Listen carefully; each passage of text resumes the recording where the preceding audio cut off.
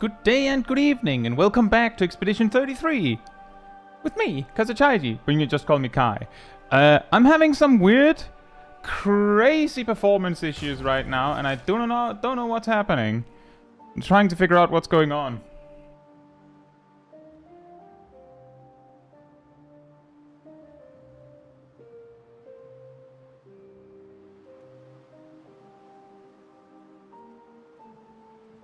I just need a moment for that. Feels like it suddenly appeared.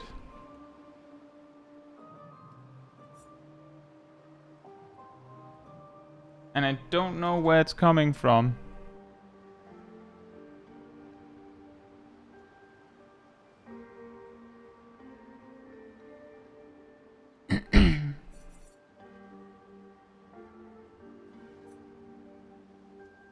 Like, everything was fine, and now it's not fine.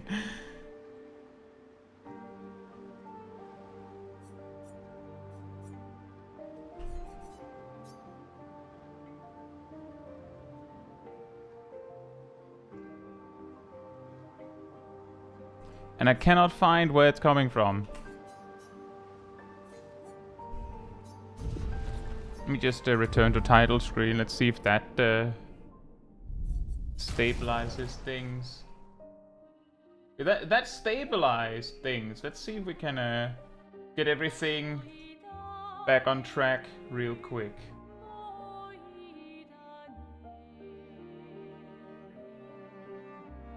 Because things were fine, then I clicked go live over on YouTube, and then things exploded, it feels like.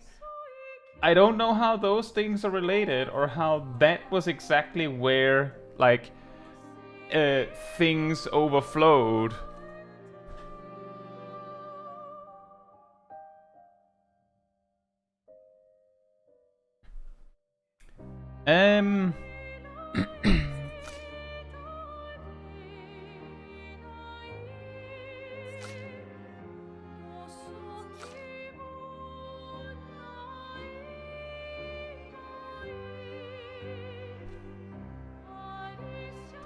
Just a moment here.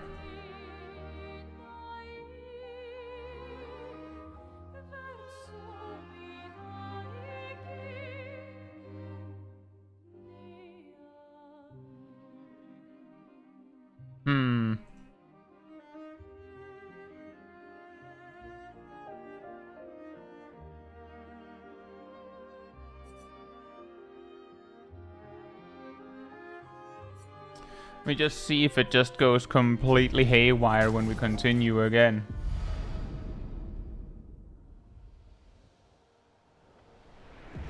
Apparently something is very demanding right here. Let me just check if I exit this place. Maybe this zone specifically is what's weird.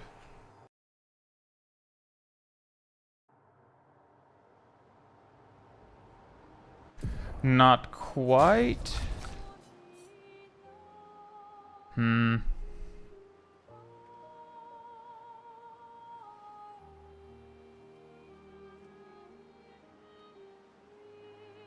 Very strange. I've never seen it this bad before.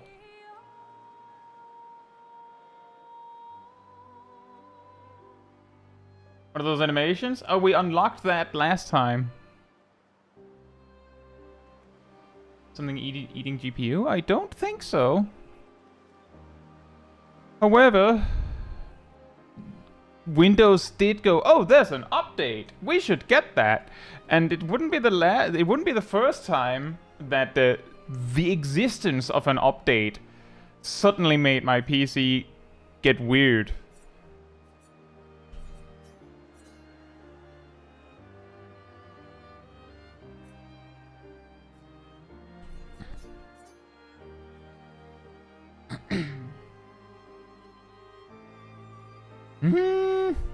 You know, the best part is that it was fine until 2 minutes before the stream started. Isn't that just awesome?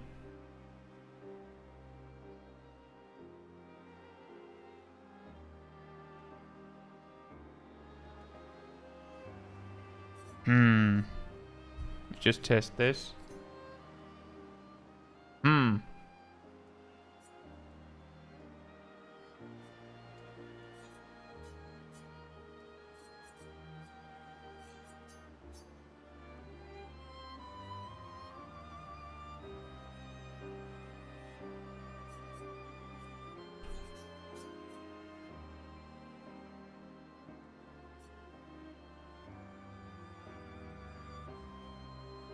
Yes.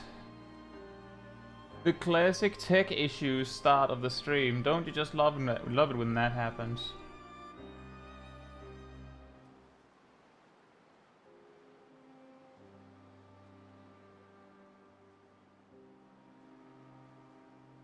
Just in case it's something stuck over on the browser side of things, let me just restart my browser. That can sometimes be what's happening.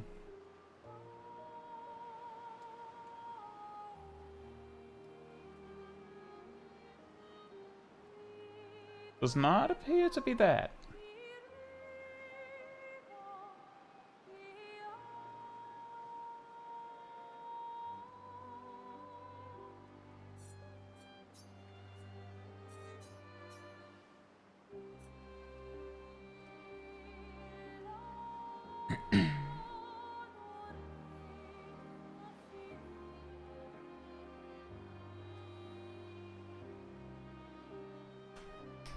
Let me just fix that again.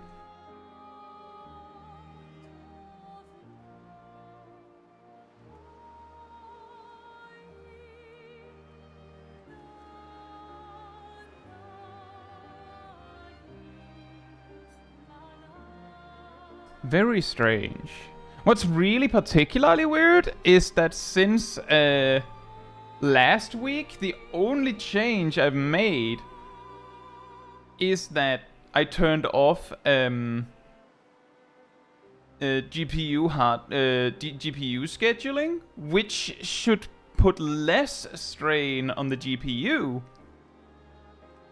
And all I can see here is that it's the GPU that's getting slammed. Weird.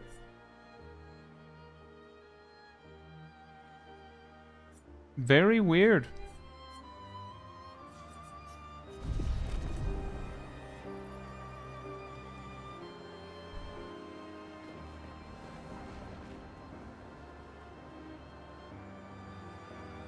I mean, this could work. 60 FPS was perfectly fine. It's just not normally what I go with. That's what you see. It's only for me that the frame rate is higher. I just don't understand why it was a problem to begin with. Just double check one last time. See for sure that that's what's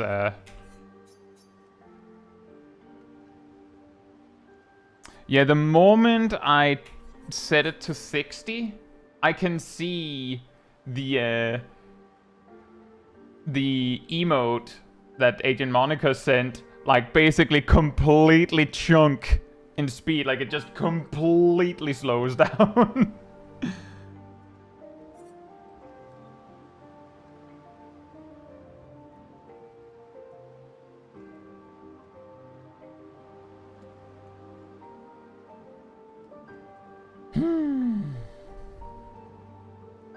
I do not understand.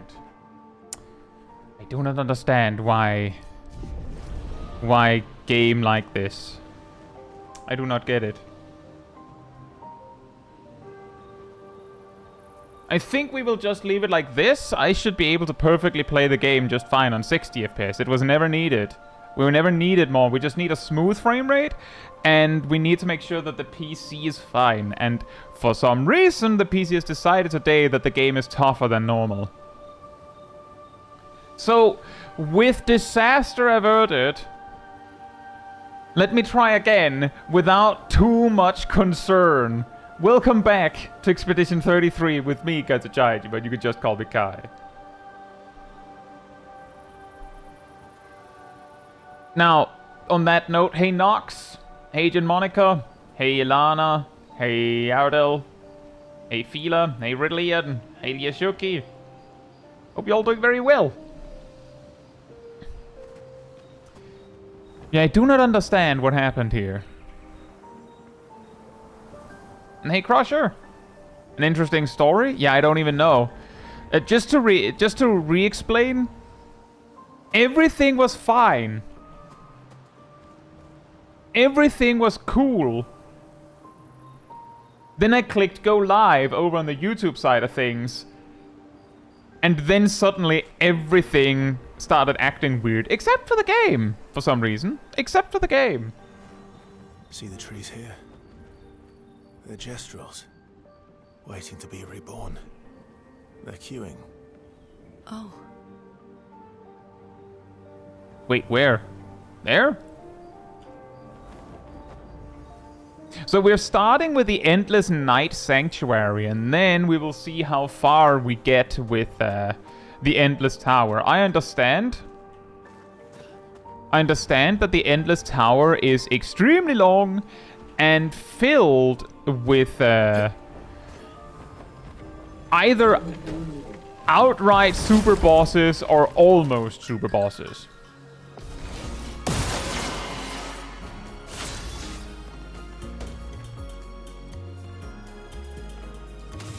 Oh yeah, I completely forgot that we had things like inverted on.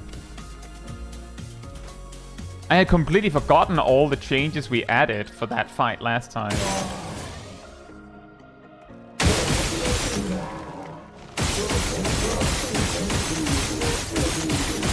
Very convenient that the lightning strike counts as a separate hit.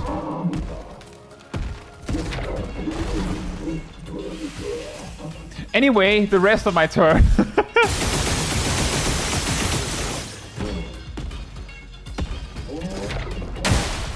Ow.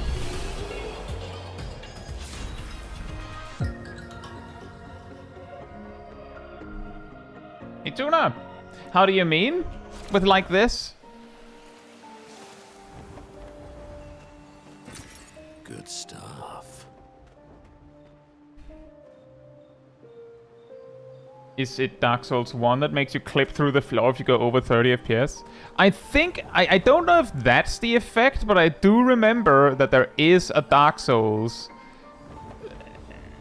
There's something with Dark Souls and problems if you don't play with the intended frame rate. Greetings! Oh my, I've not met an expedition in quite some time. Or anyone else for that matter. Hello, hello! How wonderful to meet you. Agrandi? What are you doing here? I've been lost in these sunless woods for as long as I can remember. Luckily, I fell in with a rather lively crowd of gestrels. What? The exit is like just... You saw where we came from? You just go that way, and then like... You can't miss it. You just go where we came from and just continue that way. Like, just follow the path, and you're there.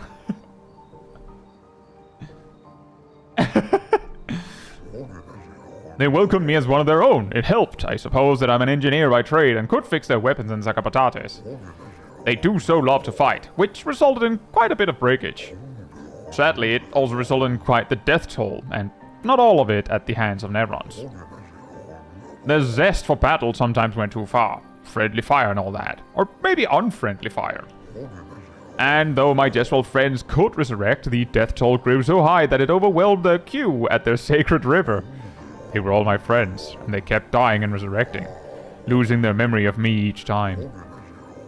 It broke my heart, it did. I couldn't bear it anymore, so I wrote to Golgra for help. That was perhaps not the best idea. Golgra's solution was rather severe. Golgra decided to kill every Jezreel here and plant their bodies in the ancient sanctuary. Believe they're still there now, awaiting their turn at the river. That must be hard. Such is the Jezreel way. And just like that, I lost all my friends. It is a lonely, albeit more peaceful life these days. Anyway, I've worked tirelessly on improving their Sakopatate to properly honor their memory. If you find them walking around, feel free to fight them. After all, this is what my friends would have wanted. Interesting. Oh, your friends are fighting? I can fix that. Destroys all of them. Done. No more fighting, right? Not what you meant? Oh. Well. Oops.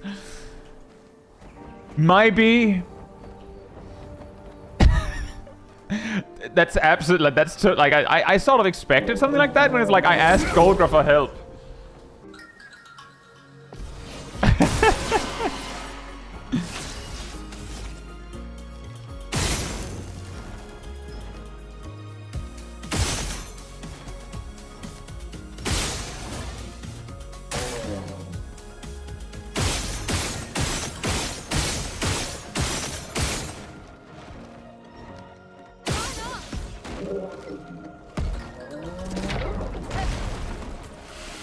Reload! Here we are! It's a really poofy sword you got there.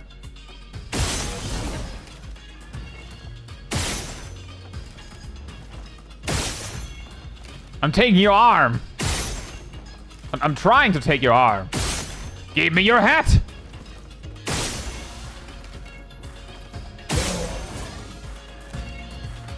And...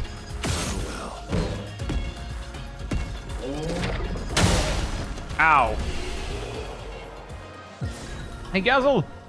What is this? The traditional JRPG combat was always a bit of a turn-off for old-school JRPGs for me, but this game and the modern Persona games are great because the combat is more streamlined. Yeah, I could see that.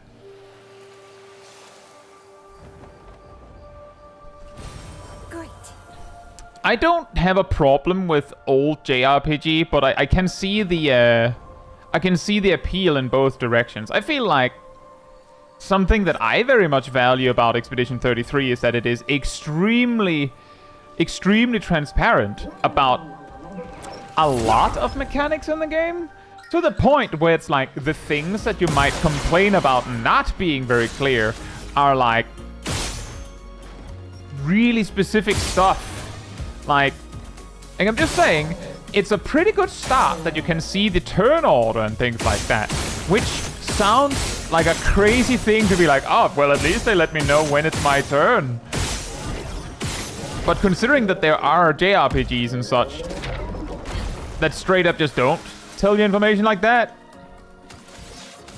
like that tends to explain why someone like me might appreciate that, because, well, I have tried the alternative of them just not telling me. And you... Could you move your big belly out of the way? I'm having trouble shooting your arm.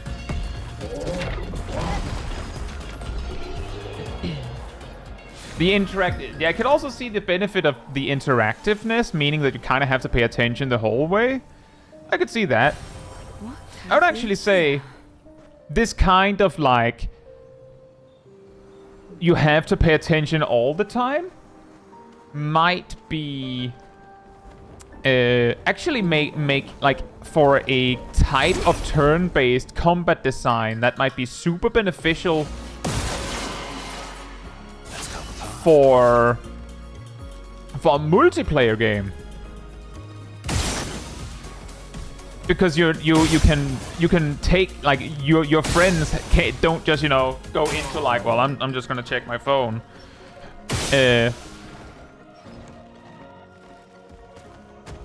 When it's not their turn, because something could happen.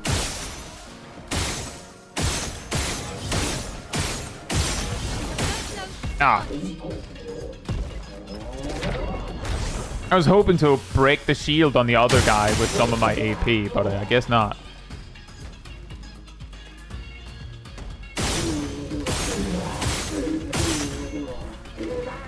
Give me your arm! And your arm!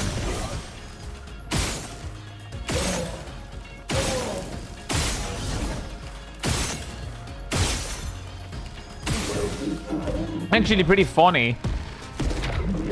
The other day, I saw a playthrough of someone who basically said, what if you were only allowed to attack with free aim? No counterattacks or anything, only free aim. And it was like around midway or so, like I would say either like near the end of Act 2 or at almost the start of Act 3, it was like a slightly less efficient normal playthrough.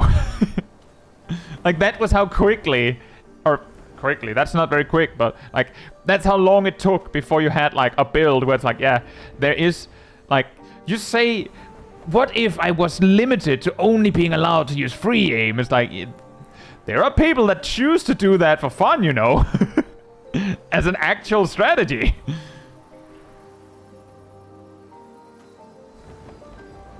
I feel like there was like a bunch of things way back that we didn't get to pick up. I don't know if like we just haven't found the way up there yet. I guess we'll find it later.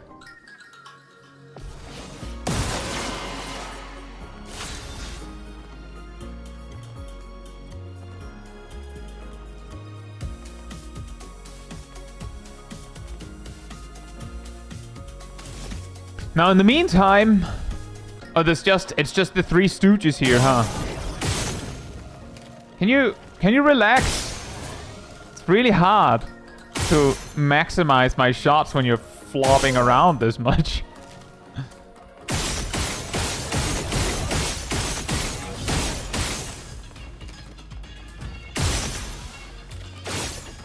Miss.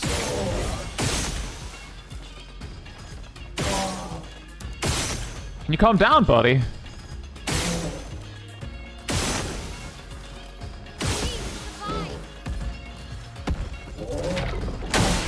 Ow.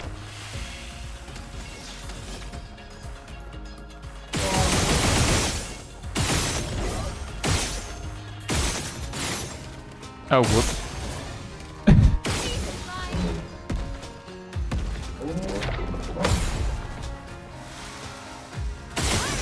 I don't know why I'm making such a fuss about getting absolute maximum value. We clearly don't need it.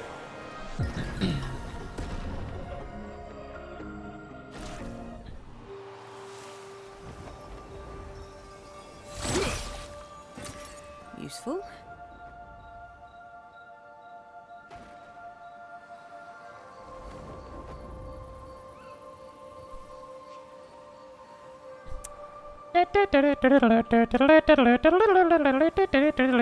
By the way, reward from the DLC. And now we look normal.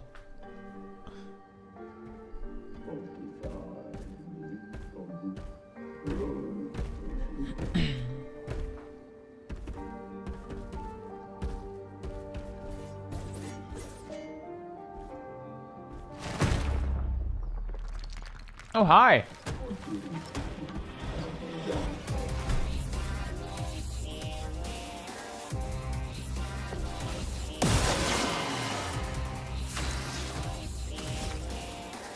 We might have to take it seriously this time.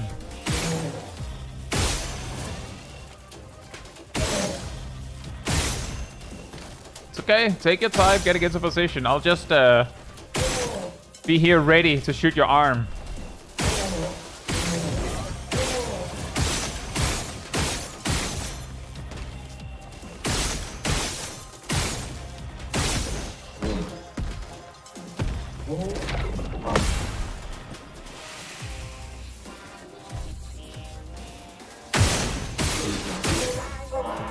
Oh wow, that was quick.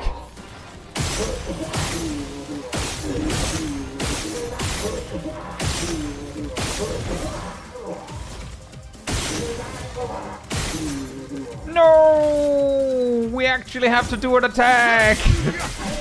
Dang it. Anyway.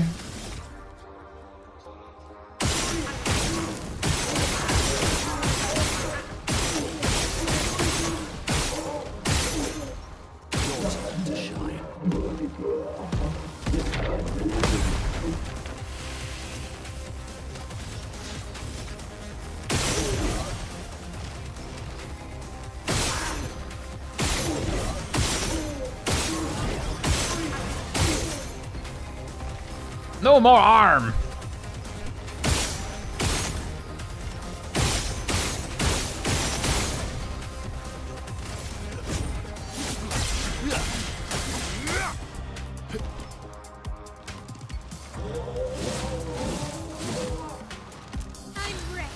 Okay. Sure, man. Void takes everything.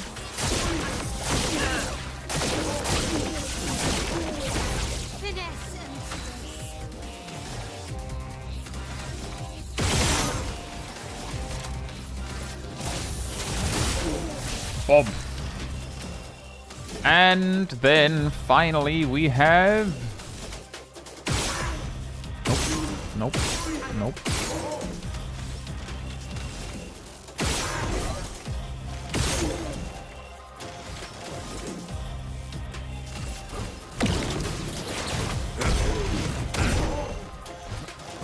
I would like one almighty mask, please. Thank you.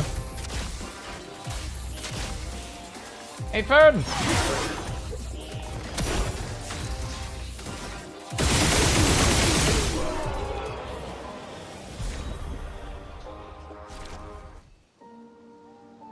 There's something to be said, as Cole mentioned, that the game appears to be really long.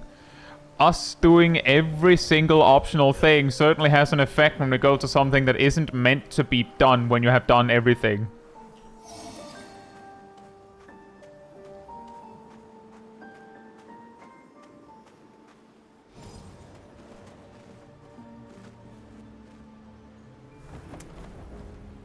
Is this the way forward? There's a flag here. Oh, hey.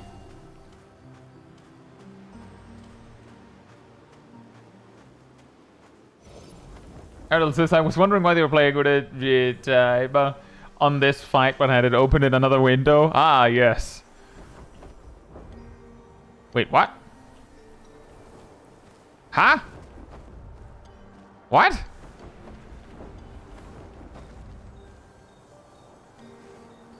What?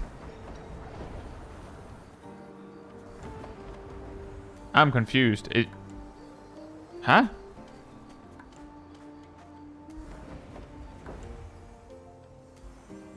Eh?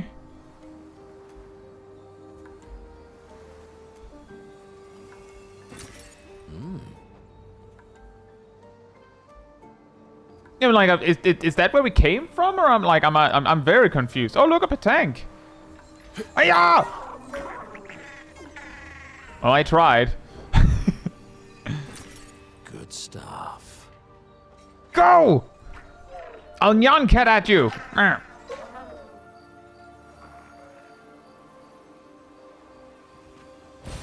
Good stuff.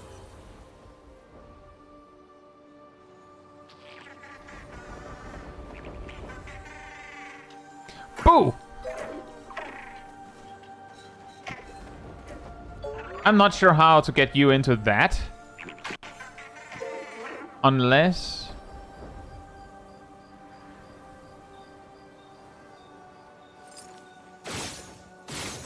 Is there a way to break the terrain or something?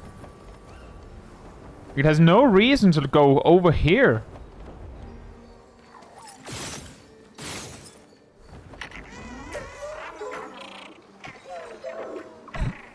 Yeah, kind of anticipated that one.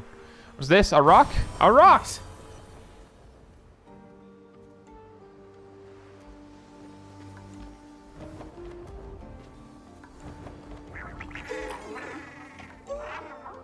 What? Huh? Did it just sneak through me? How does that work?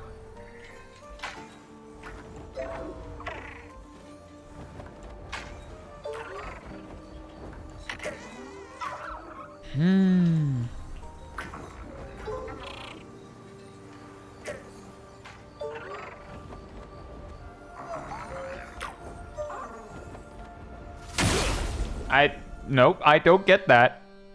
I don't understand. Ready to parry.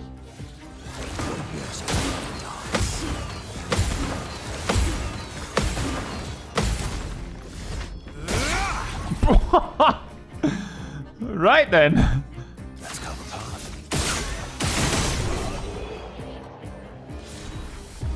That made no sense. Couldn't it just have, like, that's what I'm saying. I feel like I came at it from that side. There was no reason it couldn't just gone that way again. I don't understand. That was weird. We take those, I guess. And we take these.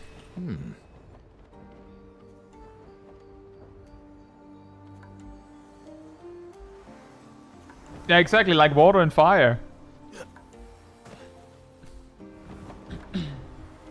I have heard, like, I have both heard from and seen that there are definitely a significant amount of people that have been following along with this series on stream by watching it after the fact, because I've been, like, getting ahead, which I think is interesting, because I feel like I have not been hurrying that much.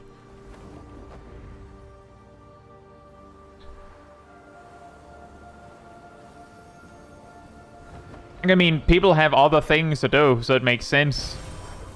But me going like 3 to 5 hours a week does mean that if someone wanted to like get ahead of me, I think they could like just, you know, sit down a day and just push it, and then I'm behind. Procrastinating at the best point. I mean, that can also happen. It could also happen if you're like, you hit a point where you're like, I'm not having as much fun. And then you just don't get around to it, and because you didn't get around to it, you're suddenly, you know, there's suddenly a lot to remember, and then you just don't feel like it, right?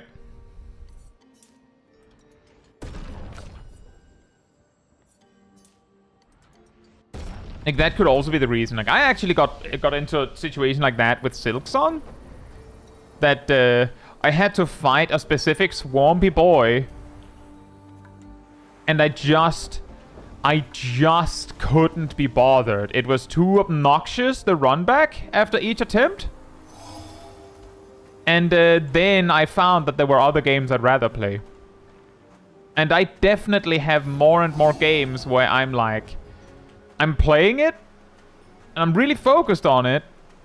And I'm like, oh, I need to progress there, I have to do this, and there's this thing to do, and that thing to do, and all these things I have to keep track of. And then eventually I'm like, wait a minute. I'd much rather play a different game. Why don't I just do that? And then I just do that.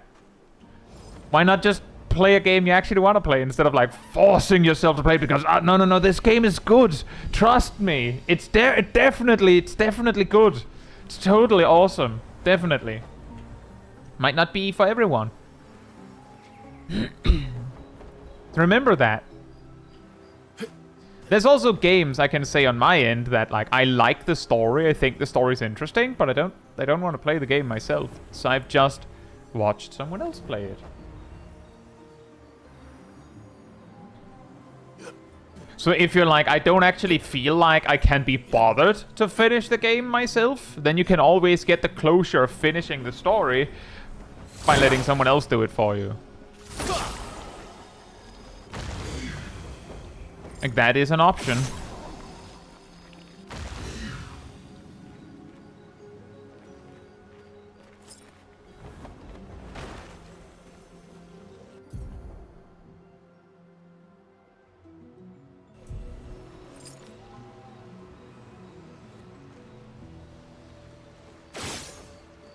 Where's your third thingy, buddy?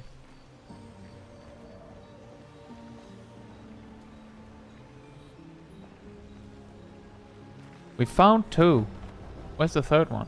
The 2 were pretty obvious too, so... Where is it? Is it in there?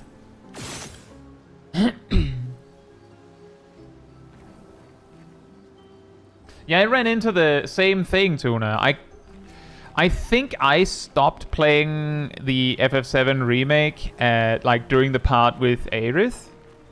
Didn't like it. I just realized that I guess it's all right, but it's something I'd rather play. I might get back to it. It just like the revelation that nah, it's not that fun. It's not like the game is going anywhere. In fact, if you wait longer, then you might be able to find and you might be able to play the other parts in sequence.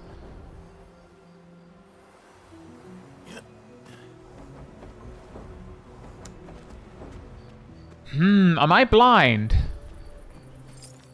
Yes, I am. Hiding in plain sight over there.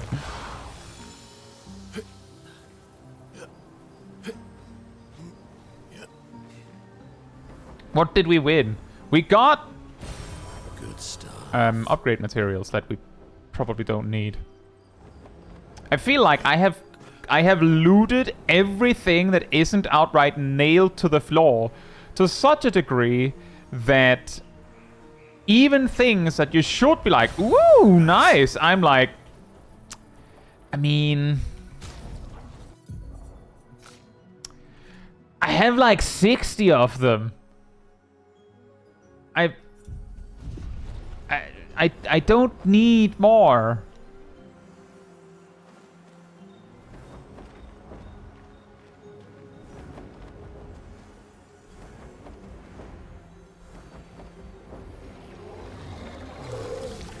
Battle!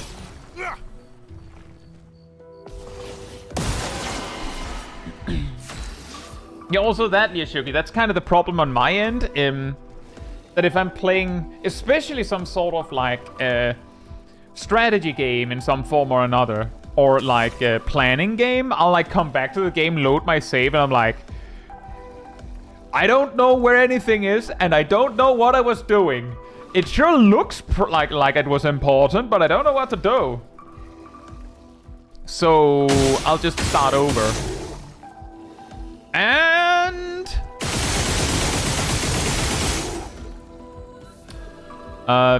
23? I think it was 23. On a different note, right before the stream, I was looking through to like, I realized that actually I got so hung up on it that I ended up not finishing it. I'm pretty sure that both Mael and Monoko has like 13 Lumina points to spare. We don't really need it, as you can see.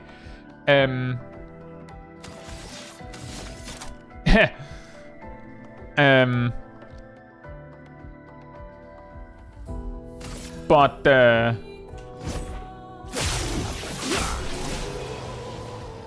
I'm pretty sure we picked up a Pictos that was like, your basic attack applies slow.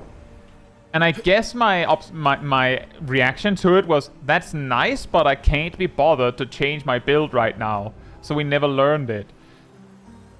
Which meant that when I then looked for it to use Lumina points on it, obviously it wasn't there. I hear some people play several story-full gachas every day. That's preposterous and impossible.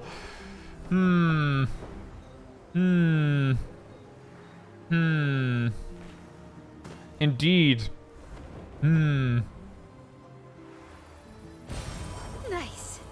Nice. A rock. We got another rock, guys.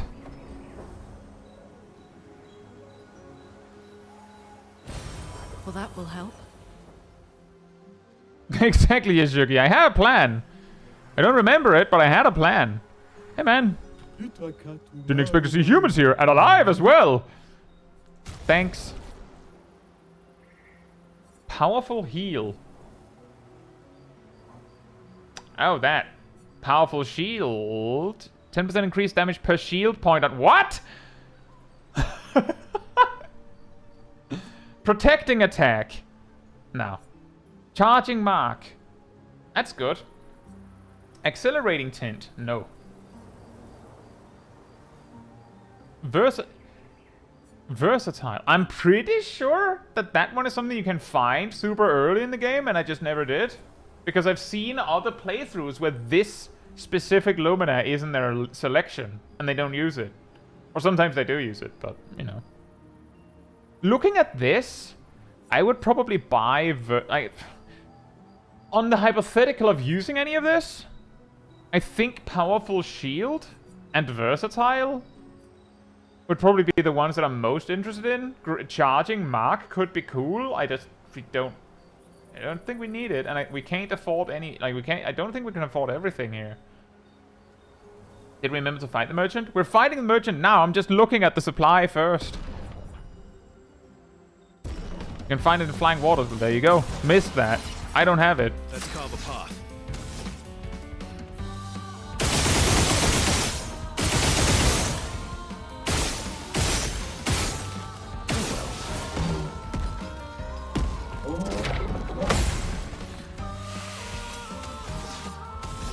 And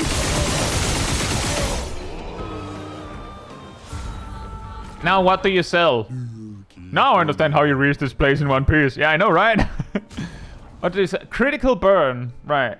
Marking break. Nah. Shell on rush. Huh. Gulison. On Twilight start, apply mark to all enemies. Hitting a marked enemy during Twilight doesn't remove mark. Interesting. Apply 3 for till and applying mark. It's a very marky weapon here. We definitely buy powerful shield. That's pretty crazy. Not very useful in a specific fight, but it's pretty crazy aside from that. Versatile could be great too. And among what remains, charging mark is the one we will buy. And then we also buy this, because it's funny. I don't know exactly what you wish to beat up, but know that we Jestrals are cheering you on. Thank you. Now the question is whether we remember to learn these.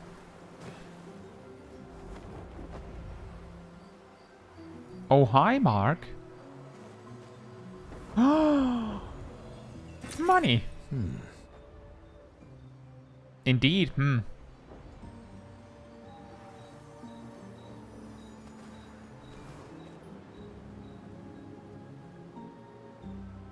Hey, Zero Sugar. Hope you're doing well. And thank you so much for the 10 gifted subs. That's crazy. Just coming in swinging. Hope you're doing well. Wow.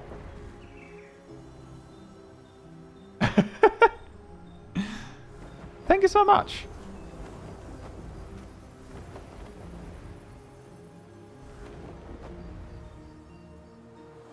They also started a train. That's crazy. Not surprising. It's usually how it goes, but thank you.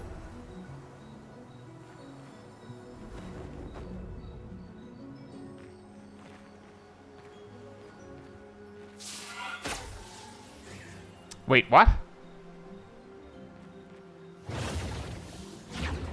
We were just here.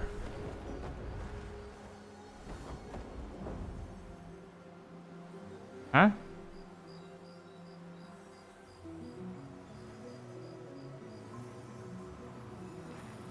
Are you fly? Well, because we defeated the ultimate evil villain, and then we got this outfit, and it's really funny, so we're using it.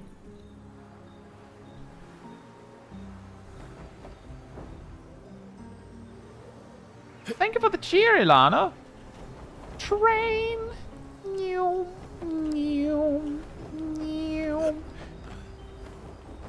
I'm a little confused. It would be pretty awesome to fly with the power of gay, wouldn't it? Now I feel like I feel like I'm a little lost here. That's not the way.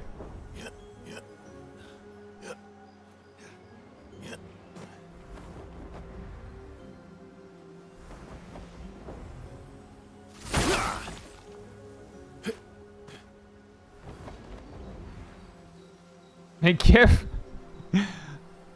So we have a merchant here.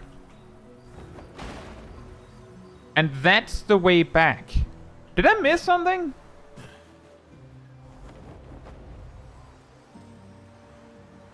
Nox says, I've gotten to the 4th story section out of 28 in Zenless. Finally, only took me like 3 weeks.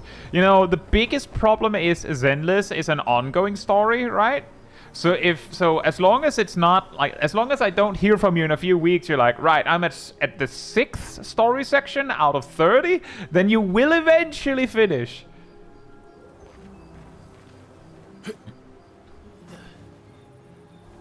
Okay, so we're done. I need to find the exit.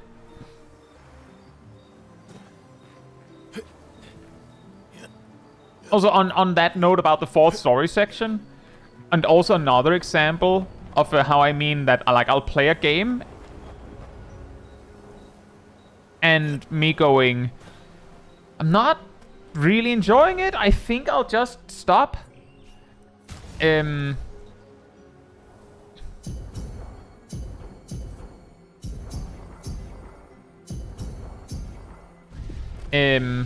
have mentioned that I've been trying. Oh, whoops! I need the flag. Been trying Guild Wars 1 again. Like a week ago or so, I was playing it. I I feel like I was on a mission, like a main quest related mission, and I was doing a bonus task, and I feel like I basically got cheated, like an unfairly hard challenge. And when I looked at a guide, it was basically like yeah, you have to cheese it because it is actually unfairly unfairly not in your favor because there's too many healer mobs, so you can't win by normal means. Like, ah, cool. I've just wasted 30 minutes because I got thrown back to the start when I lost. Thanks. Quit. Then I thought maybe if I just don't do that optional task, I could progress to have fun with the rest of the game. So I just went into the mission again, but didn't do this bonus task. And there was a hard challenge at the end of the mission, but it was beatable. Like I survived and we came through. And then I progressed further, hit a specific point called Lion's Arch. If you've played Guild Wars 2, you also know what Lion's Arch is. And then I realized I'm still not having fun. Every time I hit a town, I'm like, is there a skill vendor that can maybe, or a quest that can teach me a skill that like actually makes it like, now I have the build, now I'm having fun. And each time was just, nope. I had like 2 fun spells. The rest was just, well, I guess I could use this because nothing else works.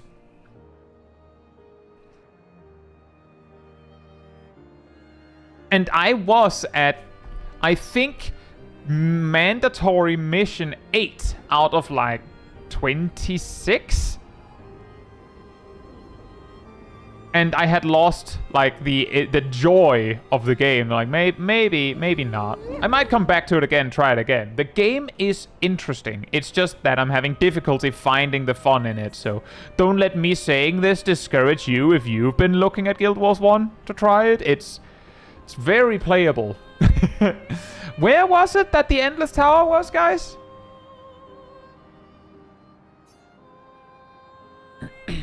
Where was it again? Sorry. Was that? West.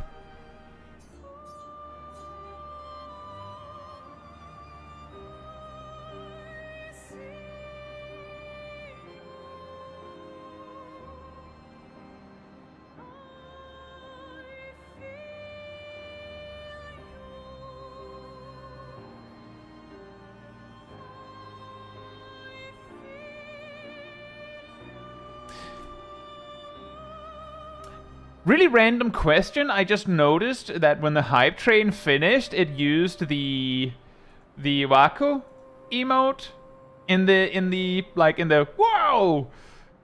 I don't think that's a setting I've set anywhere. That's pretty cool. Cells of old Lumiere.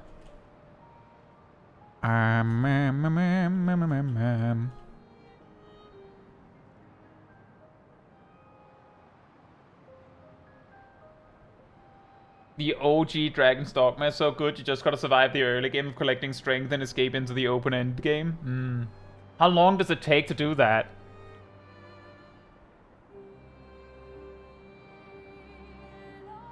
Because the thing is, I will say, I'm probably not doing myself any favors, but I feel like I've tried Guild Wars, like I've given Guild Wars 1 a real proper try. I've tried a character in every expansion. So like try and start from there. I even spent a lot of time in pre-searing for those that know what that means. And I would either find myself in a position where I'm like, this is kind of fun, but I don't feel like I'm doing very much. Or I'm very effective, but I'm not having fun.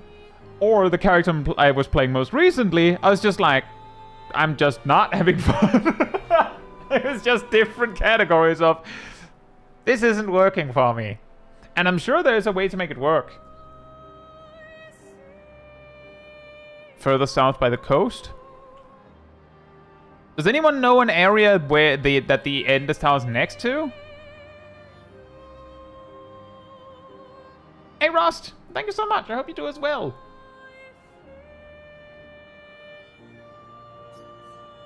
The big circle? Oh. That? Yeah, okay. Like that way.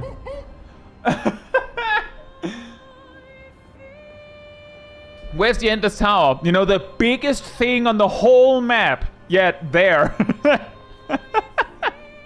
Is it that?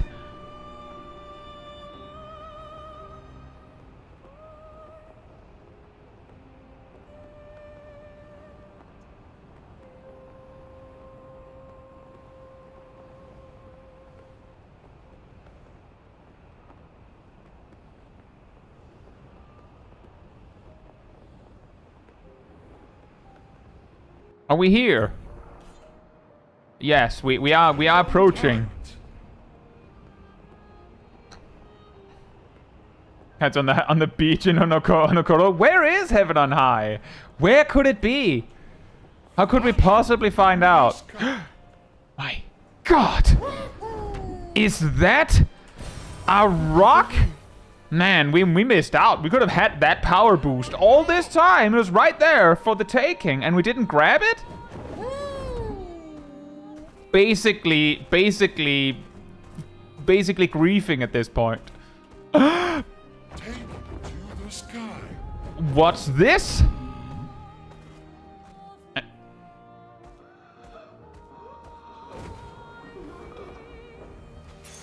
Great. Energizing heal. Wow.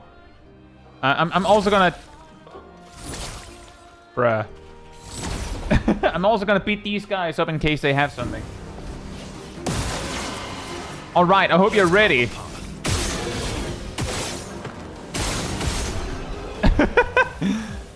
They didn't have anything.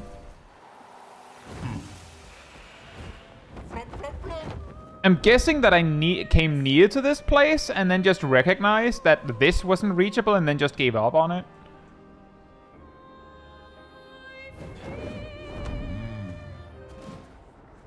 We've done it!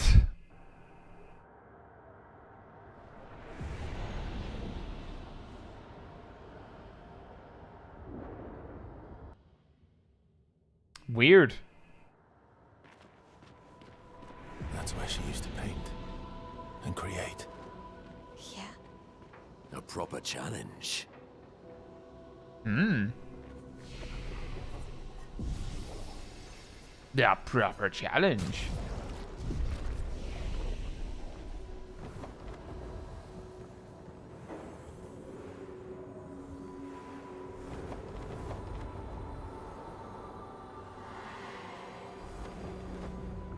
Choose your trial.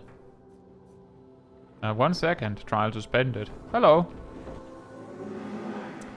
Alicia, I must say, you've surprised me. I didn't expect you and your friends to succeed. And I certainly didn't expect the doppelganger to pull you into his schemes. He was supposed to keep an eye on you, not recruit you. But you did well. All that's left is for Renoir to clean up the canvas. How can you let him erase versus canvas? Alicia, don't be emotional. You know this is necessary. Spare me that drivel of how much this canvas means to you. I've spent far more time here than you.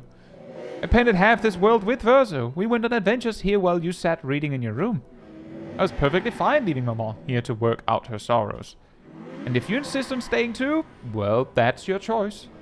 But Renoir will not stand for it, and I need him to help me with the real conflict outside, not waste more of his time in here. Enough. I grow tired repeating myself. Renoir will do what needs to be done. Why don't we have some fun instead? That sounds... that I could use some fun. Good. I'll show you what you missed out on. All those years hiding in your room. It's a game Versa and I used to play.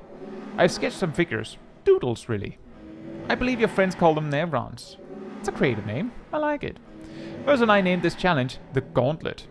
Survive them all, and I'll show you a true drawing. Come on, Alicia, have some fun. The gauntlet lies within this canvas. Don't worry, death in there isn't final. Every canvas has its own rules, and I find death a boring outcome. Don't you, Alicia? Thanks.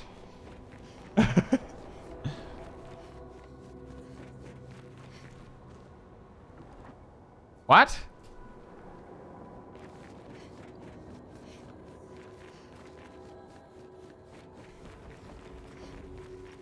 Is this part of stage 1? Hey, Mr. Haas! Hope you're doing well.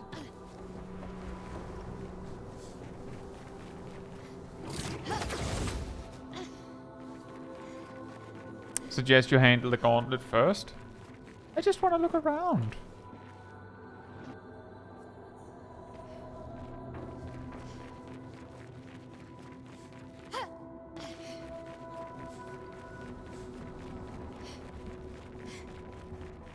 Right, well that is Simon.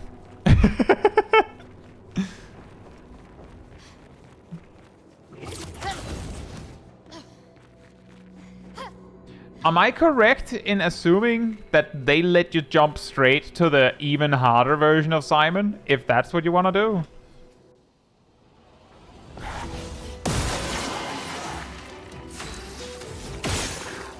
That's a chunky boy.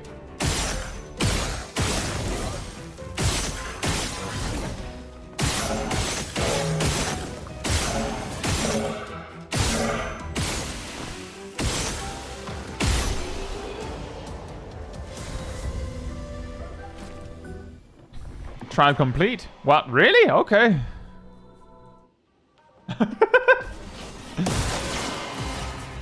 Ready to strike. Oh, whoops.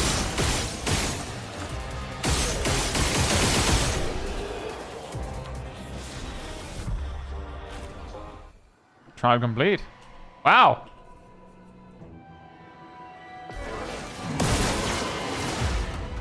Oh, that's to at least. Okay, cool.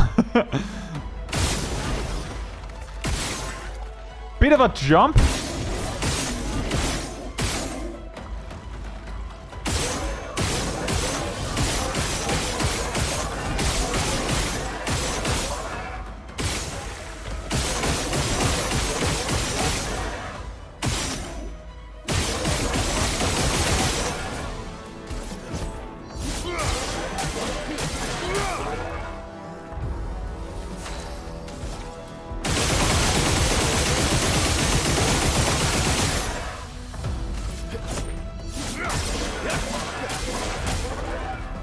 Ah, she barely survived. Never mind. Woo, greater defenseless. Don't we already have that? Trial complete.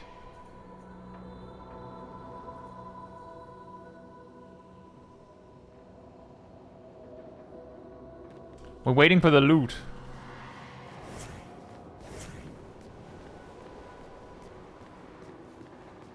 Yeah, we did already have that. How many? Not a lot of rocks. Wow. Choose your trial. Oh, that's gonna be... that one should have had folders. Oh no.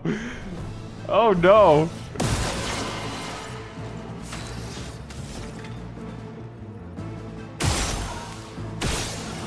Oh.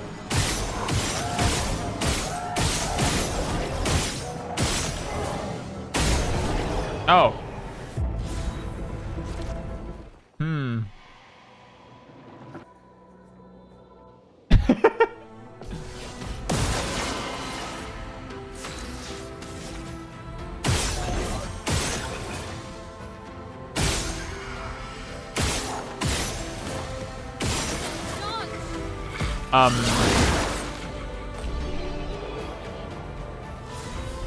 It applied exhaust to your party! Oh no.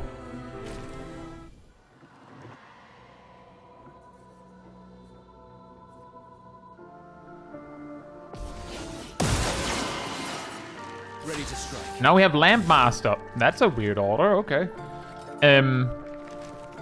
With backup dudes. Send dudes! Time to fight. Wake up. It's time to fight Lamp Master again. Yes, honey.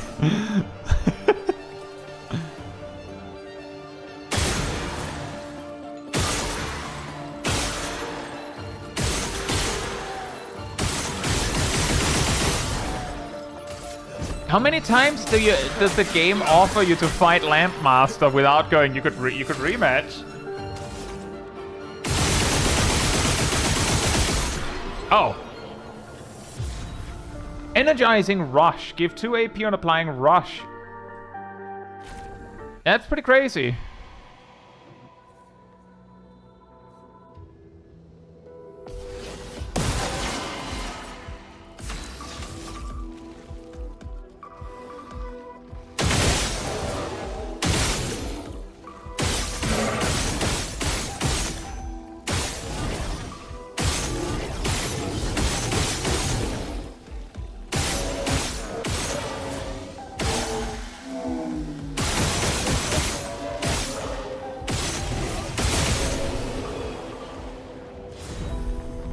I'm pretty sure that that energizing rush could be crazy for what we're already doing with Versa, but as you can see, clearly not needed. Oh! Chromatic!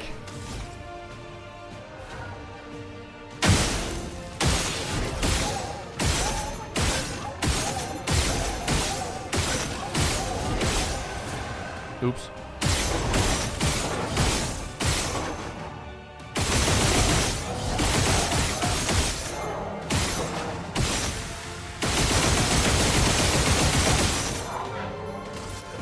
The solo. It might as well be.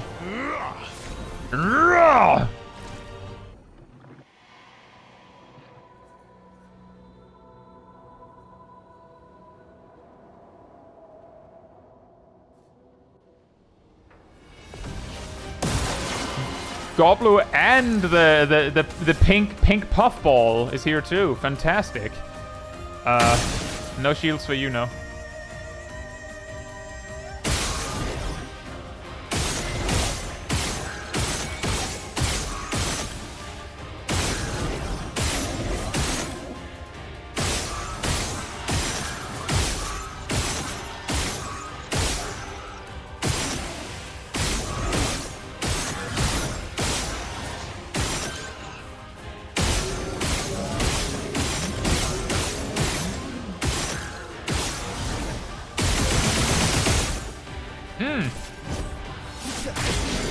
Enjoy your nap, Nox.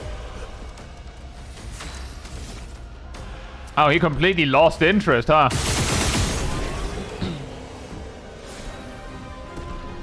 Clair hair.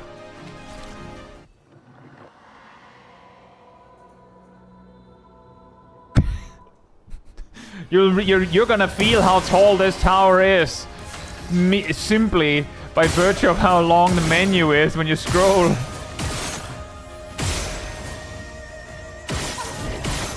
Oh, right, that's the boss.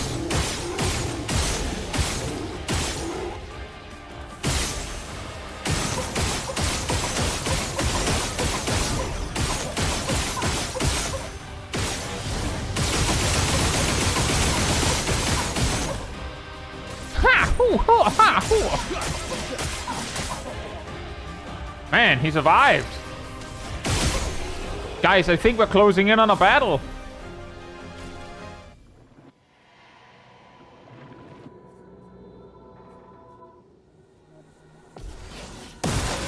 Would have been... Uh-oh. Oh, no. No. Anything but that. Oh, whoops.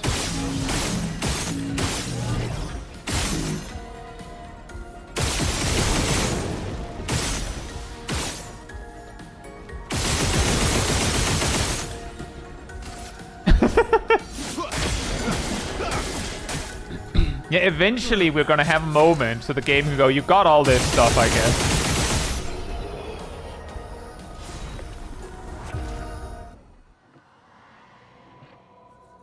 It would have been nice if it like filled out bottom to top instead. Let's carve a path.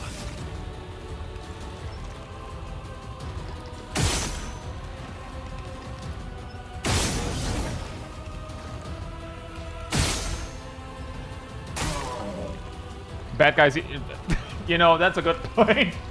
They'll get their turn eventually.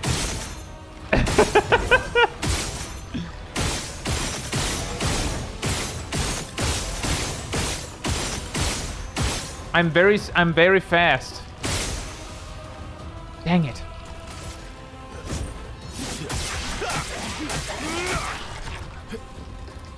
That was an unlucky section there.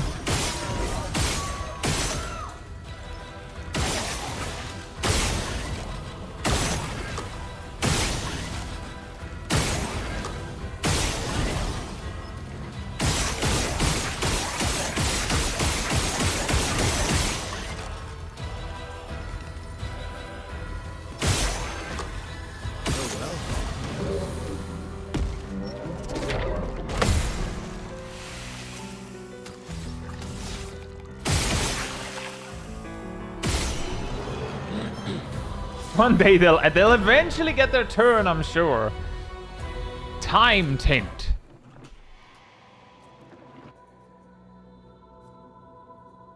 Wait, what? I didn't even realize that was trial 3. Ready to strike. Oh, that guy. You remember? You remember, guys? All you need is 1 point of HP. That guy. Boom.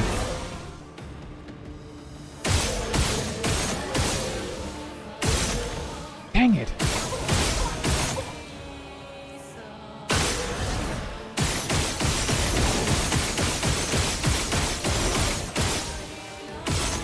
Reload. Oh.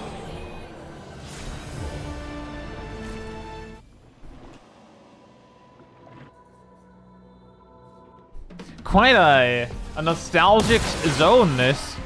Let's carve a path. To be clear, Mr. Haas, the reason is that specific boss, we met as Chromatic in Frozen Heart in Act 2, which meant that basically all of its attacks one-shotted my party members anyway, so the fact it applied Blight, reducing your max HP, didn't do anything. It's like, do you have 1 HP or 2,000? Doesn't matter. The attacks do 3,000, so I had like, I think we had like 30 or 40 Blight stacks on someone.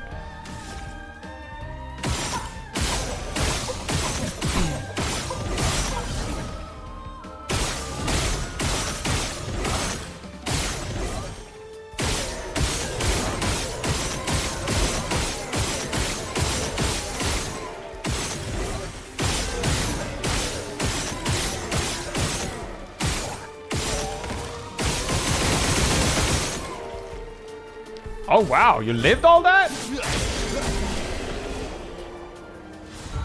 Yeah, his moveset was pretty, like, once you get it, it was pretty manageable.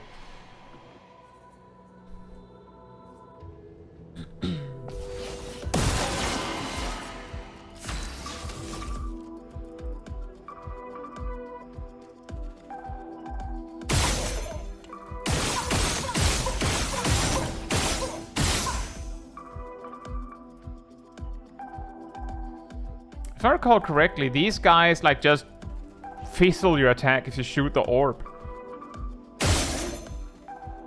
You, however, have a bright glowing eye like a Zelda boss.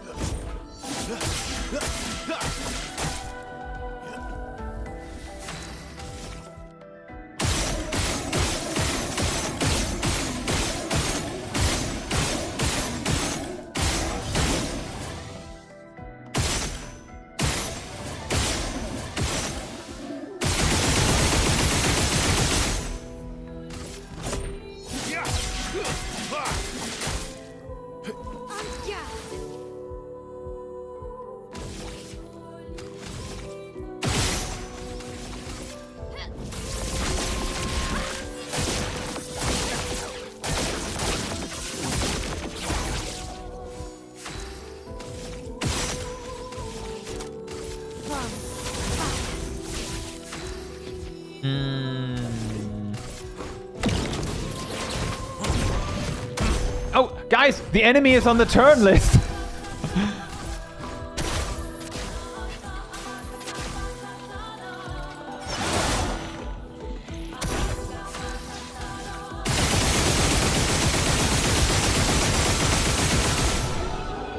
That was a lot of shots. Charging critical. Do we not already have that? Well, I guess we'll find out eventually. Stage 6. What? No designated boss?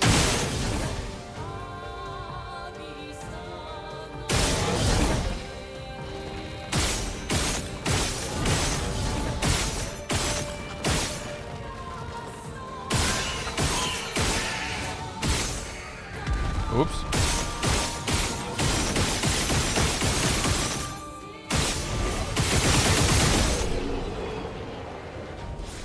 This music is so good, but it keeps getting interrupted by gunfire. Yeah, it's quite the sound.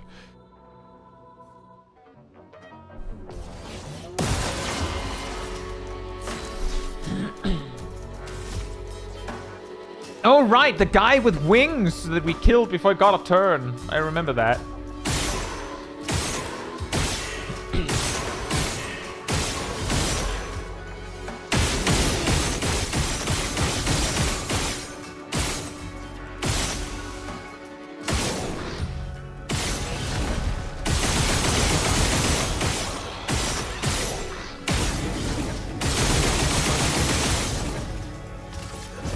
And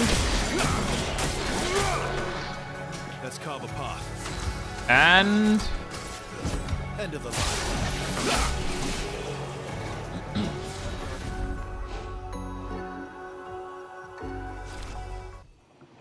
just thinks when you can see him pull down because of it. Yeah, true. I do have to like pull against the gun recoil.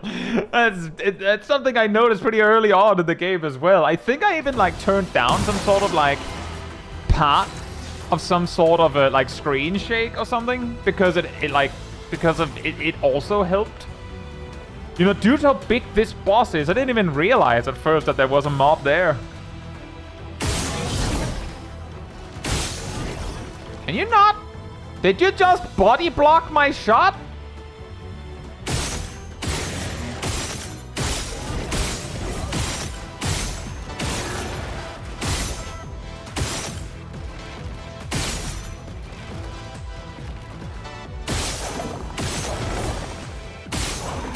Did we just get 5 AP just like that? Guess we take those and refill.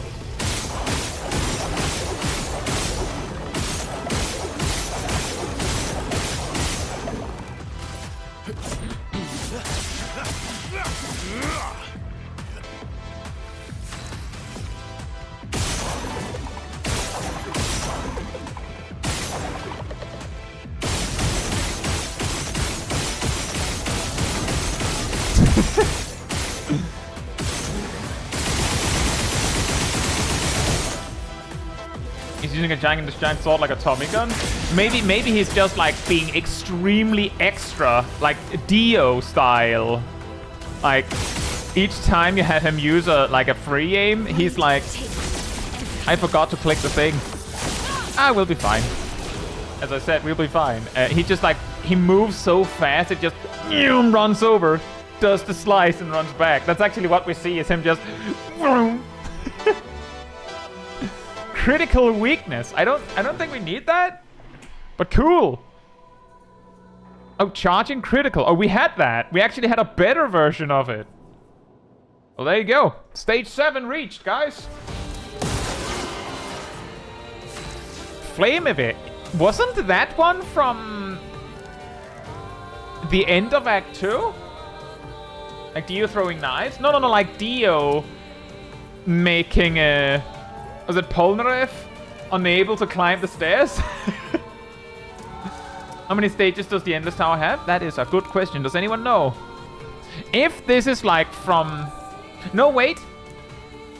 This is from... Isn't... Like, there was like 3 elemental EVX, I think, in an optional area. And then we fought Super Landmaster. I guess that's this.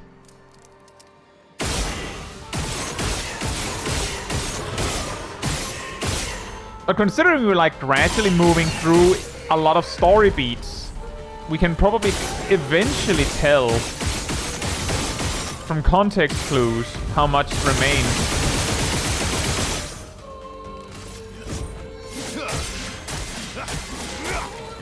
Exactly, Wolfkin. Dio stopping time to slowly carry Polnareff down the stairs within 7 seconds. Yeah, exactly, Rost.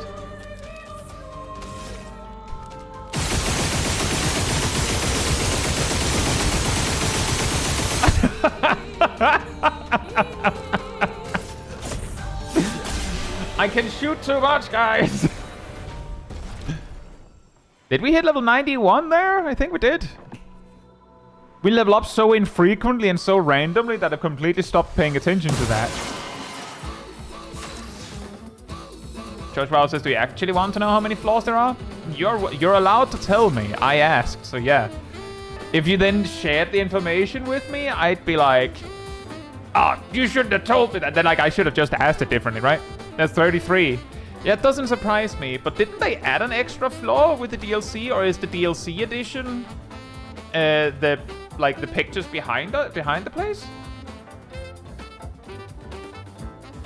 So I'm like, I wouldn't have been surprised if there were 34.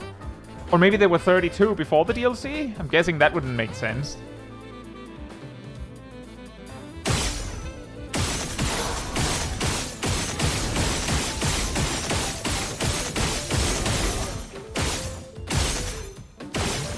Guys, we're slowly reaching the point where the enemies are about to, like, survive a turn, maybe, one day.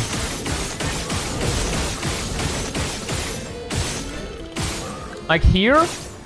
Oh, whoops.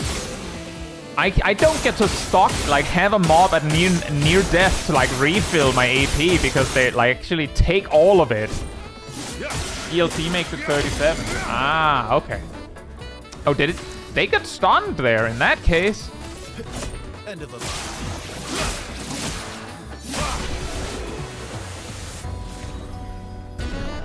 Level 91.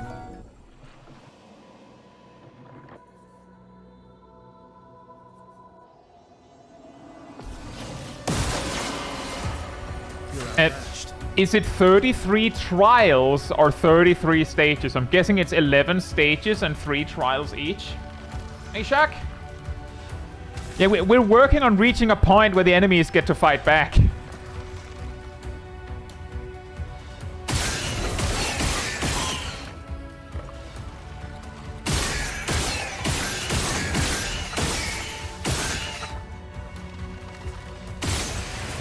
That was a very unlucky set there.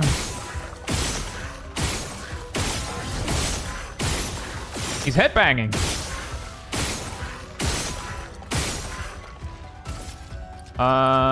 You.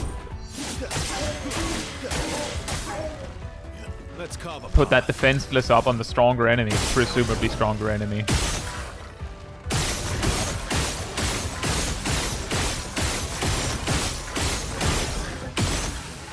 Ah.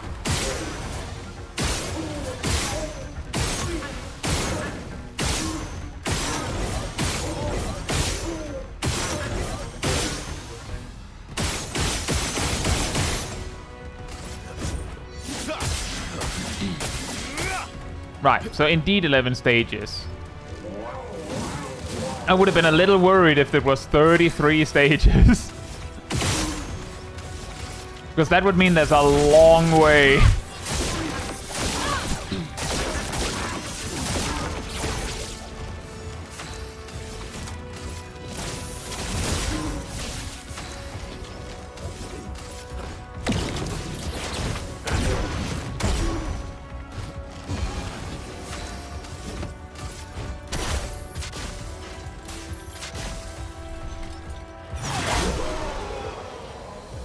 Finally, someone other than Verso got a killing blow.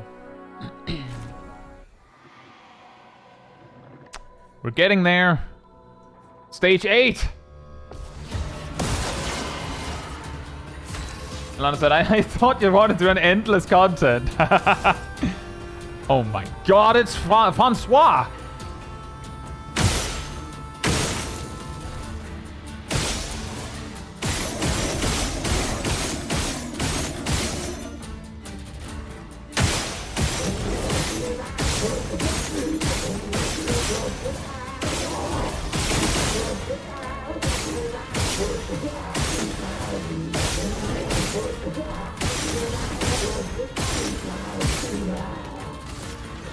Stab him!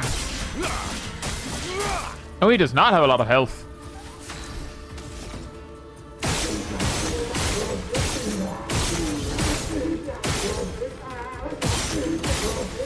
All the information appearing is blocking the health bars, I'm not sure.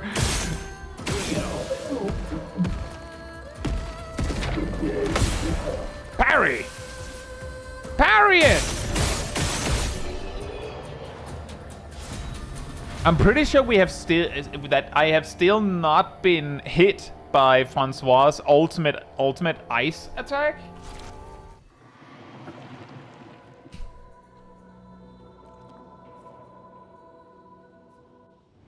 Stage 8, Trial 2. You're doing no spoilers of what's actually inside the tower, right? I have, as a result of trying to figure out everything that I needed for things like Simon, I have ended up knowing a lot of random things here and there, even from the tower. It's very difficult to find information that you might need without getting information you don't need. So I do know some expectations. For instance, when I saw that there was a Simon portrait in the back, I was like, well, that's how you fight Simon here, of course.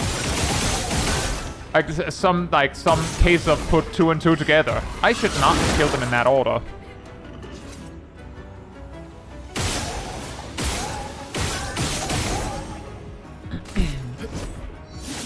And I should have used perfect recovery there. That was really stupid of me.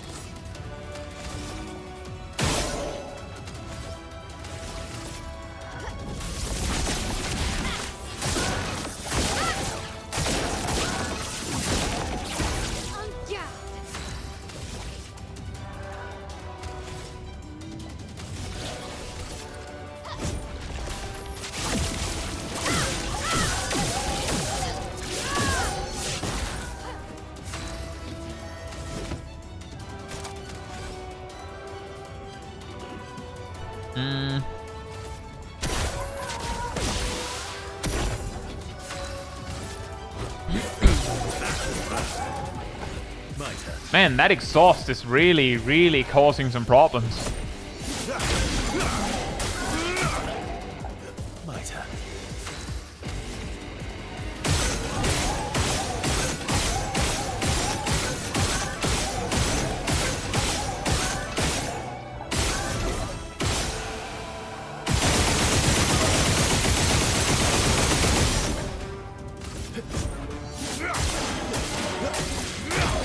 Never mind. Never mind. Never mind.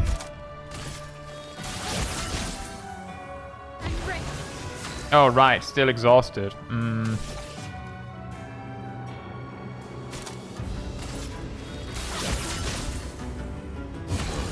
Lovely feet.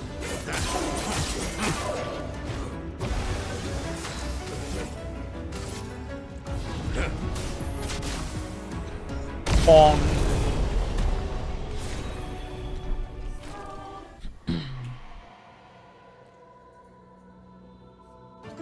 Stage 8, Trial 3. Let's carve a path. Another ultimate.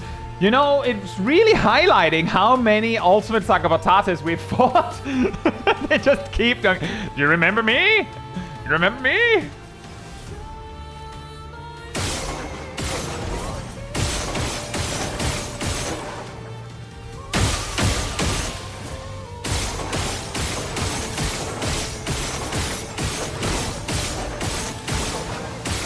It's like that meme with a guy being thrown out of a bar and then just reappearing behind. Let's carve a path. Moment where Francois has his rant and before the fight the team just looks around awkward. Yeah. Oh yeah, that. And then he just does nothing unless you let him have his turn.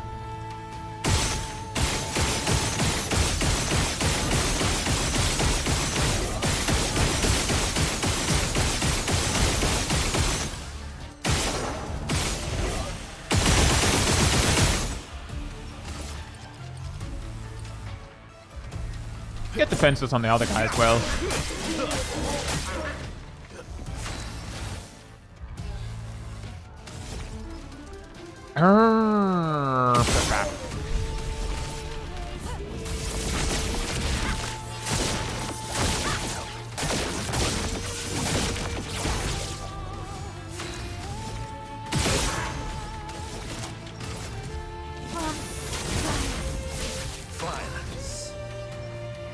Violence. Bam, bam, bam, bam, bam, bam, bam. Smack, smack. And then time for sword. You know, I would have preferred if the damage was split differently there. Would have been nice. It's okay.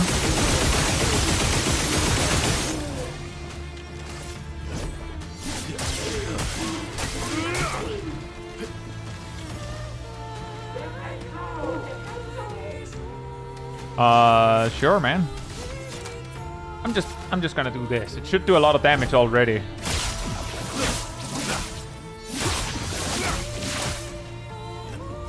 That's probably not the way to do it. Void takes everything. I should probably just use guns and basic attack. That would have stunned the guy.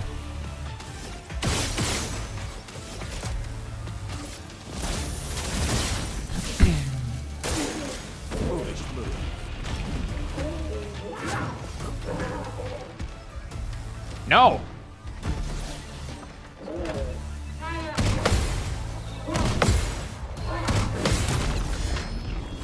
No!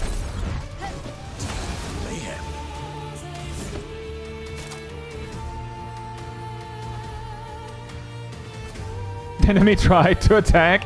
Yeah, they tried.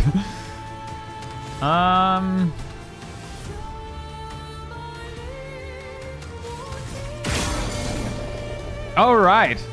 I forgot that that was something that I had on Monoko.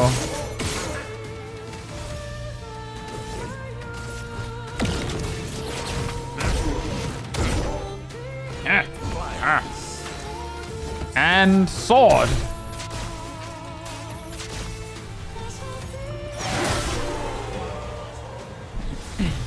Empowering Taint. Wow.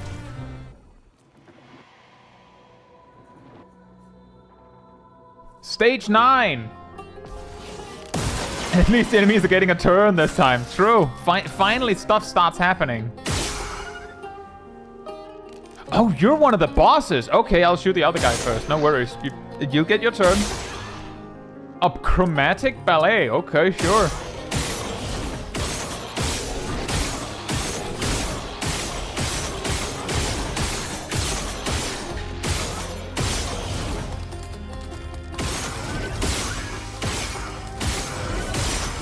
Actually, I think I do remember fighting something like that and be like, oh boy, I sure love not being able to use any abilities in a whole fight.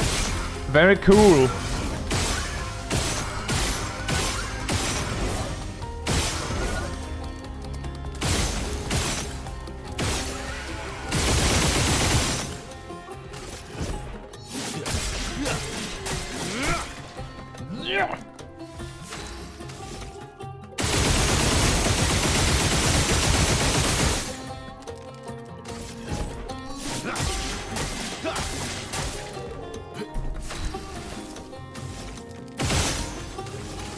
Void takes everything. Something to be said.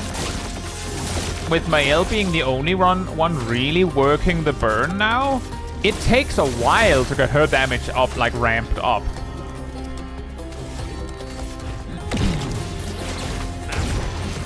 It'll get there. It's way slower than when we had when we also had Verso helping.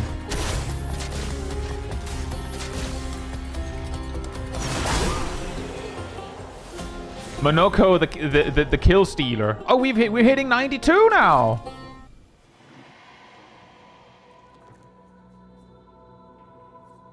We've at least gained 2 levels here, guys. Oh, thunder.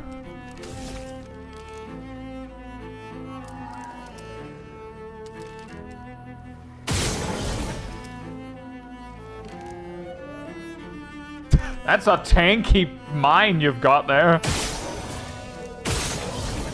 Does it, not explode? No, this one is just a balloon, guys.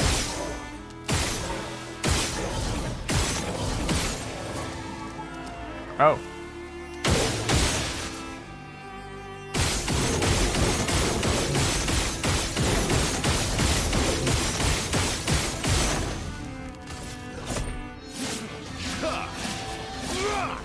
You know that? Yeah, yeah, that makes sense. Of course you do that. Of course you do that. It's okay, we have a plan.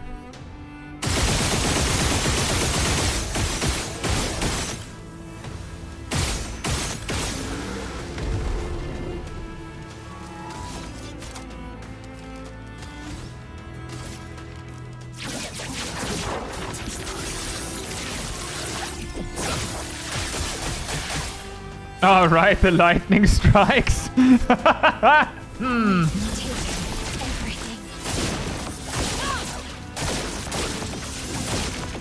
On the bright side, we're doing more damage than we're healing with that move. It is working. Violence.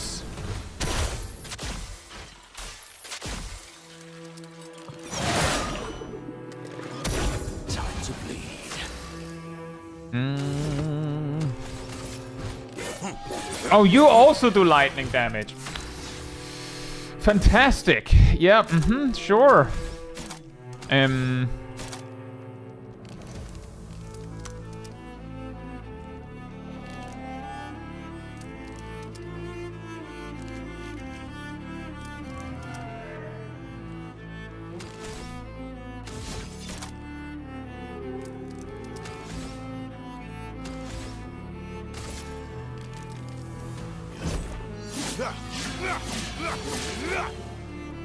Let's have some fun. End of the line.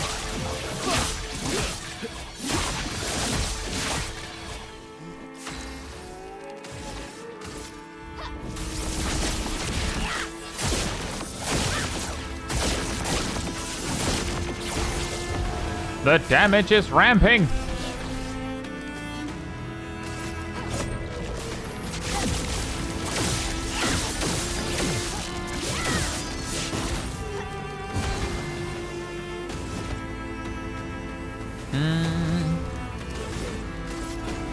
That's also lightning damage. Guys, we have a severe weakness here to lightning damage. Does I think Lampmaster's the better move here. Finish him! No turn for you.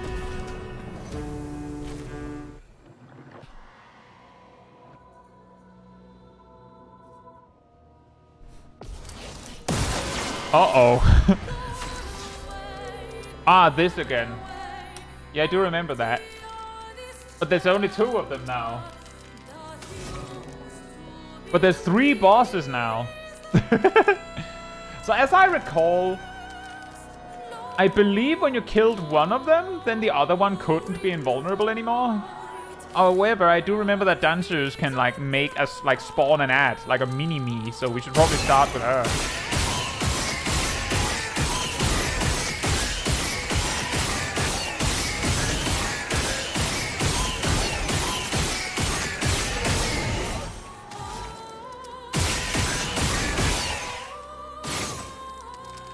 I missed! Do they swap invuln when I get my cheater turn? Nope. Okay, well, I'm gonna keep going here. You're too slim! Can you be not that?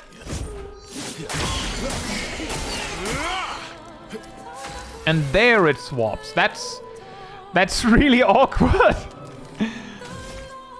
It heals from fire, weak to fire, but invulnerable.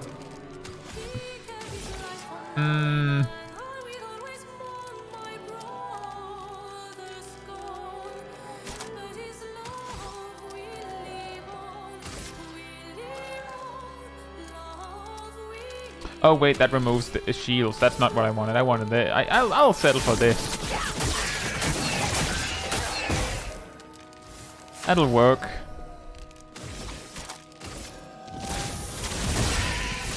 Sweet taste of battle. I have a feeling we need to respect this a little bit.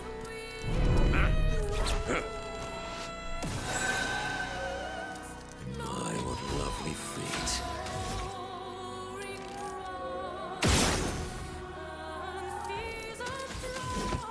Sure, let's just give it more. More!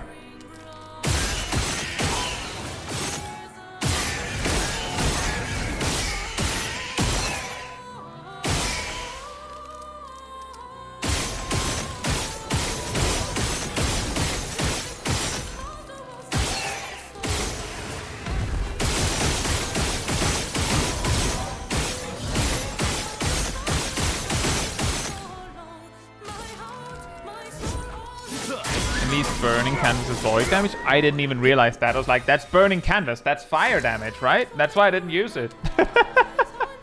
Like, obviously that's void. That's fire damage, right?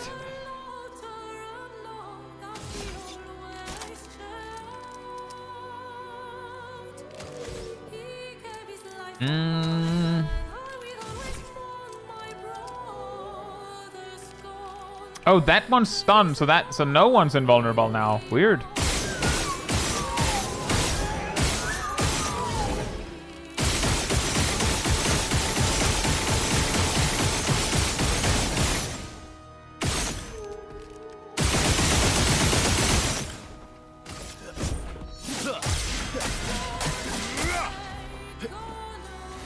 Might get a turn now. Yeah, that is void damage, you're right. I keep forgetting that.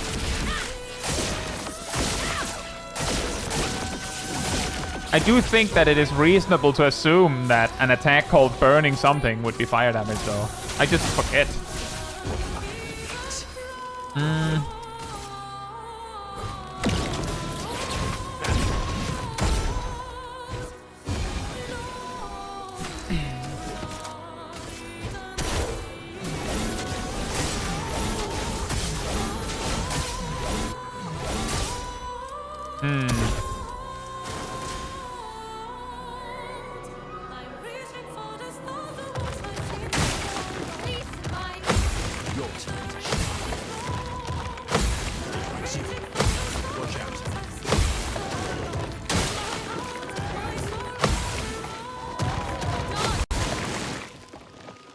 You're outmatched.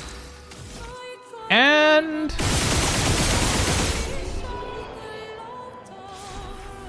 rush on powerful. Do we not already have that? I feel like we already have that.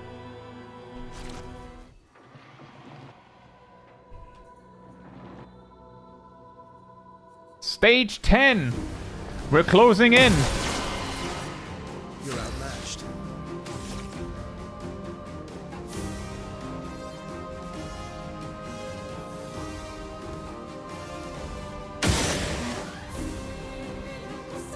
I should have broken its shields before shooting at the weak point.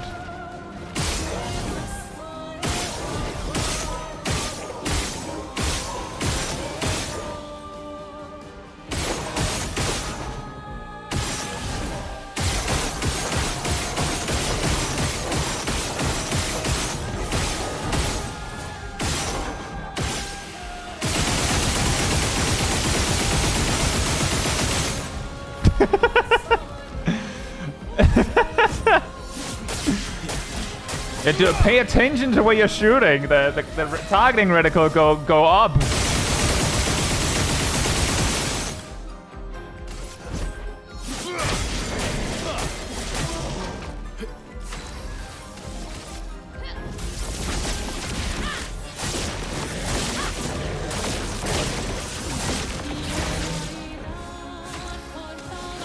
Ow, ow, ow.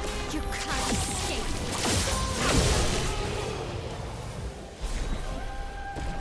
Oh, 93 reached. And yeah, if you are enjoying the stream, I'm enjoying this massacre. It does help a lot with the like over on the YouTube side of things. Thanks so much in advance. Stage 10, Trial 2. We're almost there, guys.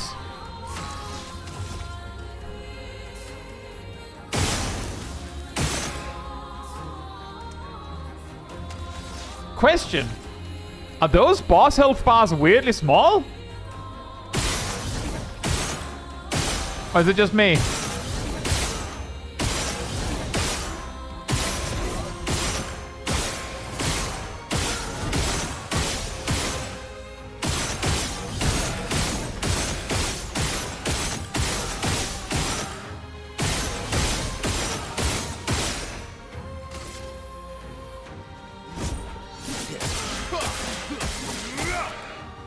Let's carve a path.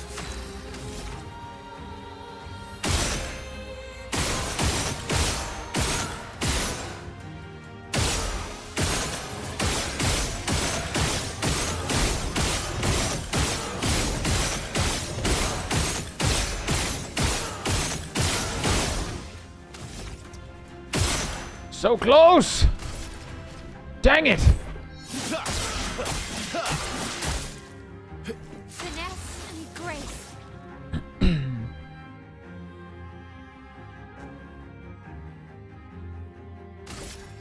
Prepare for annihilation. On guard. Good damage.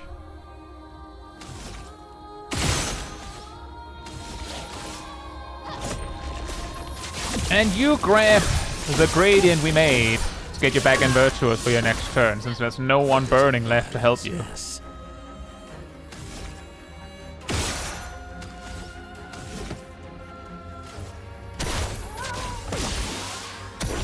Feet.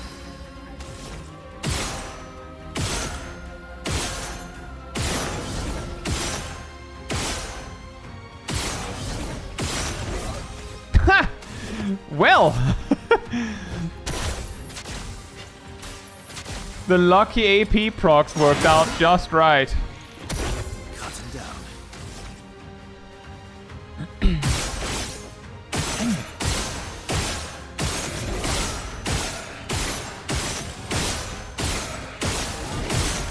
The moment I tried to shoot fast, I missed.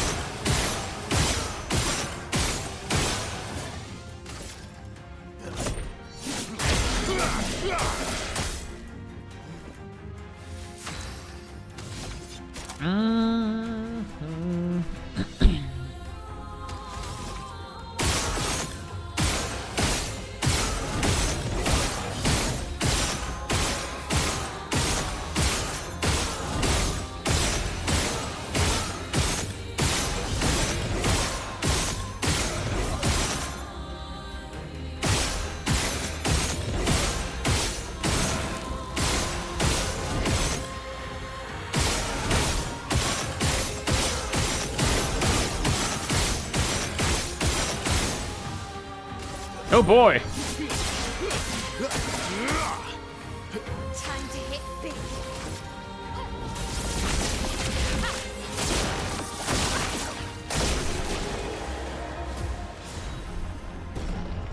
More 93. That's a lot of experience, by the way. Empowering Tint upgraded. That's a little bit ago, I think.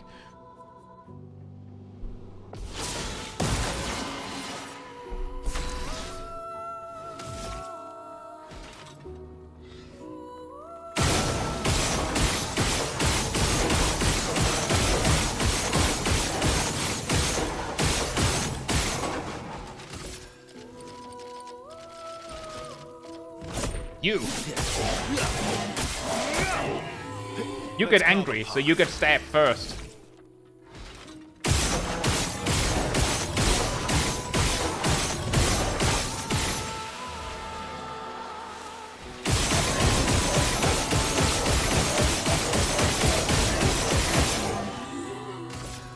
And we defenseless off the other guy.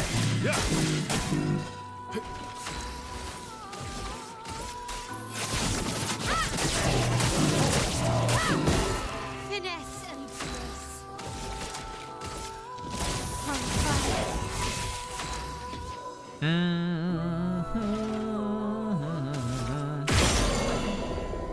Right.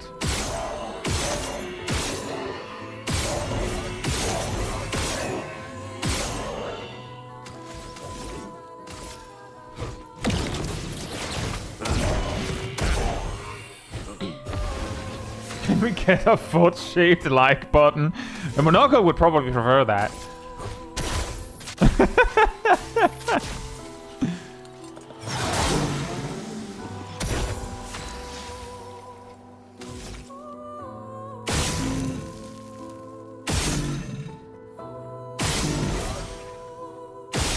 It's glowy, therefore it must be shot at.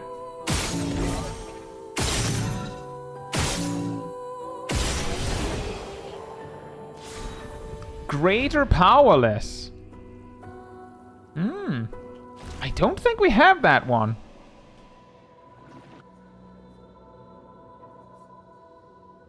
Stage 11, Trial 1.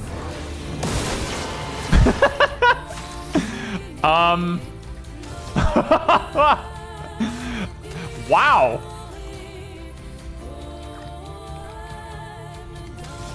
We have Duelist and the Mask Keeper and Steve from accounting.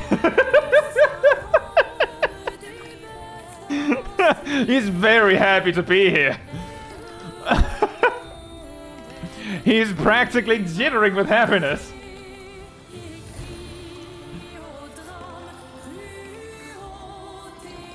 On the Saintfall site, there are profiles for every dev, and one of them has 14 as a favorite game. Oh, interesting. Hi, Steve! I have a feeling that Steve might be the least threatening person here, so,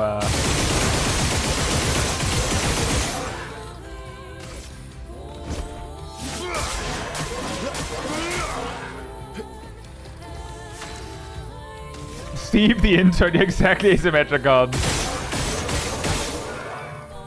He's very confused why he's here, but he's gonna try his very best.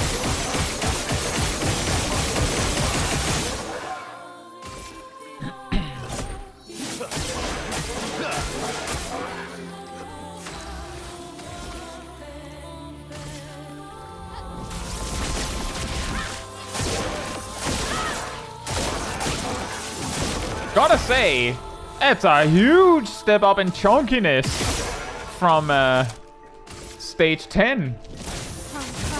Oh, some chunky boys over here.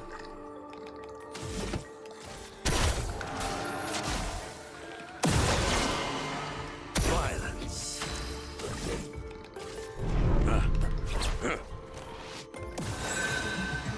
Is it the last stage for basic game? I believe there are 3 trials, but yes, this is like, we're approaching the finale of this test. Yeah, but crazy. Hope you're doing well. It goes well, I would say. Look, we're finally meeting challenge in this tower. Never underestimate the power of an overworked accountant. I'm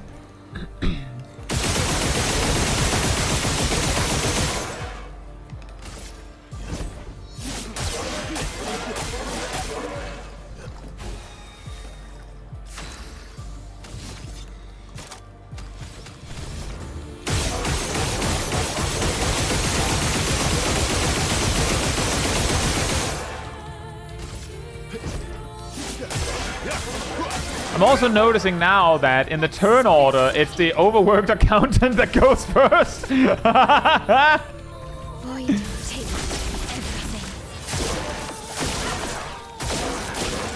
everything. 2 legends. Finesse and grace. And then the accountant here is just like, I got this, guys! I got it! I'll do it! From Taste of battle.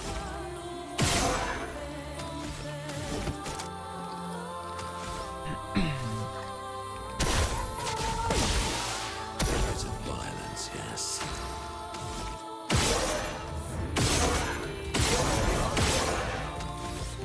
That'll do. More buffs, more barrier, more power.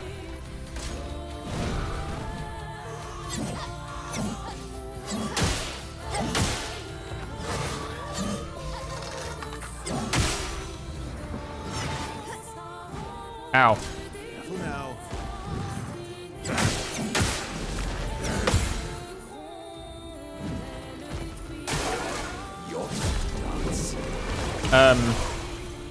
That's a wasted turn, if that's all you're doing. Oh, here it comes.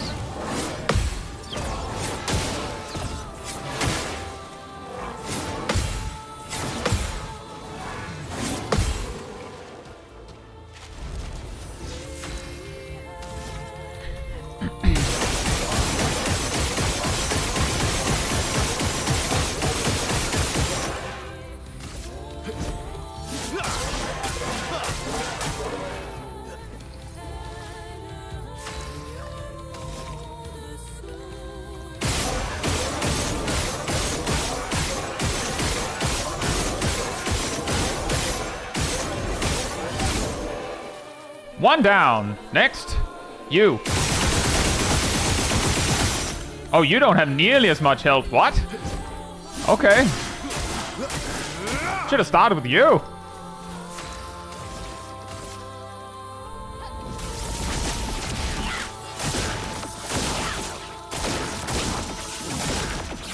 On guard.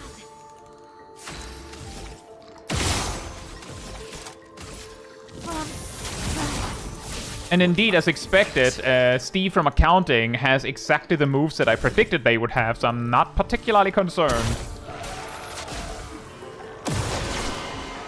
Sweet tasting.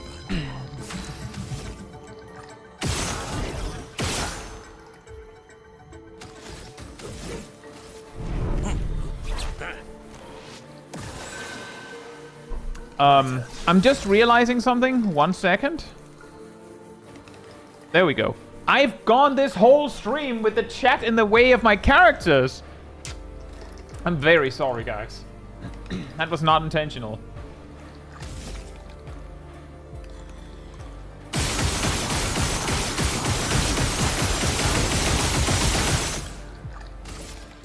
It's the worst. You're like, man, I sure wish I knew how much health the player had. But, no, it's okay. I guess we'll just look at chat or his stupid face. Might have.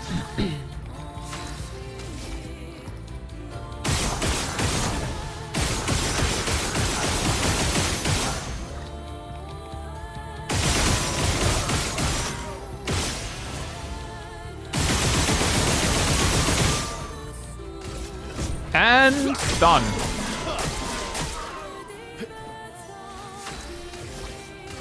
We take everything. You know, wasn't that Serene's team? And she wasn't here. 94.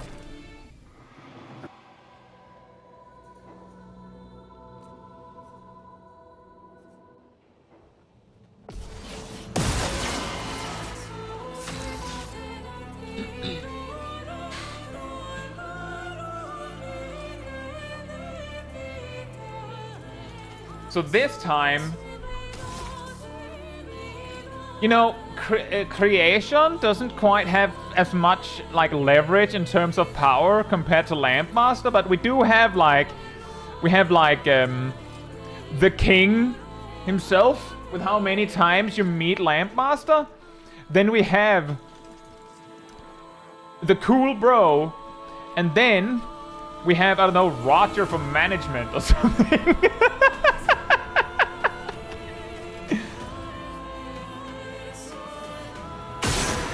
Ah, this version you can also snuff out the lamps. Fantastic. Yeah, you better hold on to the floor, buddy.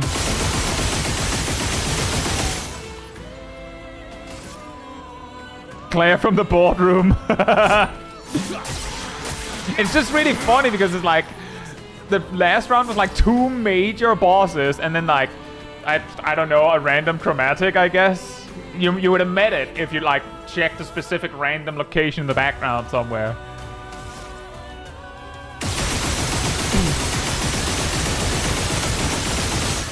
Like I've specifically fought that chromatic from last, like the Steve from accounting. I remember I had trouble with it.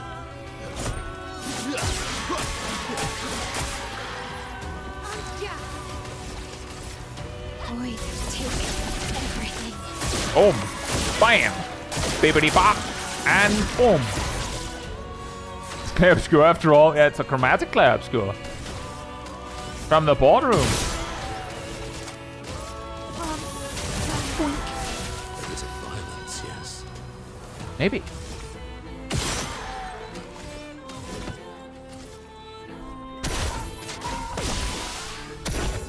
Power!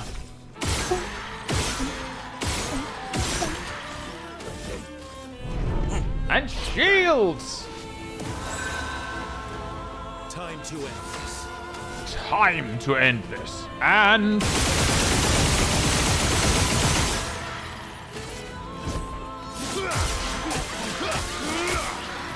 he's a chunky boy, he's a chunky boy. He's gonna probably get a turn, guys. Maybe. Actually, never mind. He's not getting a turn. Just realized. Void takes everything. And... oh. Should probably use Phantom Strike in retrospect. Well...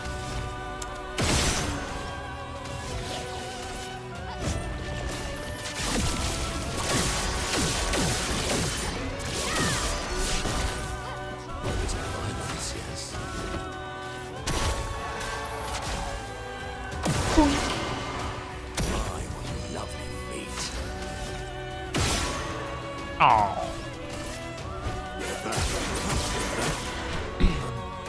Please survive.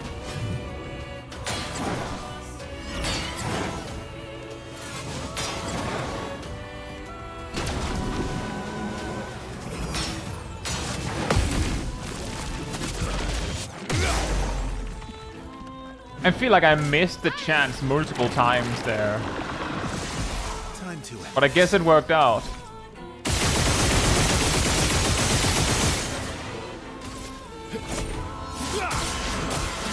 Guys, I have so many Luminous that soon they'll go off screen altogether.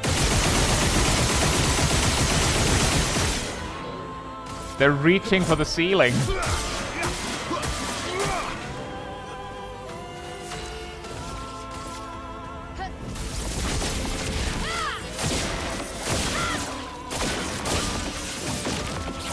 Another one! Begins.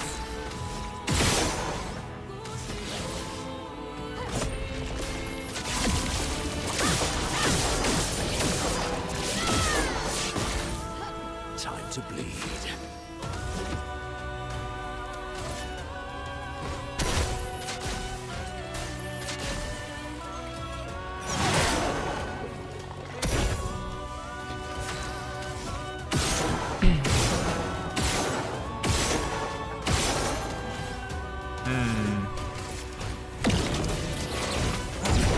Guess we'll do that. Not impressed.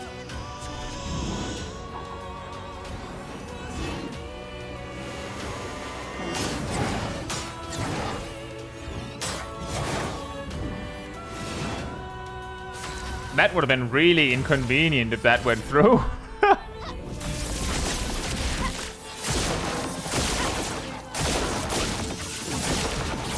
Let's spill some ink.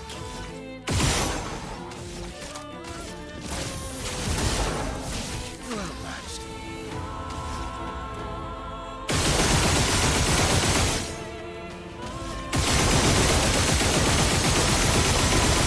Apparently, on my very last shot, I got like 7 AP.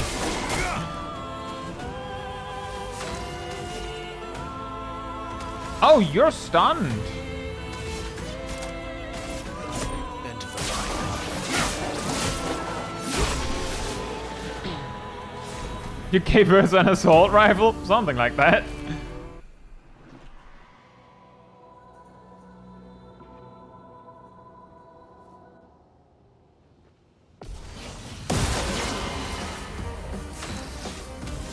Huh? Shared health bar? Huh? Shared health bar? Shared health bar.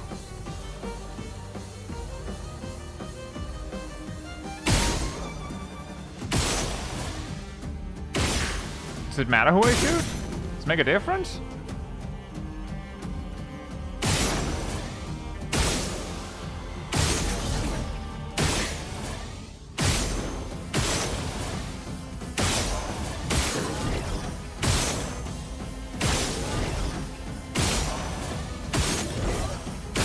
I guess it doesn't.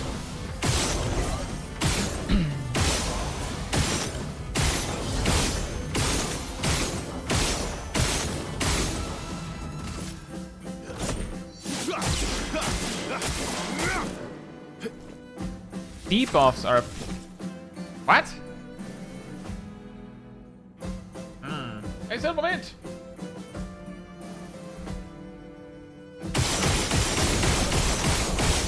And I guess I'll just beat up Renoir.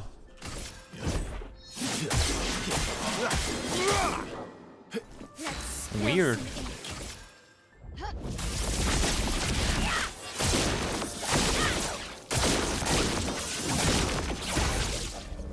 Take that, Dad! Look at the burn stacks.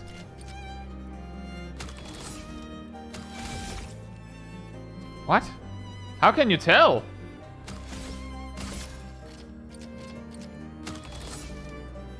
Oh, okay, now I see. Yeah, okay, they have two separate burn stacks.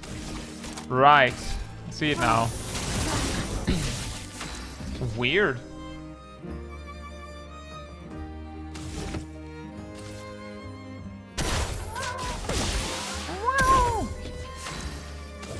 Power! And shields! Let's have some fun. And gun!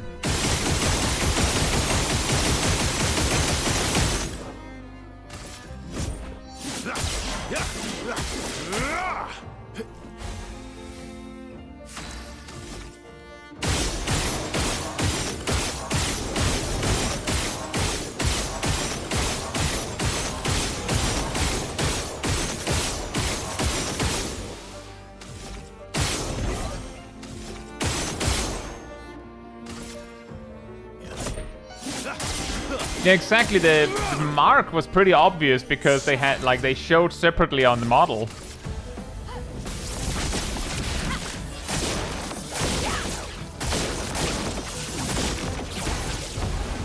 Interesting. Wonder if AoE move can hit more. I know that burning canvas does so much damage when it's like stacked up that there isn't really any reason to bother with Phantom Strike when it comes to that.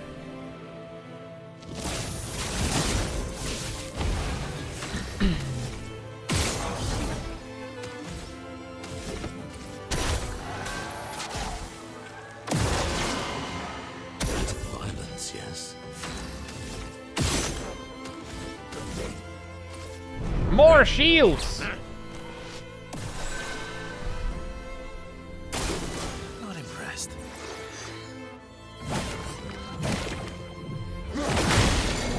Ah. Oh well.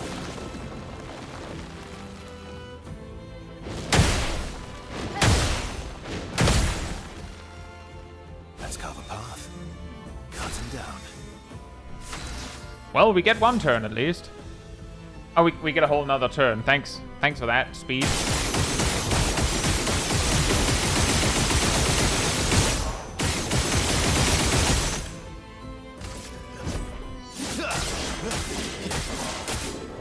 But it made sense for me to shield up. We needed those shields, as it turned out. Also, they got a turn! A proper turn! With damage and stuff. Incredible.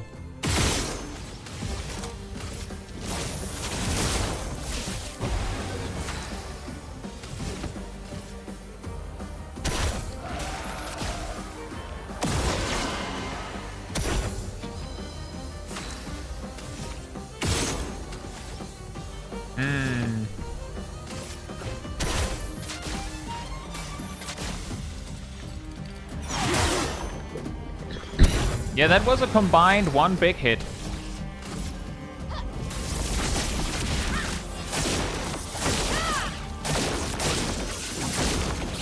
And now burning canvas is at full power. I wonder if it'll last.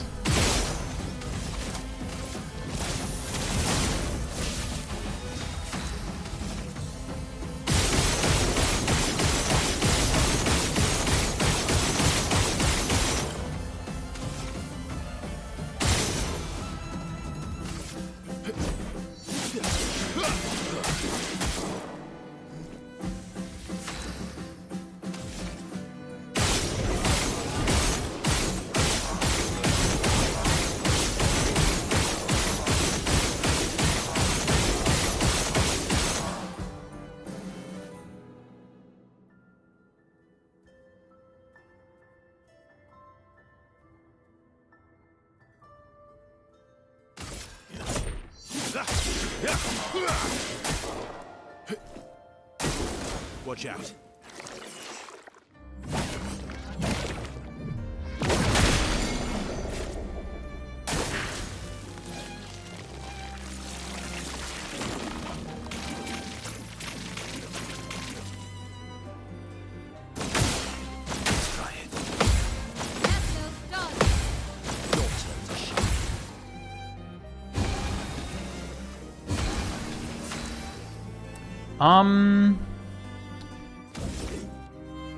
You know, I'm curious. What happens if I break one of you?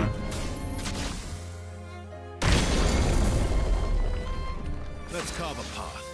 I guess because you share the break bar, but you're two? It just means one is stunned and the other's just hanging out?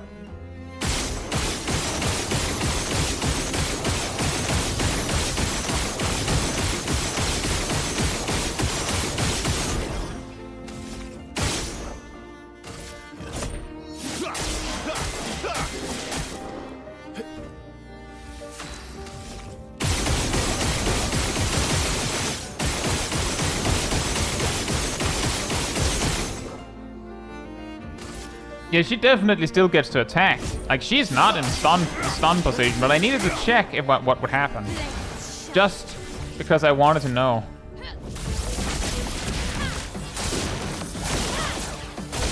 Although, she does not get to attack because death. Reach the top of the Endless Tower. Hey! Trial completed. You have anything to say? Not bad, I'm impressed. You have fun? Yes. Good, it's about time. Some advice, don't let yourself get caught up in other people's drama. Neither of them are adult enough for the conversation they need to have. Until they've faced their grief, they're better apart than together. But instead, they do this, and pull others into their mess. Like you, trapped in Eleanor's delusion. And before you called me a hypocrite, yes, I did get involved. I gave Renoir the edge he needed, otherwise she would have overpowered him long ago. She is, after all, the stronger painter. But there's a difference between helping and getting sucked in. This is not your battle. Don't let their mess become yours. Eleanor would rather lose herself in make-believe than face reality. It's a drug she's unwilling to resist. Don't make the same mistake. And Renoir, he's terrified of losing more family. And his response is to try to bend everyone to his will. Don't let his fear end up controlling you. It's not selfish to make your own choices, sister. You've made great strides since I saw you last.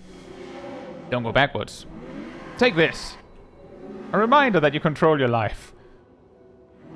And if you're not having fun, do something else.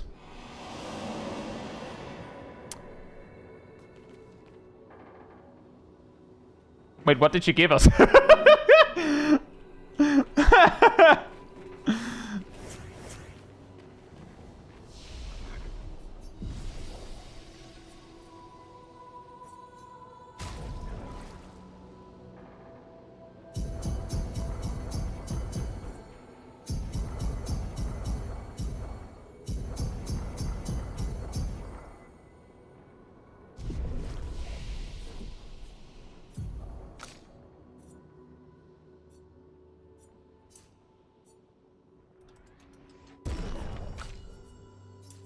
Six whole levels. Roughly.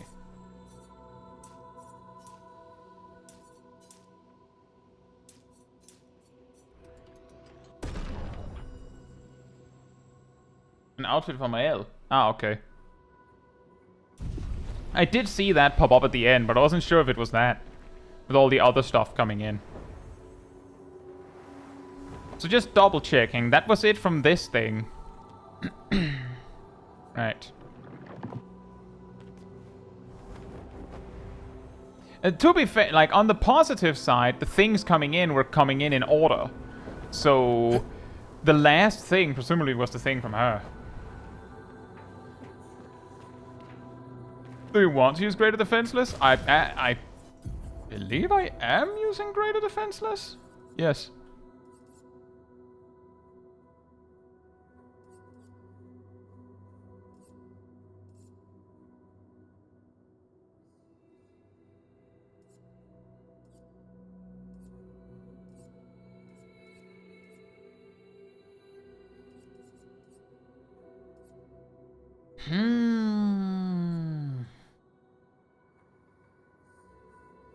No, that was a greater powerless.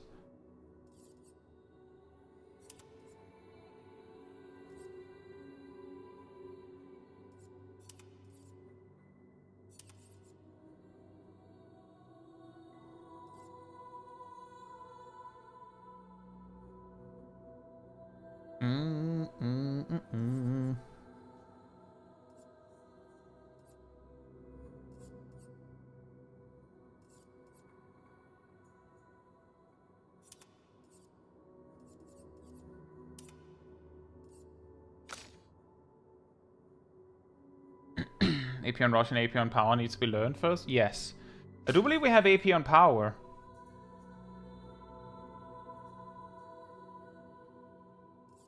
Yes, we don't have the Rush version. And I can't be bothered to learn it right now, so we're just not going to.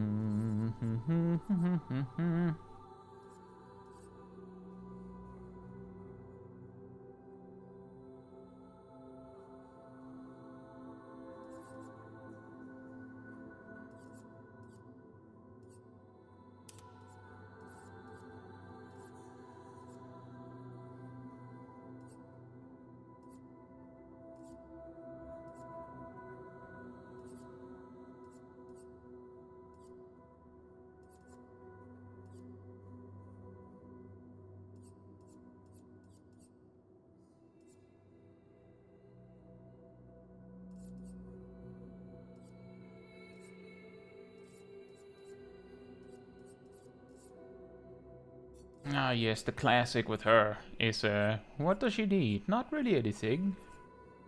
Not really anything.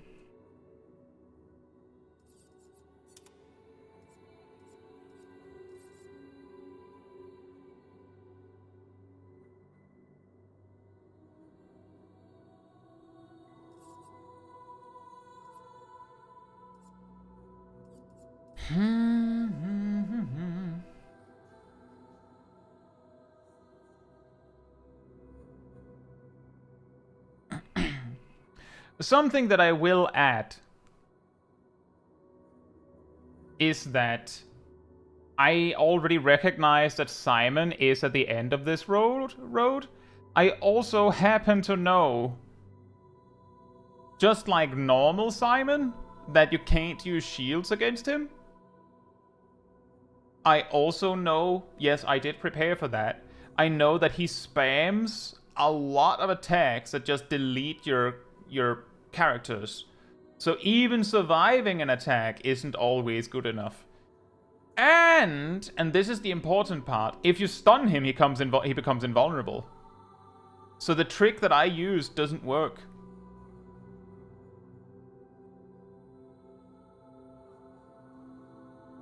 So I don't think that we're beating him. Not tonight. And I don't think I actually would enjoy slogging through figuring out beating him. I think it would simply, it simply reaches a difficulty level where I'm not having fun anymore. Speaking of, you know, having fun with the games you play.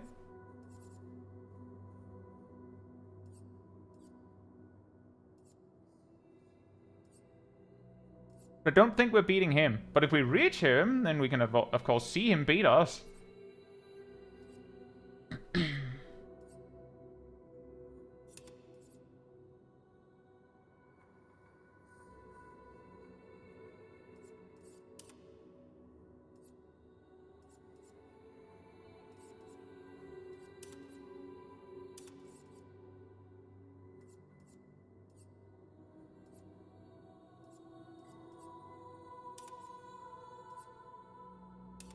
She gets a couple shots on each of her turns.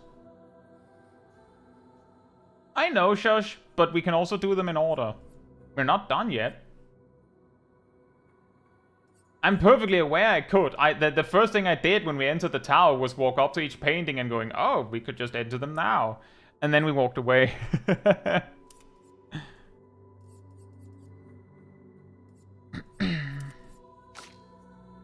I was like, let's do the rest of the tower first.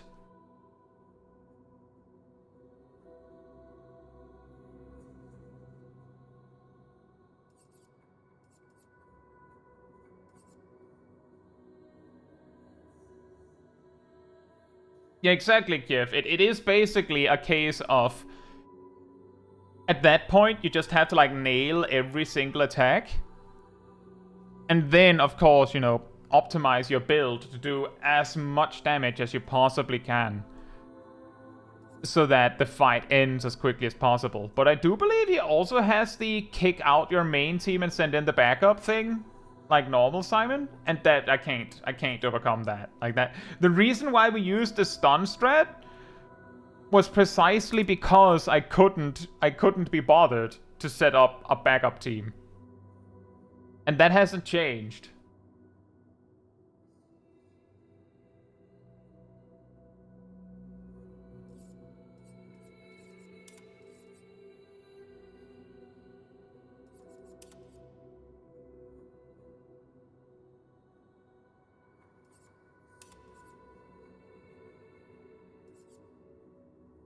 You gotta... Oh, yeah, exactly. Essentially, you have to open with B team to get an easier time in the final phase.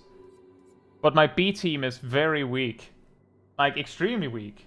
That's what I... Exactly, Silverman. That's what I said, like, a couple minutes ago. I said, I've looked into it. He, steals your shields like regular Simon. His attacks include a lot of, basically, Gommage-style moves that just delete your character instead of, like, damaging them or killing them. He just deletes them. In addition to, you know, cleaning the field at the end of his turn. And if you stun him, he becomes invulnerable. And the only reason that I beat normal Simon was because I stun locked him. And even that was, like, precarious. And, like, it worked. But my build wasn't perfect. So it was like, it barely held together. We could have continued, and probably continued for the rest of the fight, but it wasn't perfect, so it could have broken at any point.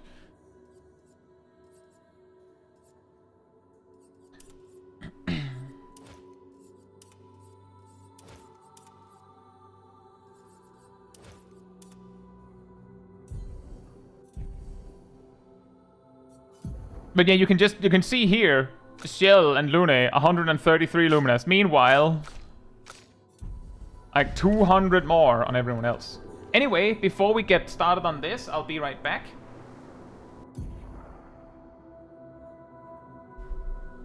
In the meantime, Manatee restored.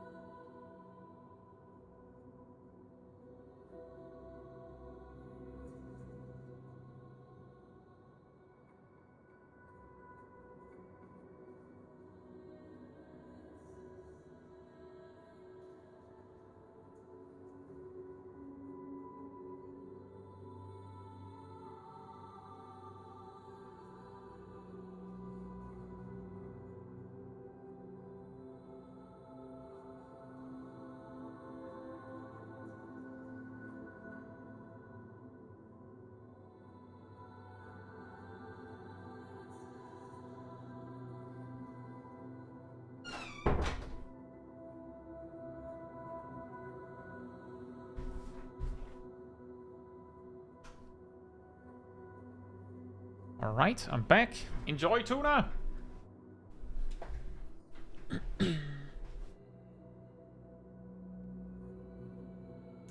I imagine that you could make almost any pair combo work, Kiev. It's just a matter of knowing what to set up. And on my end, like, I have used Luna and I have used Ciel, but let's just say that it is so long ago that I've used them that I would have to find out a way that works this late in the game. And we could solve a lot of things by me just going, I know what to do, guys. I'll just go and farm Lumina. Like, just farm rocks until everyone has, like, 600. And then we go for it. But that's not really fun. It could be really funny because it would eventually hit a point where, like, even though you need, like, I think it's like 1200 Lumina to wear everything, I have a feeling that by like 700 or 800, you're starting to reach a point where you're like, I mean, because I have the points, I might as well. Like, would be a shame.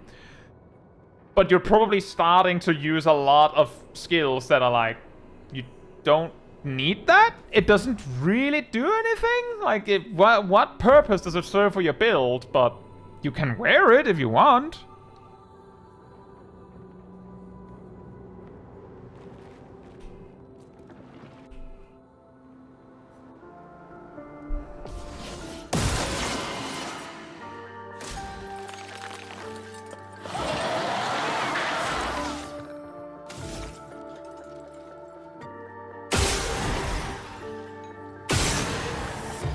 Wow. He's slightly fast.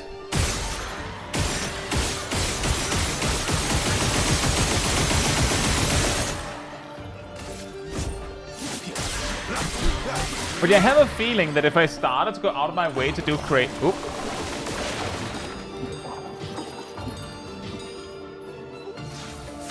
What?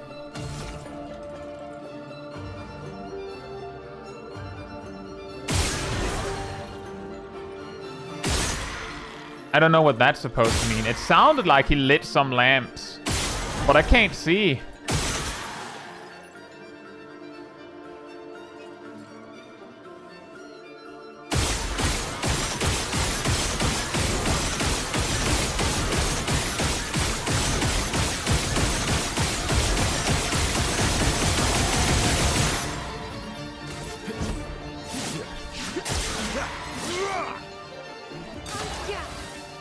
I hate this.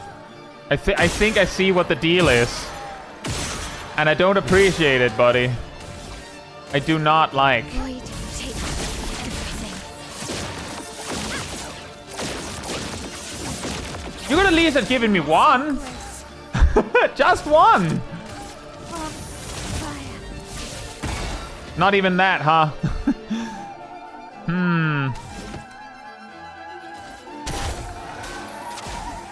If that's how you're gonna play it, then I think I'm gonna play it differently too.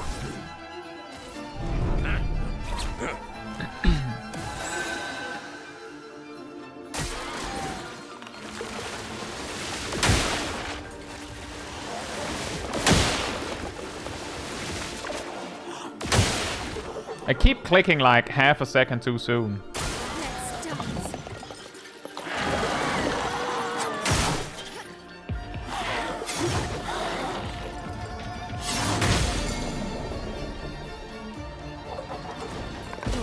Well, it doesn't matter, my L can't hit anyway.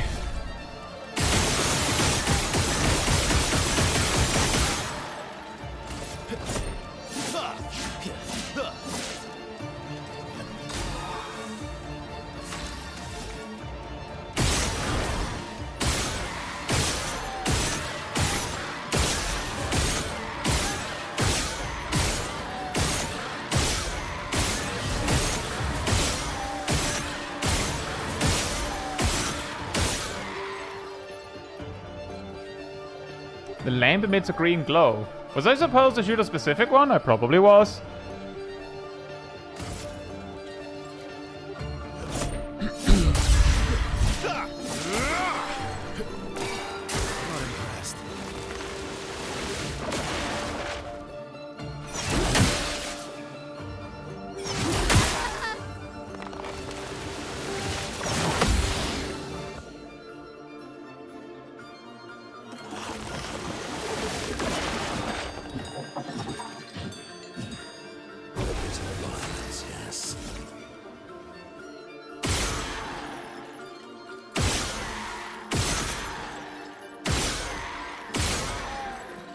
I don't understand the mechanic. A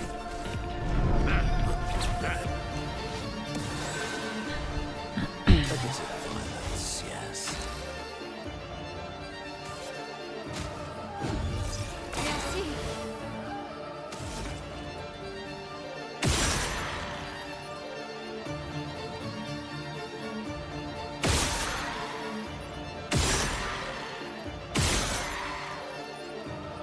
Oh, invisible lamps. Okay, maybe I get it.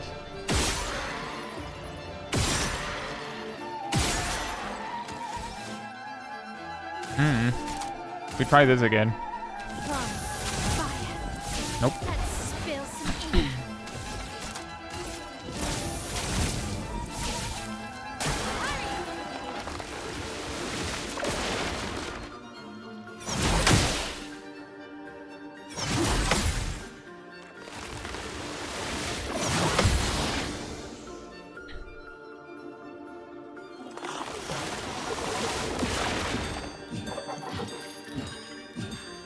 Ready to strike.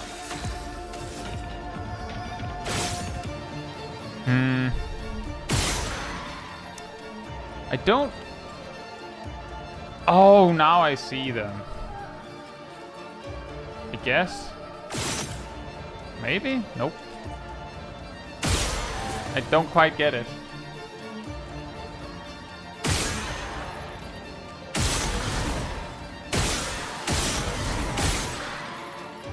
I don't quite get it.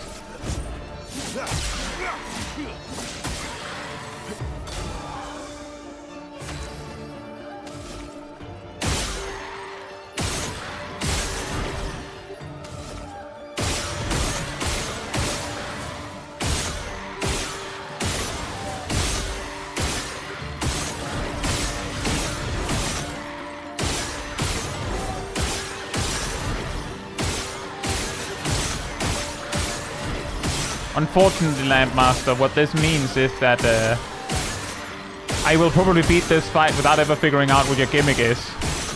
Or you will stop me from doing that. But we don't know if that's actually a certainty yet.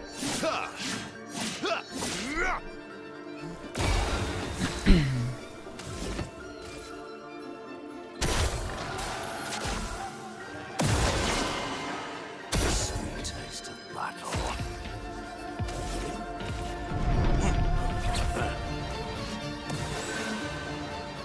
Let's go the path.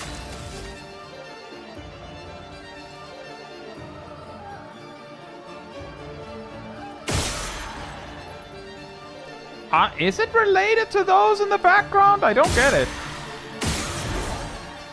I know I failed the trial, so I can't do anything about it until his next turn, but I don't even know what I'm supposed to look for.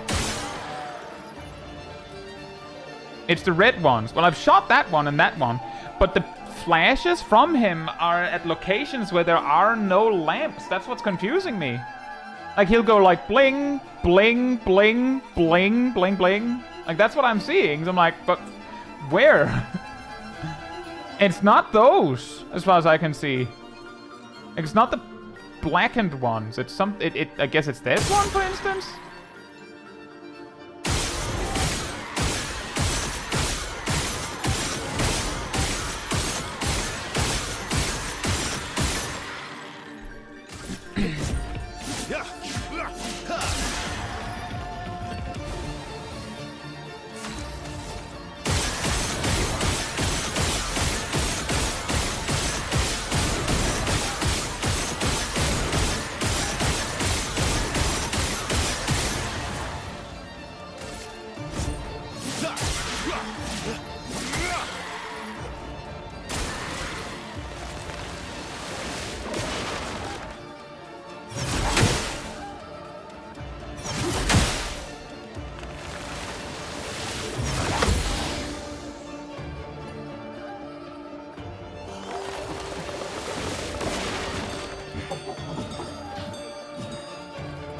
Spill some ink.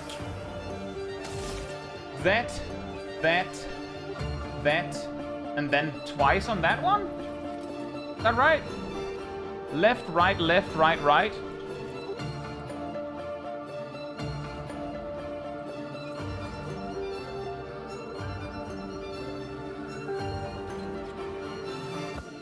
Is that Mael has the AP to do the shots, and she can't do anything else anyway. I saw left, right, right, left, right. We can do that too.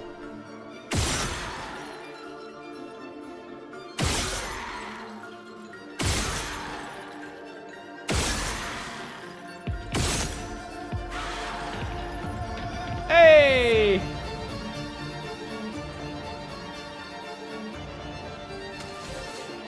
Now we can play the game again. Well, some can play the game again. Mel is having quite a time with her stancelessness.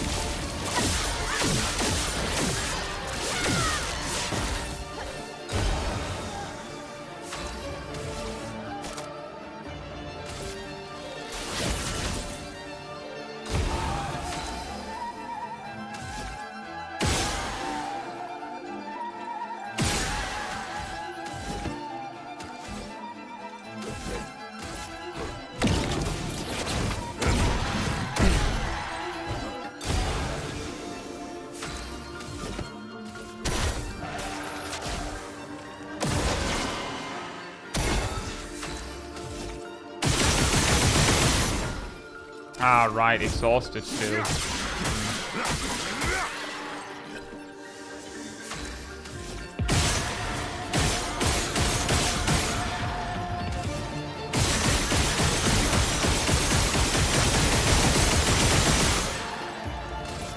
think we've got him. Maybe. There's still a chance for this to go really sideways.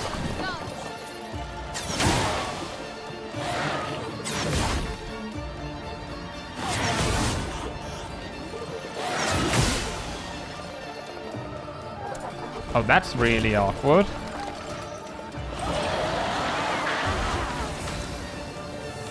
Turns on your lamps? You can do that.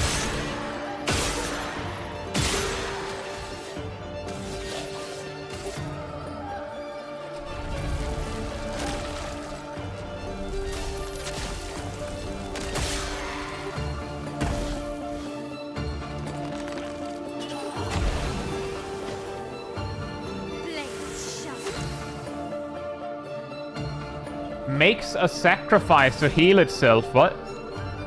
What did you lose, man? Oh. Do we have to do this 5 times?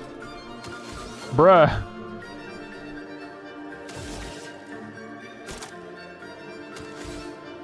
And you also remove the burn, and I can't do it. Thanks. Cool. That's fine. No, it's okay.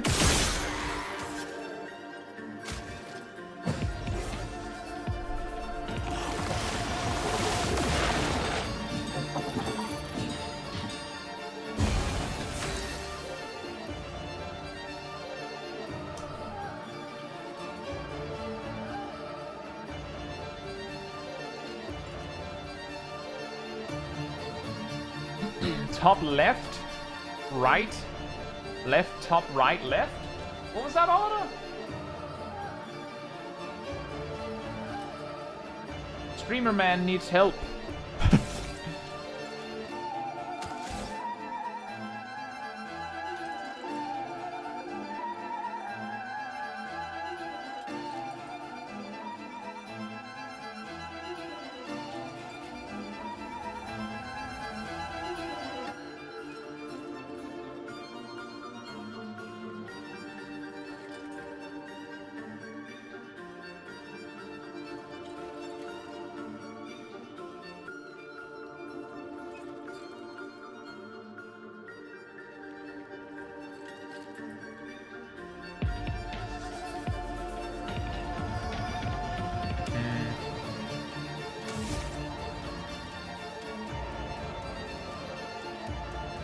Top, left, right, top. There are 4 lamps.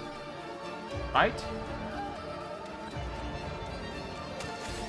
Does that one, that one, that one... Does the one back there count? Or is it that one?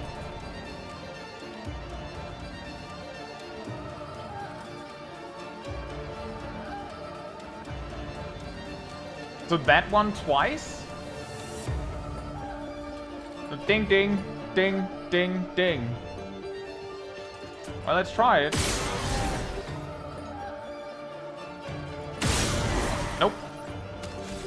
That was not it.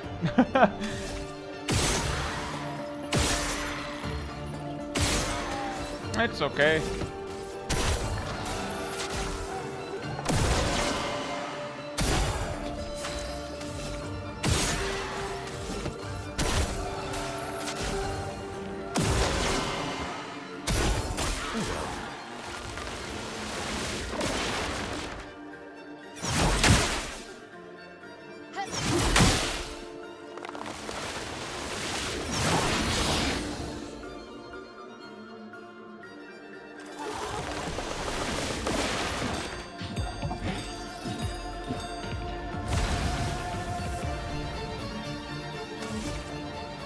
Was that right, left, right?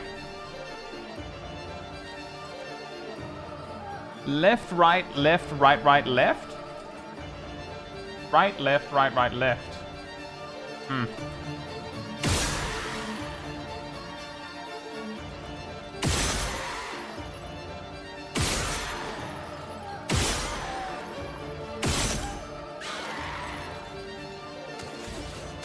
Hmm.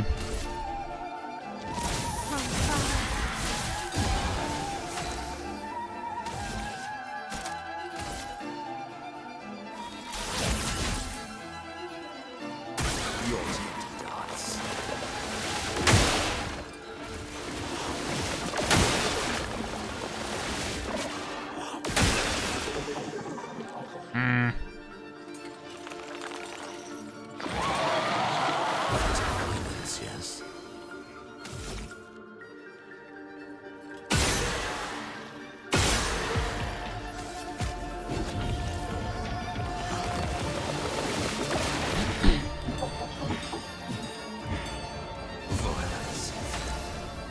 Was that left, left, left, right, top?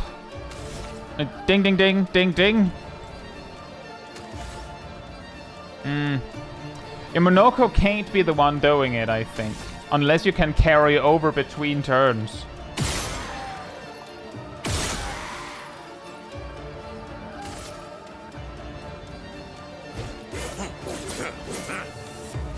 Time to end this.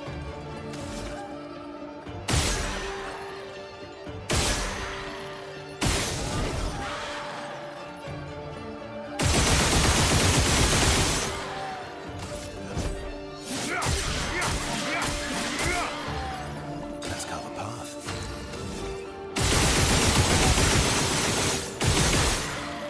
It's not the time to miss. It's really bad.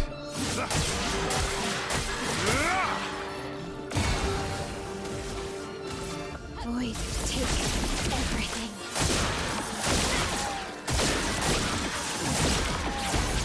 Yeah.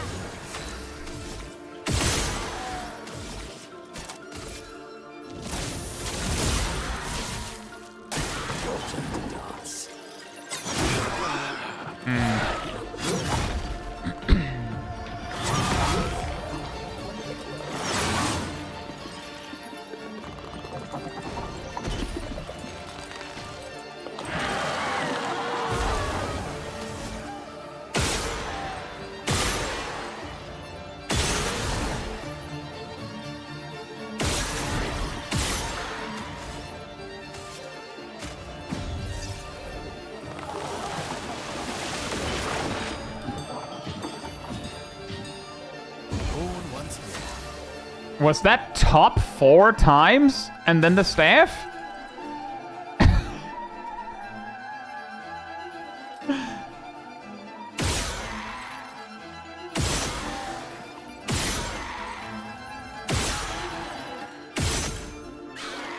That's most definitely random.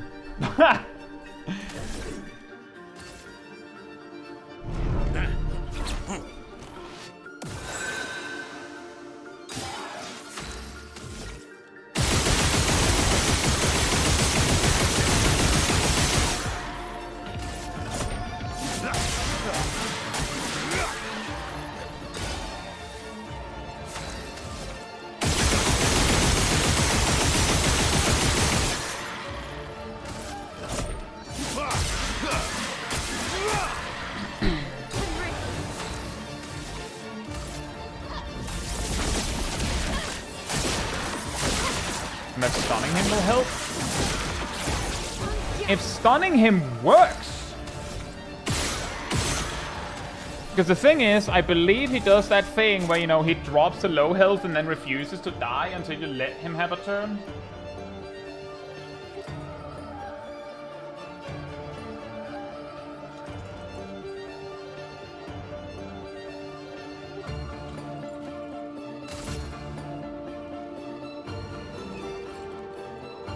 It's hard to stun it because the bar resets when it heals. We have 3 gradient charges.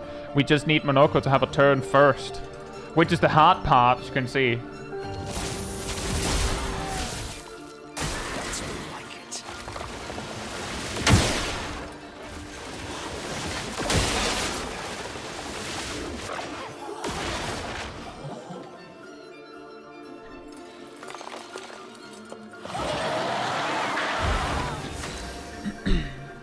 I'm wondering if he interrupts his turn, like your turn, to like do the darkness thing because you shoot the lamps, or what's going on? Or if he would interrupt your turn anyway to go, well, my lamps do a thing.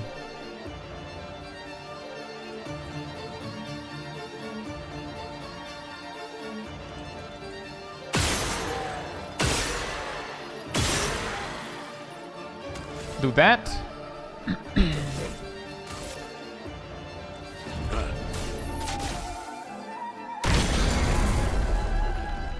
So much power.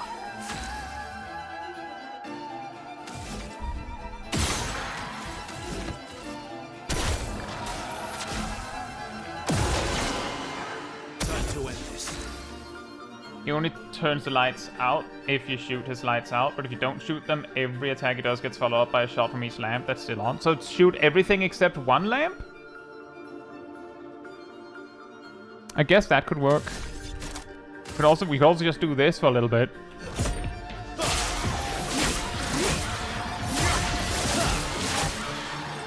Let's carve a path.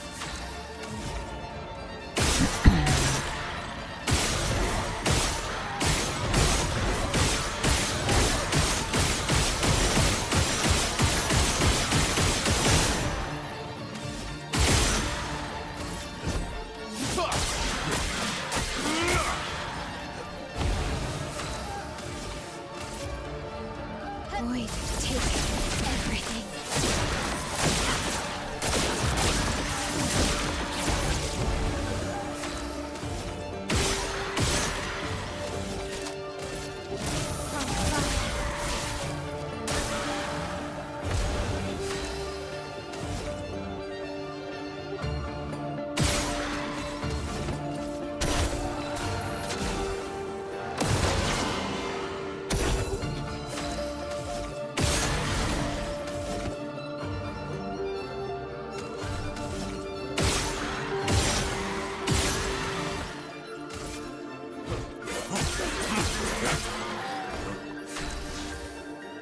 I'm pretty sure that there's no point in me extending the stun because he's gonna hit the healing point, probably. Although...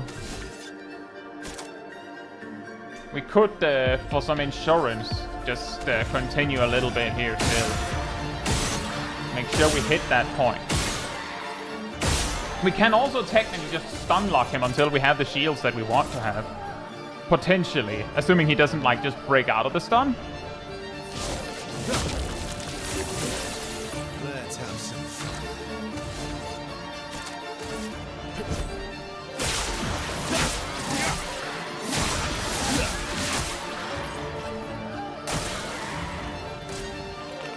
There it is.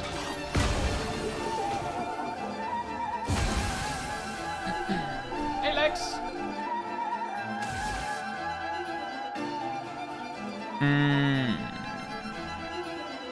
Do this.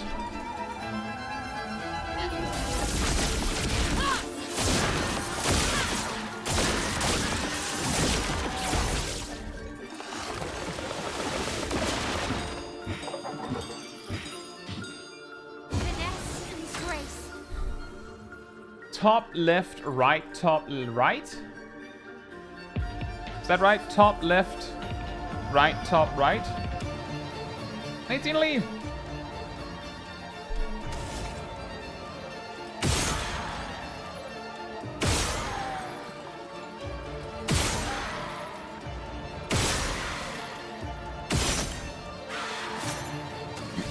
And then, more important is we do this. Because then...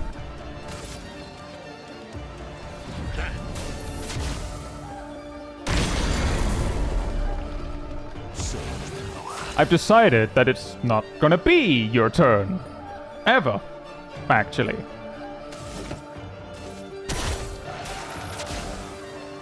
I'm just gonna keep having my turn.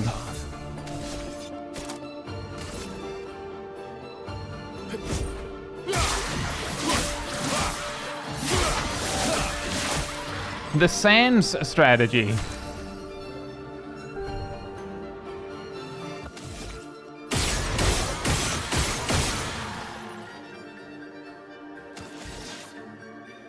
I have an idea for a safer setup.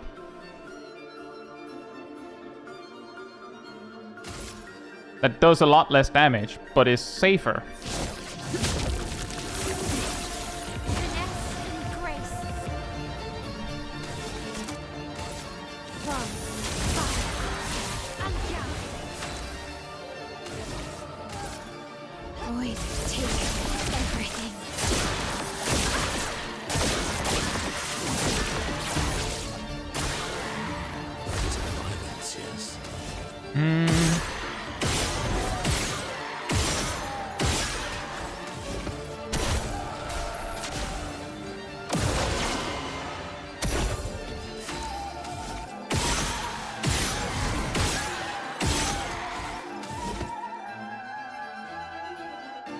Is this Rubik's Cube notation? We're keeping track of the lamps, because every time the boss, like, makes the arena all black, we need to shoot it in a certain order for our attacks to actually be able to land.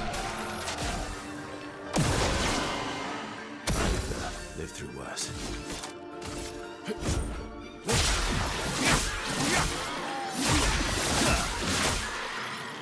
I'll manage.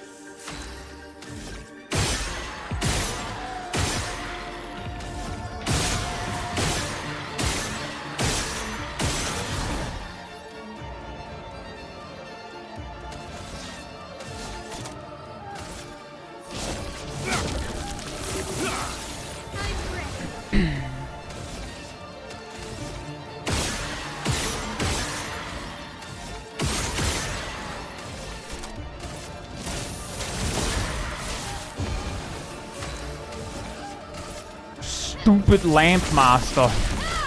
Always with a Lamp Master. The inescapable truth is that there must always be a Lamp Master.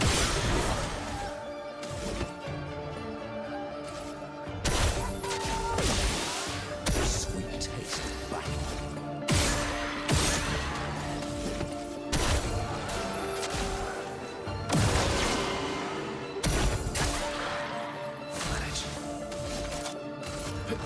End of the line.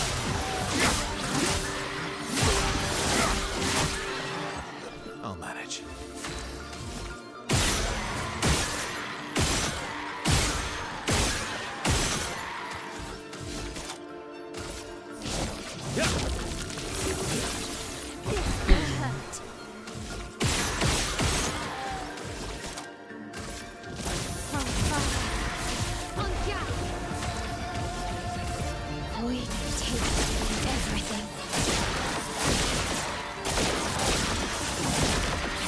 Time to end this. End of the line.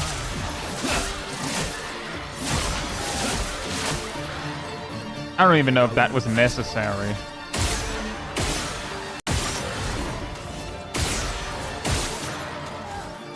But we're gonna keep doing it to make sure that we can, like, basically loop him forever.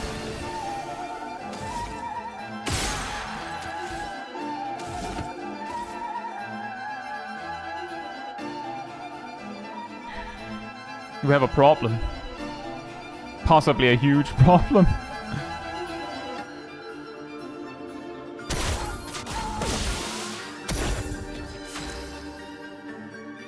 That problem that I'm looking at is that, assuming that this turn order stands, we can't loop him anymore, because Monoko is gonna have turn stun him. He's no longer gonna be stunned. Versus turn comes around. Ah!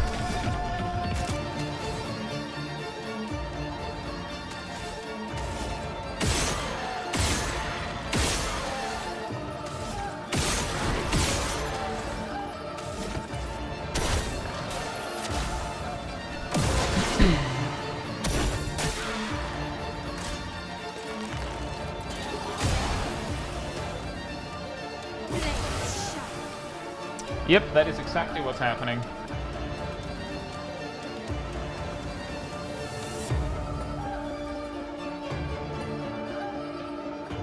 I don't know if there's any way to fix that.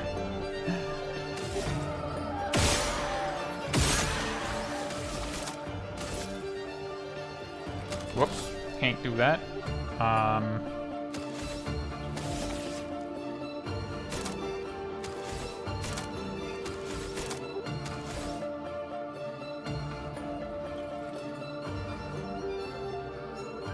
Charge Gradient 3 for Monoko stun every turn. I don't think we can generate that much, but I guess that's also a way to do it. It's a little much.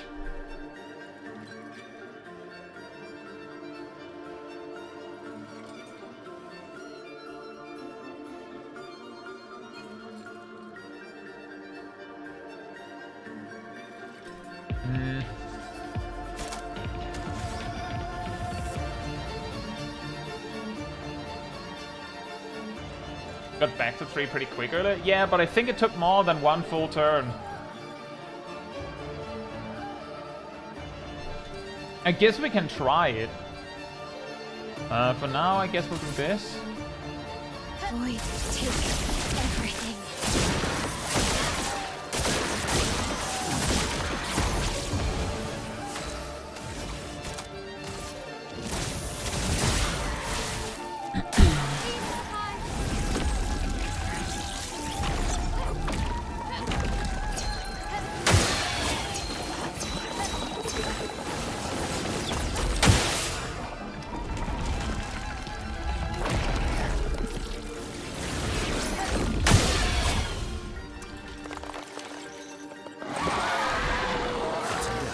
We're silenced, so we...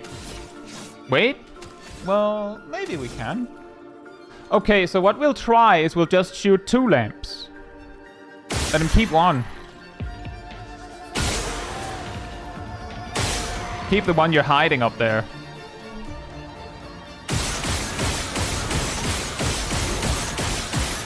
Game fixed it for you? The problem now is that we're in a silenced, so we can't. Hopefully, Verso is able to do it in time, but it doesn't look fixed to me. Aside from telling me I can't do it at all. This was before boss 2 seconds ago. Maybe it was because his rush ran out.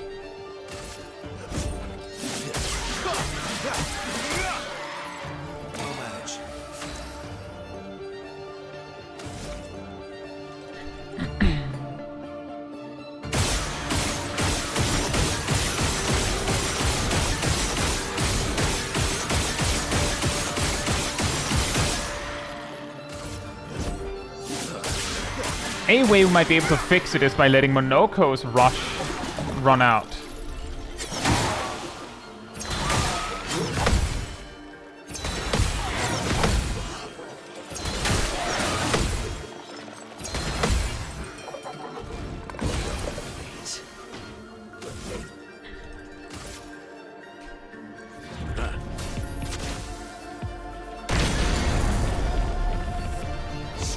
We can start with that. But we can't really generate very much gradient while we're in this position. I don't think I have cleansing tints, so we're kind of just stuck.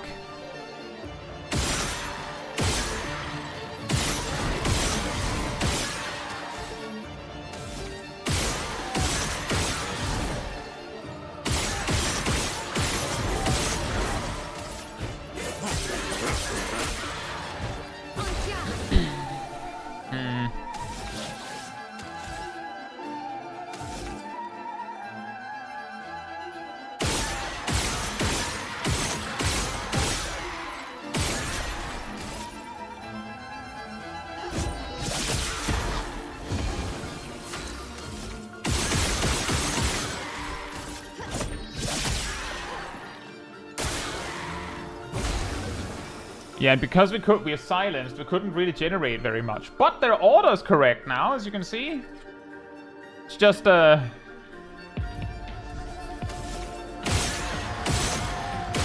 we need to make sure that it stays like that, somehow. I believe the reason is that Verso got slowed. So the moment that Verso is no longer slowed, it's back to problematic again.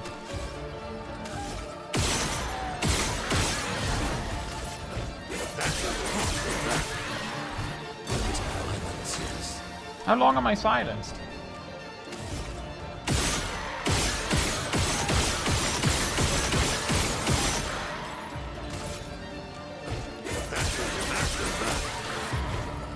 That long.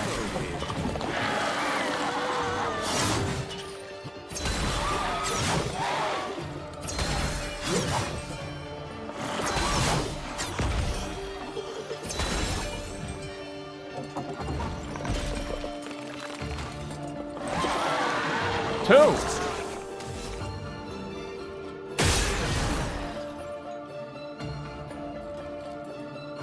And now we're back in trouble again, by the way. Because this order doesn't work.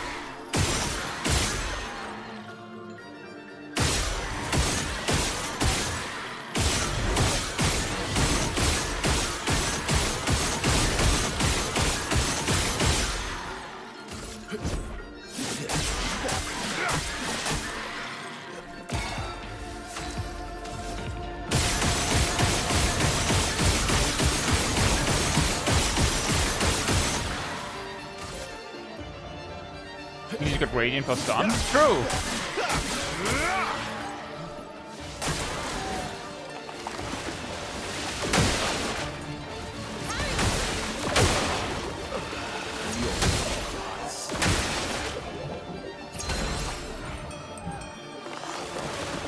Oh, apparently it does it anyway. Is that left, right, top, left, right? No. One thing at a time. Left, right, top, left, right.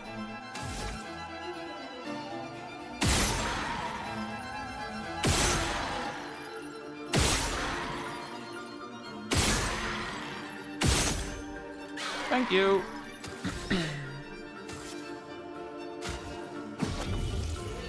Let's finish this. And Mael is still silenced, so she can't do much.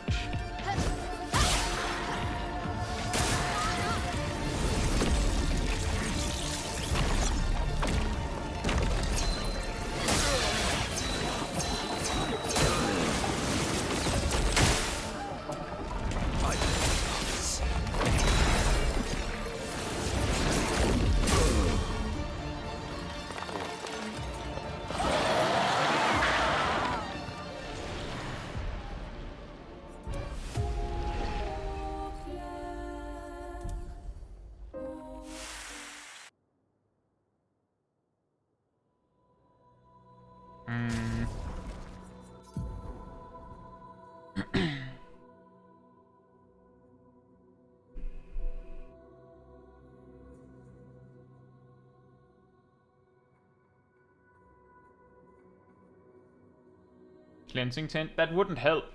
That wasn't the problem.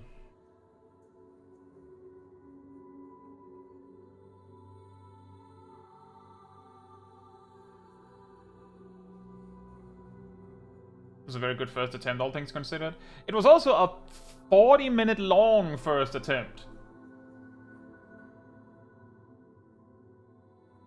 And we were only 60% of the way there.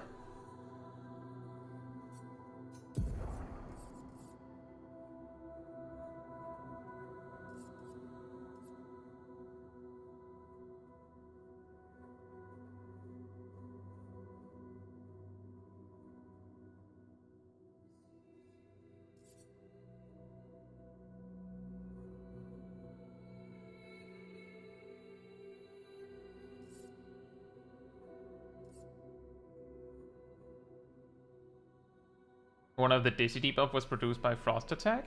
It doesn't really matter. The Dizzy debuff just makes you aim bad, which doesn't really do anything. I'll just, you know, not aim bad. And you can beat that with skill.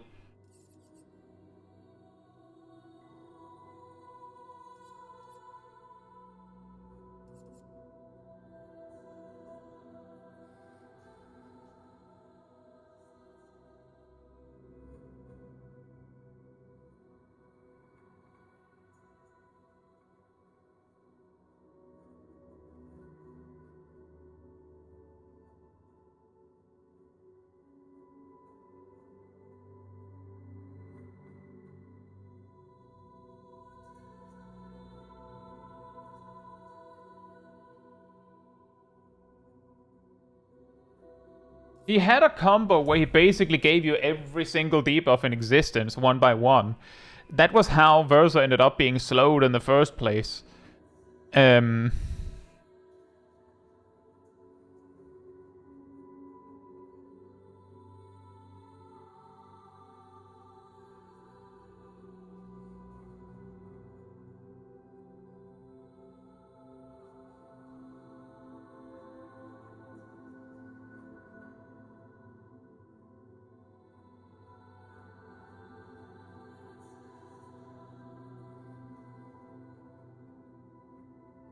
I feel like it obviously it's doable and all that.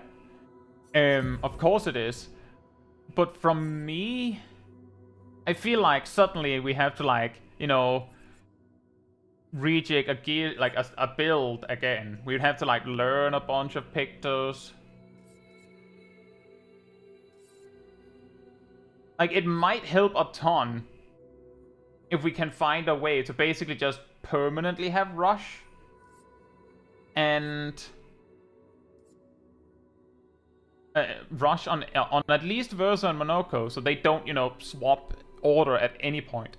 And also permanently, like, greater slow on the boss.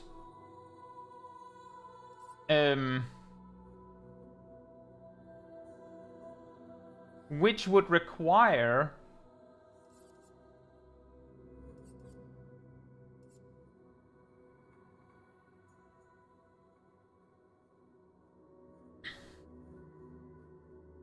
Which would require that we have either an ability on Monoko that can slow. He can have that. We could also have that on Mael, technically, to make sure that she can maintain that. That means she does terrible damage as a result. But she's basically contributing only damage to this whole party. Otherwise. Monoko could also be the one doing it. The reason why we can't have Versa do it is because once he's in the stun lock position, he's not using basic attacks anymore. Not until he's, like, setting up again.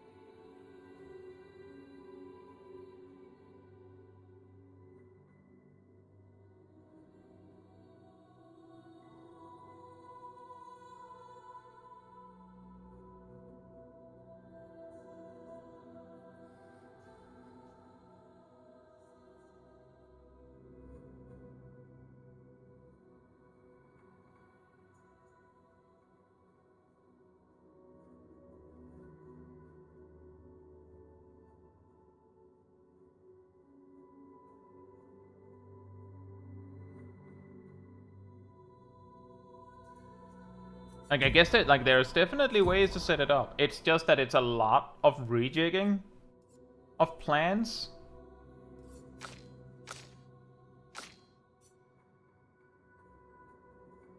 It would also probably help if Monoko and Verso had more similar speed amounts. Because even if they have permanent rush, I'm not 100% sure how speed works in the game.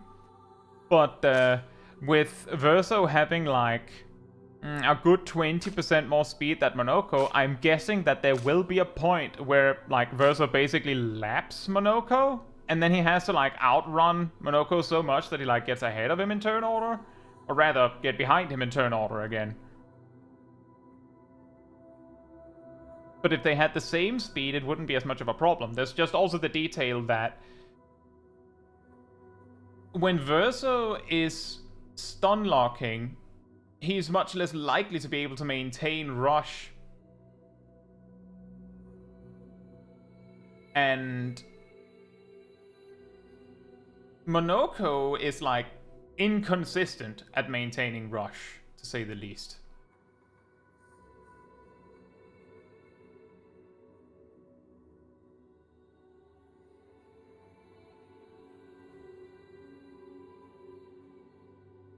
An interesting thing in all this is that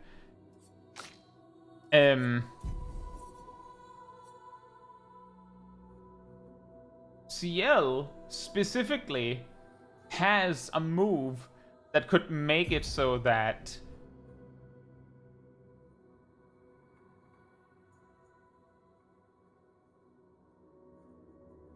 if the sequence played out that it was Verso Monoko boss, but Ciel was anywhere in that order, she would basically just be able to go, no, actually, Monoko goes first. So that he could set up the stun, and then Verso could continue it. And she would be able to fix it every time needed. Every time it's necessary. As long as all three get a turn in between, you could do that. So that would be a way to fix it. What buffs does Mael have to apply buffs for the party? Oh, that's the interesting problem here. She can give Shell. She can give defenseless to enemies. She can she can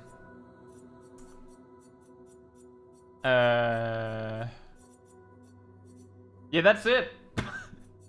She can give defenseless to herself.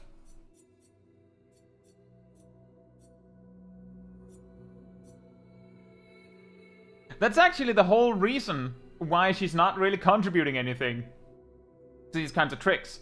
Because she can't. She has extremely high damage potential, but she can't really contribute anything else.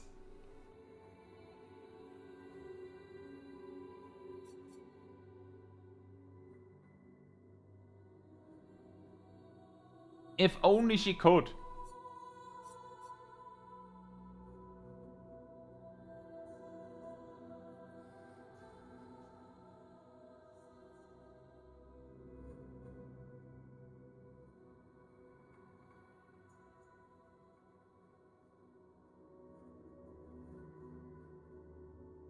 So Shell and Roshan Shell is the only option? That would be a way she could contribute something, yeah.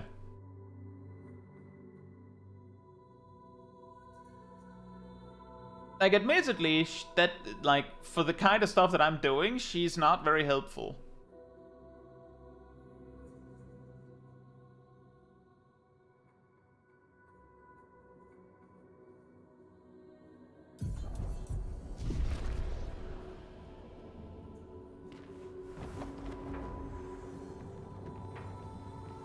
Just looking around. A Lampmaster. I'm assuming that's to a least.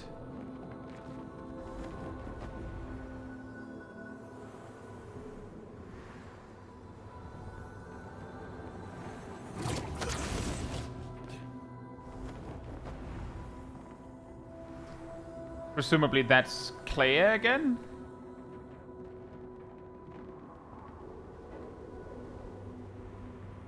With more help. And then we have Simon over there.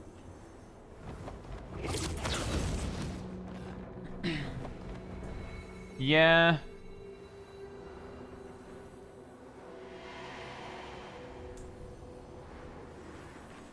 Under the assumption that each of them are a challenge to the degree that that Lamp Master is.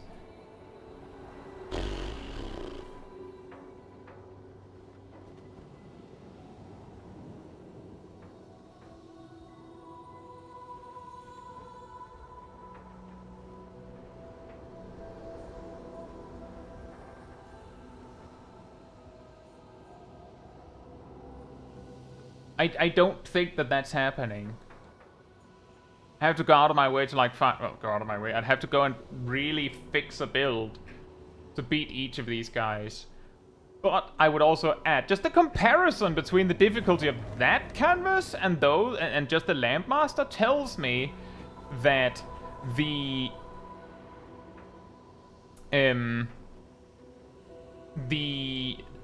like this canvas was made as I guess as part of the original release of the game, and then those 4 were added with the DLC, I believe. If I understood that correctly. Which means that those 4 were included under the assumption that, well, you've done everything, right? Basically, you have to build individual setups to beat the canvases. Presumably, you'd have to either use some sort of, like, you know, insta-kill strategy, which could work, or have a strategy to counter each one in some way or another, like basically stun lock and things like that. And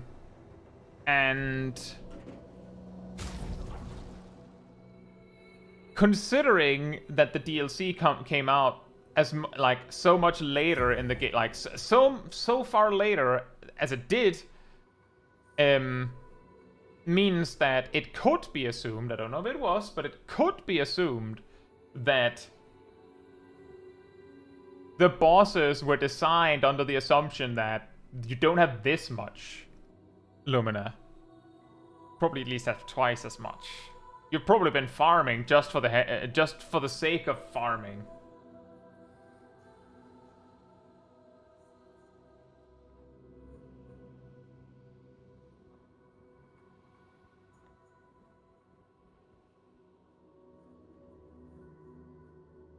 Which is, of course, also, you know, also demonstrated in Simon, that requires you to have your backup also, like, ready to go, which I don't have.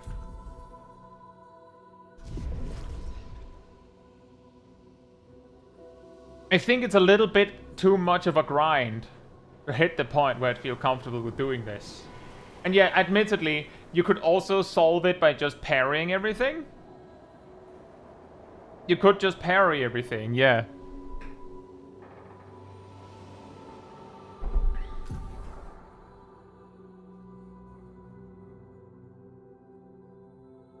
But you know, as you can see, that's not something I can do. And that would take many tries. Exactly, just do it perfectly, then no problem, right? Just don't get hit, Lamau.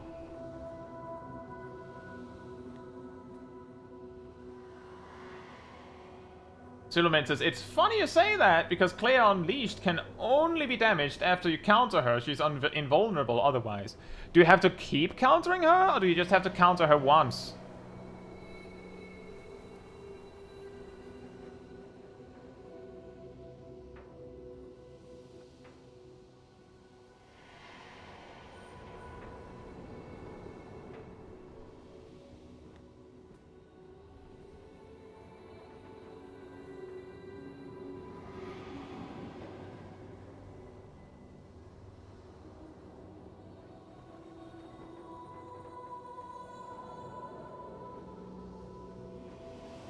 You have to counter her after every one of her turns. She puts up the shield again before attacking.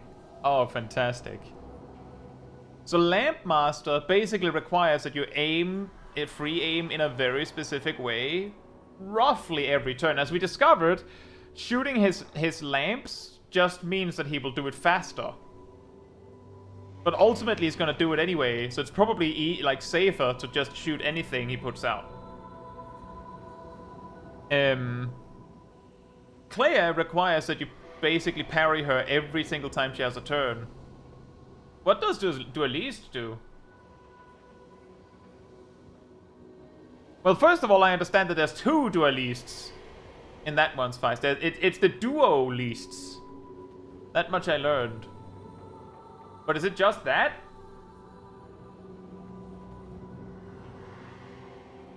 And then they fuse into one. Right. Lannis' Dueliste is the easiest one in my opinion. If all it does is there's essentially 3 of them,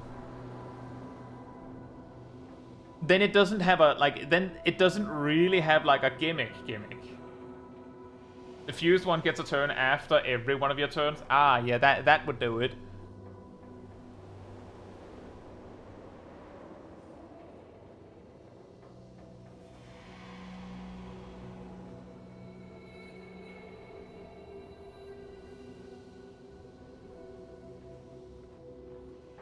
That would do it.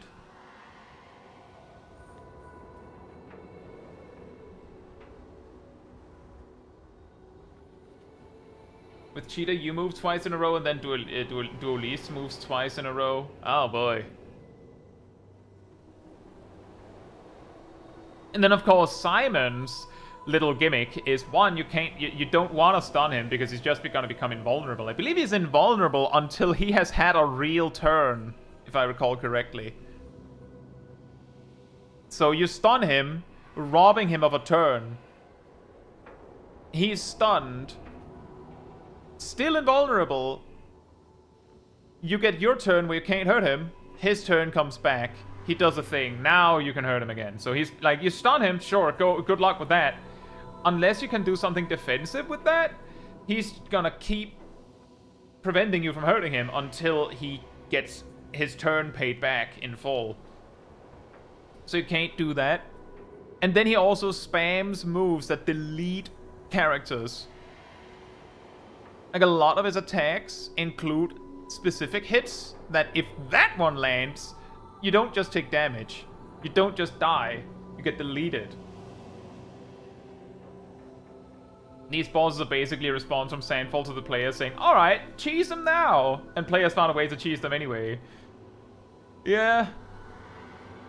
I do find it interesting that in a way, all of them. The question, if Claire's unleashed, if she's stunned, does she still become invulnerable on her turn? I know that I'm kind of going back to the same thing, but it occurred to me that Lampmaster sidesteps the stun lock cheese by requiring you to do it 5 times. Duelists sidestep it first by... There's 2 of them, and you can't stun lock both of them. And then sidesteps it by going, well, it's gonna have so many turns that unless every single one of your characters can stun lock, it's not gonna work. And even then, that wouldn't be enough. If Duelist takes 2 turns, whenever you take 2 turns, then you would need to, like, stun it. Like, you'd basically need to be able... You would have to take off Cheetah and then be able to stun lock on every turn. Anyway, which you can't. And Simon just doesn't let you use the stun any... Like, you can stun him if you want. It's not gonna help you very much, but you can. I don't know what you want to set up on your turn. Like, you can't use shields. He's just gonna steal those. And, I mean, you could buff up, but a build that is ready to take on Super Simon presumably can, like, maintain their buffs anyway. And... Well, you're saying Claire Unleashed will not set up the shield if she's stunned. So she's the only one susceptible to the stun lock. However, you do have to actually, like... You know... counter her, stun her, chain the stun, and hold her in that position. Turn after turn after turn. Because the moment she breaks out, you have to counter, stun, and chain again.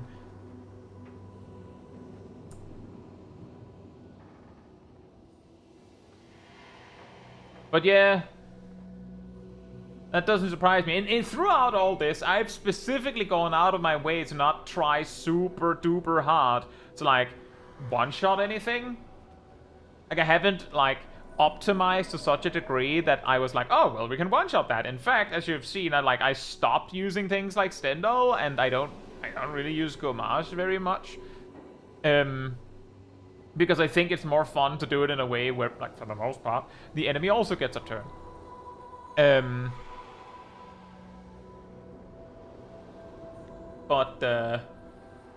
Yeah, I think this is my limit. 4 super bosses in a row?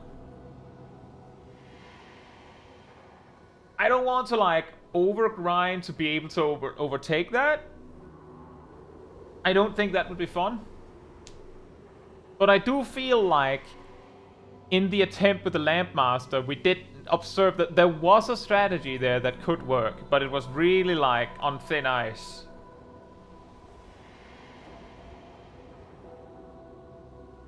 I'm still happy that we at least got to figure out the mechanic.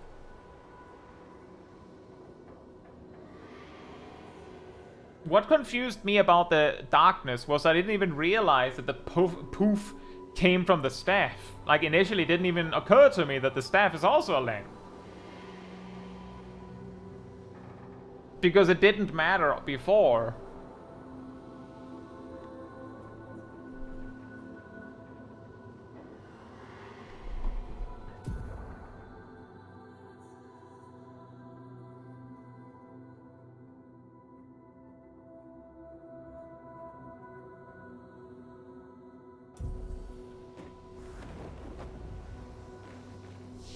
But I feel like we got most of the stuff done.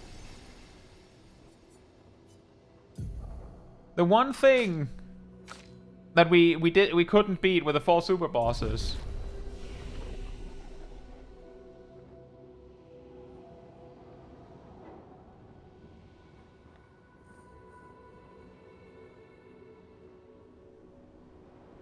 Random question. Not gonna do it. Do they also become way easier when you reduce the difficulty setting? Oh, I'm just gonna check something real quick. Okay, we did have that turned off.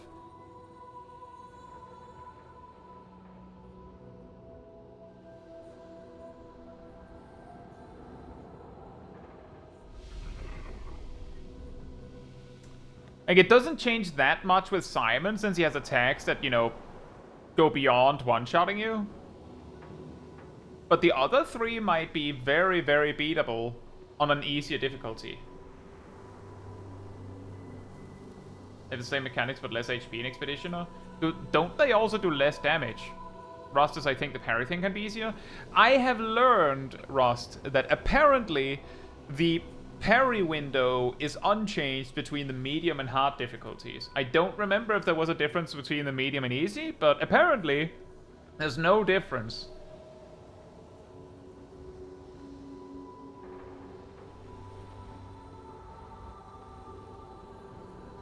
When you look at the parry-only videos, there are often people playing on easy.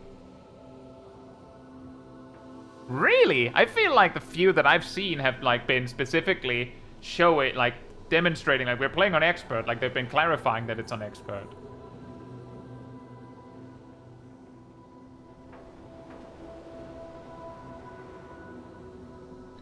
And honestly, I didn't try, but for what people seems to say, expert is double health and about 10-fold damage compared to normal. Dodge and parry are the same. I don't know if it's 10-fold, but what I do know is that I believe the damage is at least doubled, but it also makes it so, like... I specifically found information on defense in that... the amount of defense you need to basically reduce damage by 50% is one number. Then you need basically 3 times that to reduce it by half again. It's usually how it goes, is that, like, damage reduction works by your defense divided by some number plus your defense or something like that. Something like that. I can't remember exactly how it goes, but it basically means that the magic number is where the damage is cut in half, and then you basically need 3 times as much because you need to have the magic number plus 3 times your defense be equal to 4 times as much, something like that, but to add up to, you know, quarter damage, and then you have to like something like, you know, like multiply it again.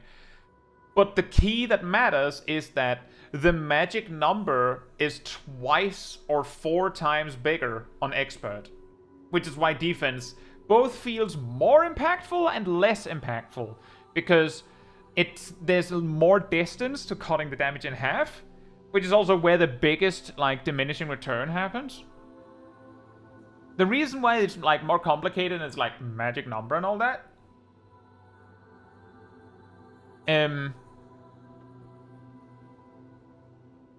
Is because people checking it found that the magic number varies as you go through the game. Like, one person found the magic number to be one thing in the first area of the game, and then they progressed a little bit further and realized that the number was now different. Or I believe they were made aware of it because someone did a similar test and found the magic number to be a lot higher. And then they found that, no, actually that's true, the number changes.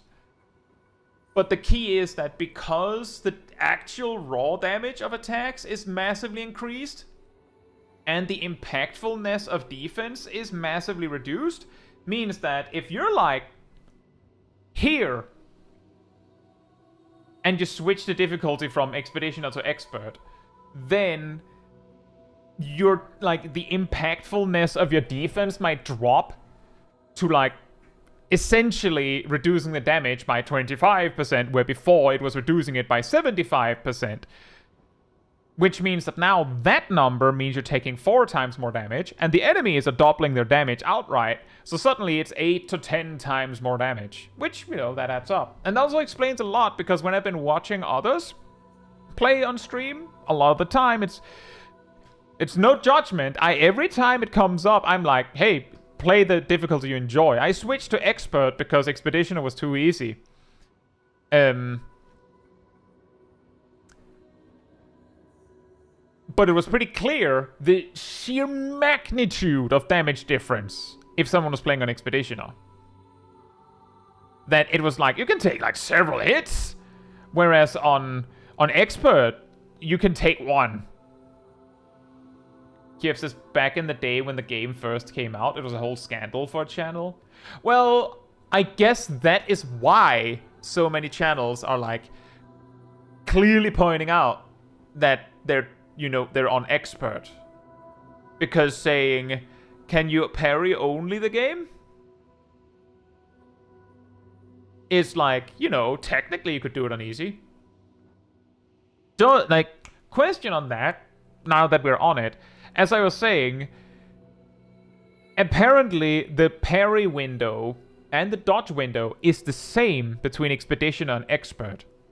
Is it also the same between Easy? I don't know what that's called. Story? And Expeditioner? Or is it actually like a bigger window?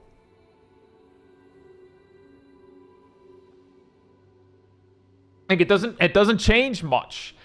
If someone is like, I'm beating the game parry only, but I'm playing it on easy. Like, even if it is the same, even if it was the same, even if it was the same, you'd still be fighting enemies with less health, presumably. Windows bigger in story mode. Are you sure that there, like, just checking, are you sure that there is a difference between Expedition and Expert? Because from what I could find, it was like something people believed, or something that might have been true, and then things were changed, or something like that. It is really difficult with things like this, because it could be that it is still the case, and people just, don't know for sure, because it's very difficult to tell.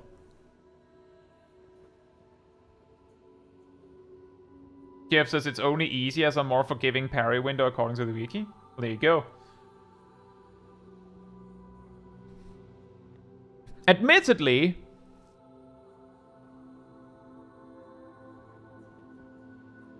if the damage was multiplied tenfold, essentially, from Expeditioner to Expert, let's just say if that was the case, then Lampmaster, like this Lampmaster we just fought, would do like 200 damage on Expeditioner.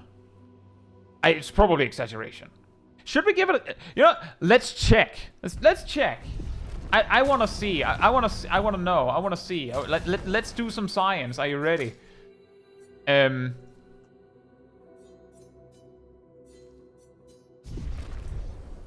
I actually set it? Yes. Ilana says dodge is 0.33, 0.22, 0.22, and parry is 0.25, 0.15, 0.15. I actually thought that the dodge window was like twice as big. Welcome to the Mythbusters. Yeah, exactly. Let's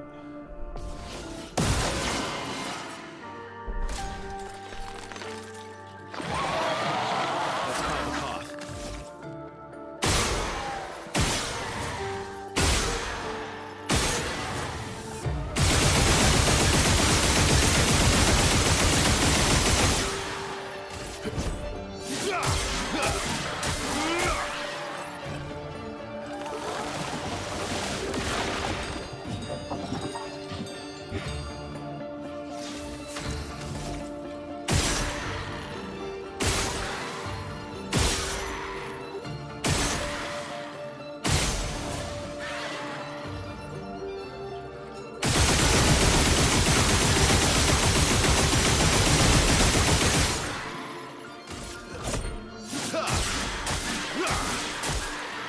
Definitely feels like he has a lot less health.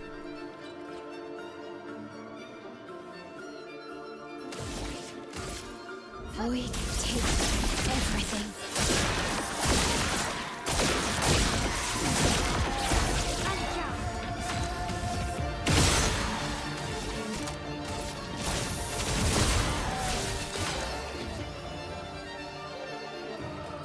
I'm just realizing that I can already put him into a leg lock here.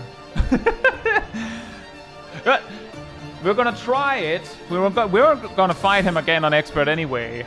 But we're gonna try this just to see how much of a difference it makes. Favorite part.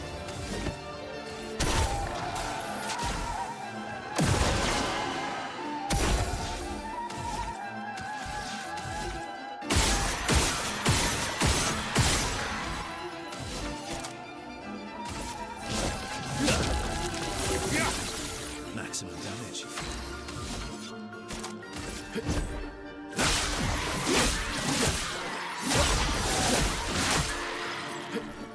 He definitely has way less health. Void takes everything. Definitely feels that way.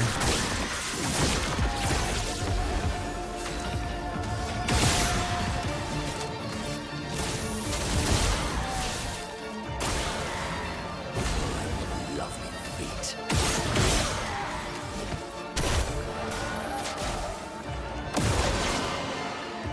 Lovely feet.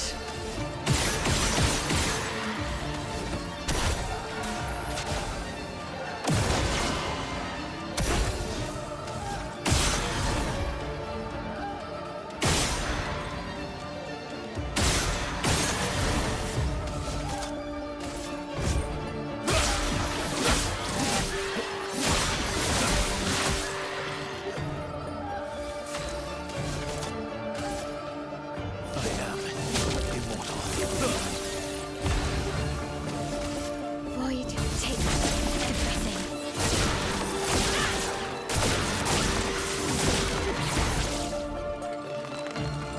Right.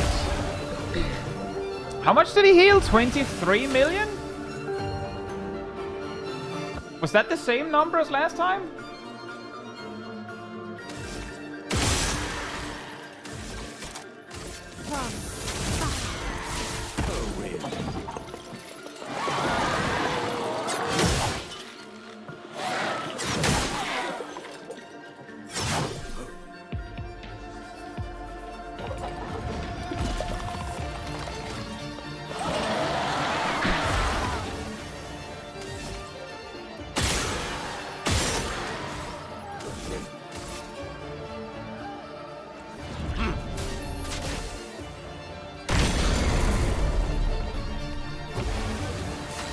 Can you turn on the darkness when you're stunned?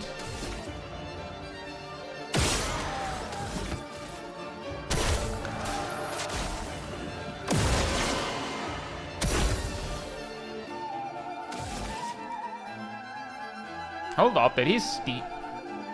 Why are you in no stance? Oh, right. I swift strided on someone who wasn't burning.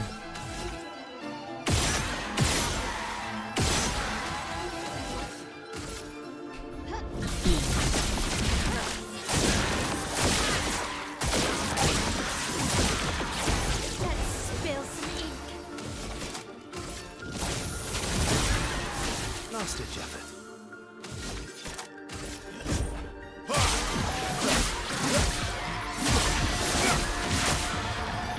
I'll manage.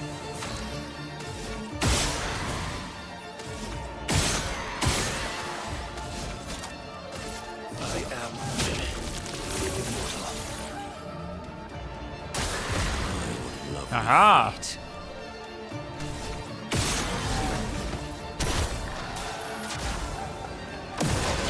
And admittedly, one observation about this strategy is that with Monoko just being on shield spam duty and being ready to break point, and Versa spending nearly all of his turn on the stun, means that Mail is not being completely useless by doing damage, because no one else is.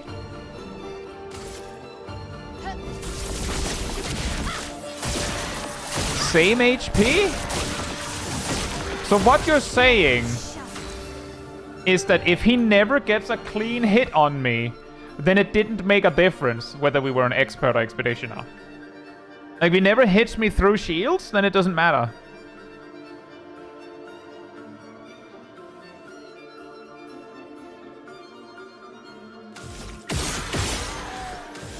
That's at least what it sounds like. manage. End of the line.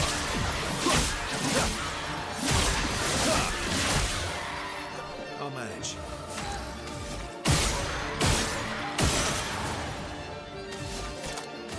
I am immortal.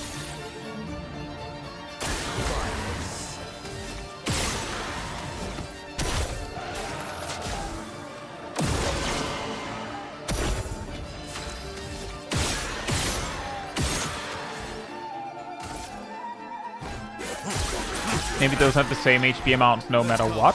Possible. End of the line.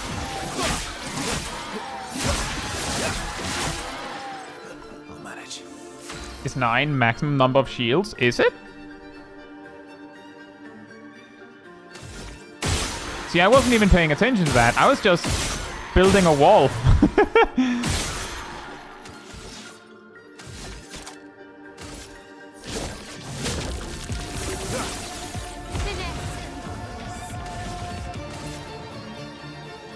Void takes everything. Yeah, I agree. Monoko had lost 2 shields, but now he's only 1 behind.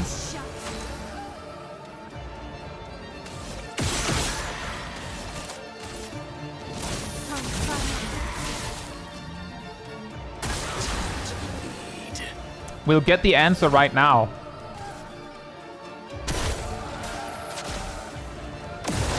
Yes. Yes. We have finally fully prepared.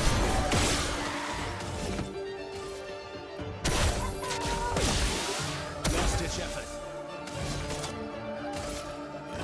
End of the line.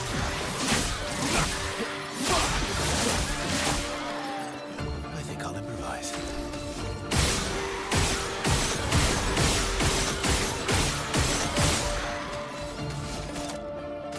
I am immortal. The dance begins.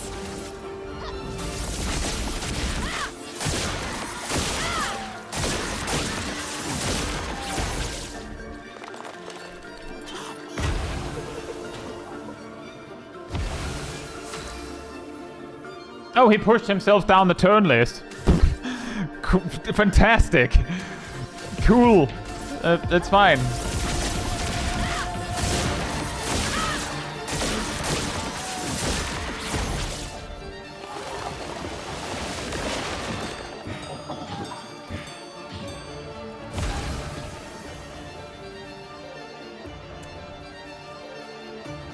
Was that left, top, top, left, left?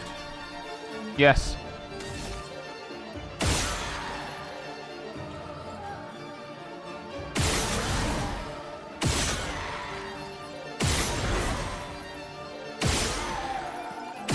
Really gotta pay attention. He body blocked one of my shots.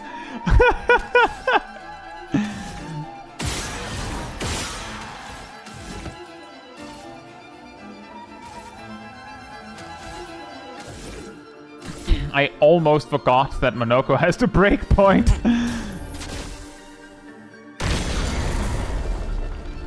So much power. Last stage effort.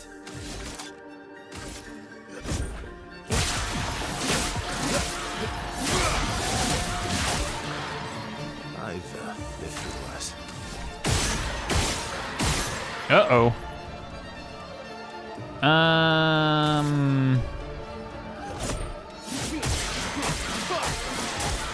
Oh.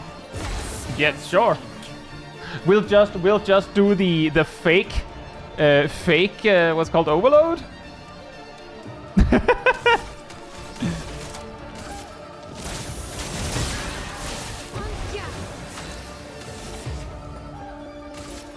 Void takes everything.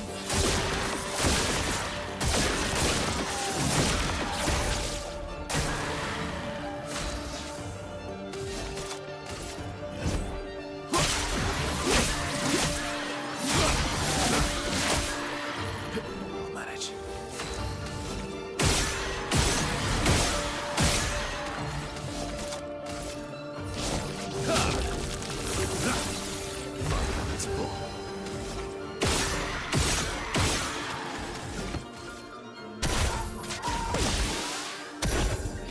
All the buffs.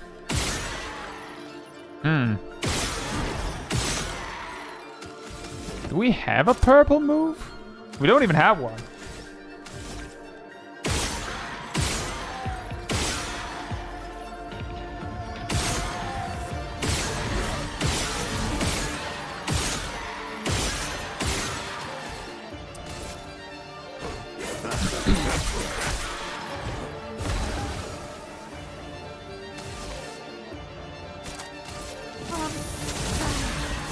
Time to hit big.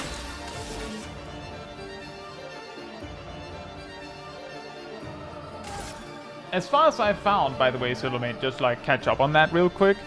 From what I could find, it sounded like it was changed. That like there was a point where Expedition and Expert was not the same. But like that's where my search starts and ends, because I was just curious. End of the line.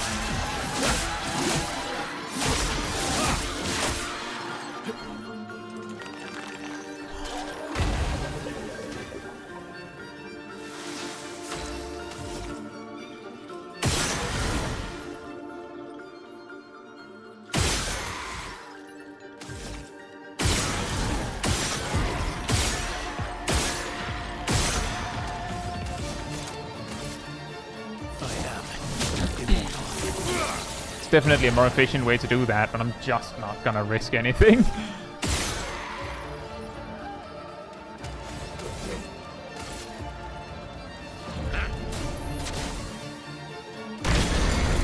Back to 5 million.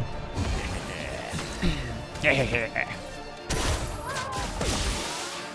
Shot. On fire.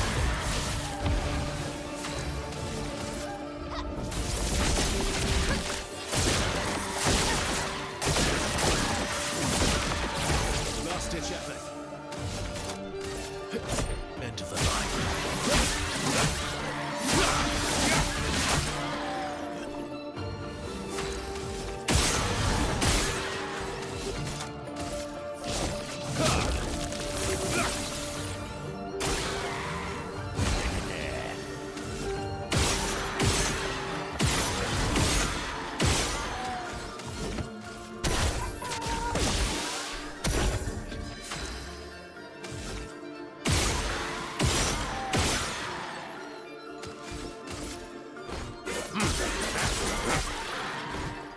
just complete buff maintenance, not risking anything.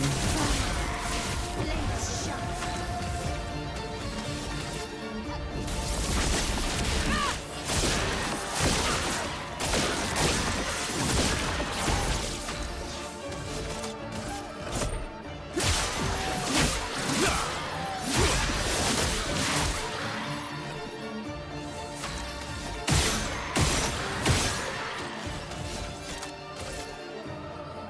I am immortal. I'm ready.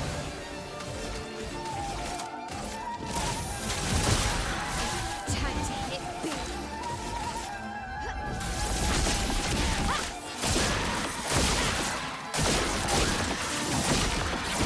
So much power. My favorite part.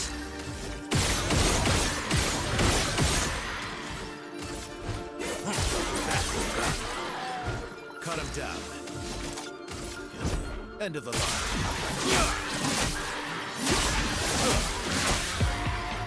I'll manage.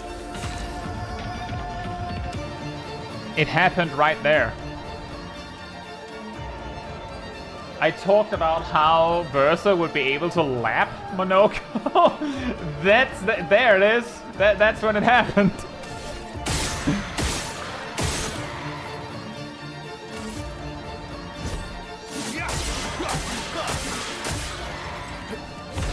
Inconveniently, it was the specific moment where the sequence broke as well, and Versa's gonna have a little bit of trouble maintaining the sequence.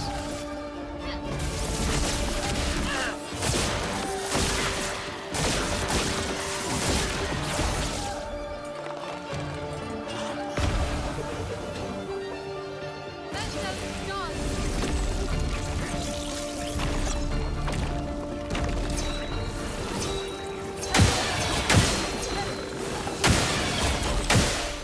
Ah, there's the silence.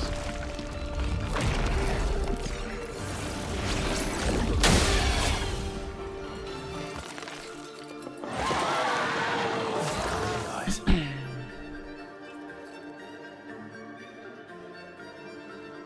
I didn't grab the cleansing tint because we're just going to test. Oh, doesn't really matter.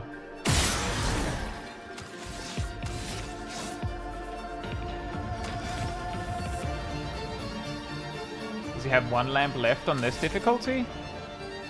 It's 5 on each of them. We've just gotten that far.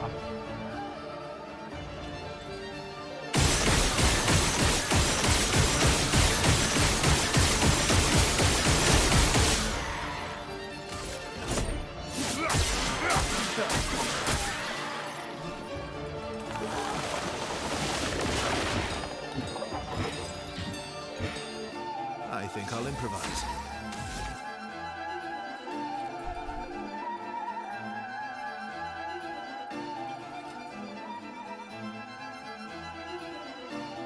Now he was randomly lighting the lamps, Rust. Some on expert he sometimes lighted 3, sometimes lighted 2.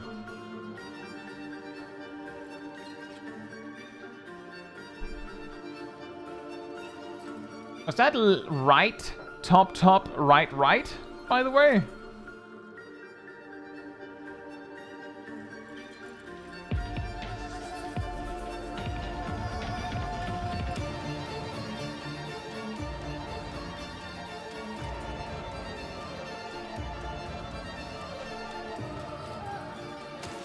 I think I saw right, top, right. Hmm.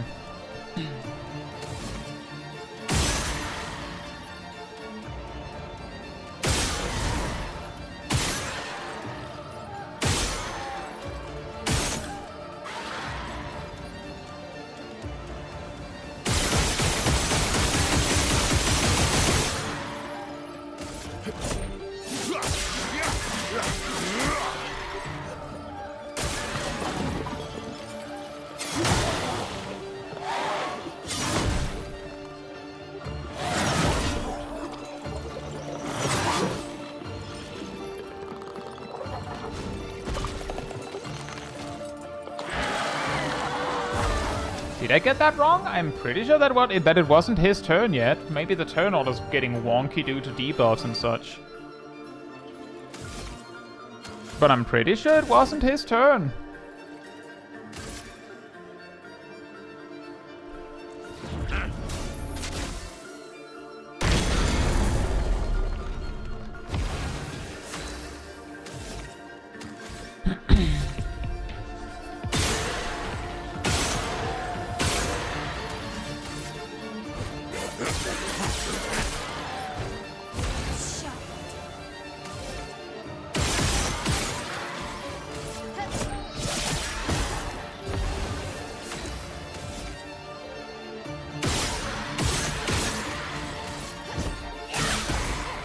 I think I'll improvise.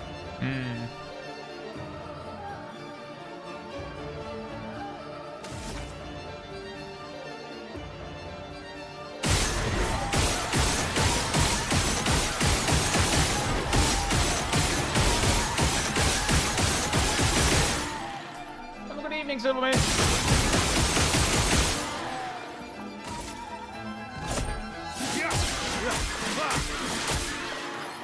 I'll manage.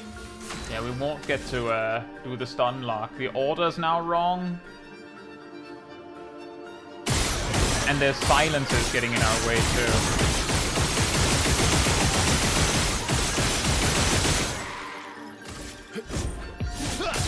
But we might just breakpoint stun lock instead. Maybe?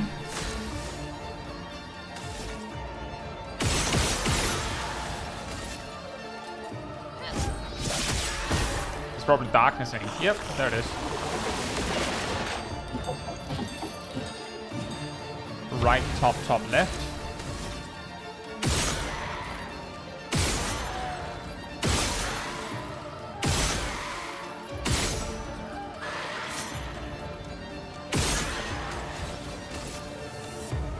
Let's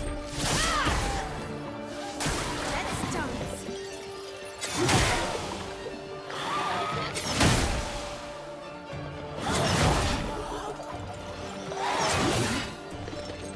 This is getting confusing. He's taking his turns somewhat randomly? Improvise. Like, somewhat randomly?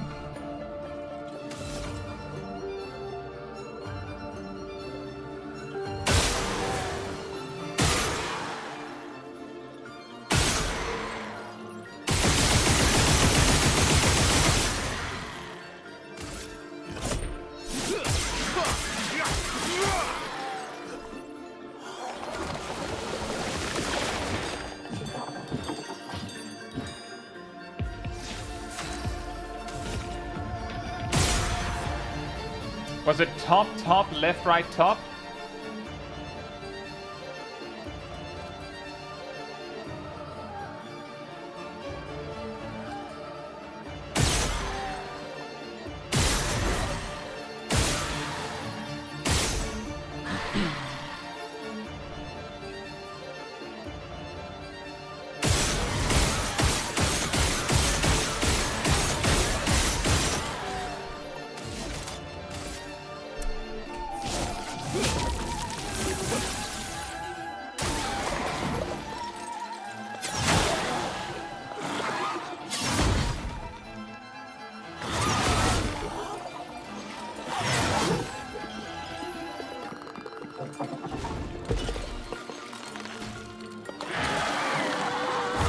You do see it, right? Like, he's just taking his turns all willy-nilly. Like, when he feels like it, he's just taking one. Which makes it really hard to tell when I need the stun up. Time to lead. Like, the only thing missing is that he takes a turn before Verso now. Which he totally could. I'm hoping that we can get rid of these slow effects. Well, that was easy. Because I think that's really what's messing it up.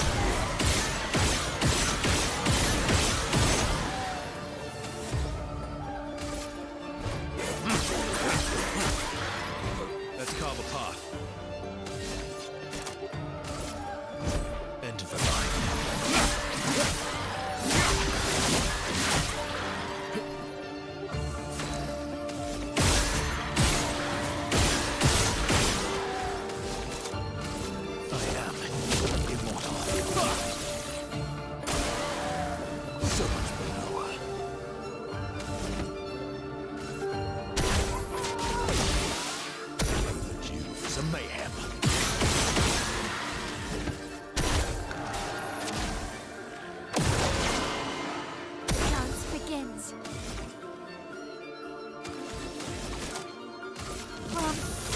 That was quite a long way to stabilize. Take everything.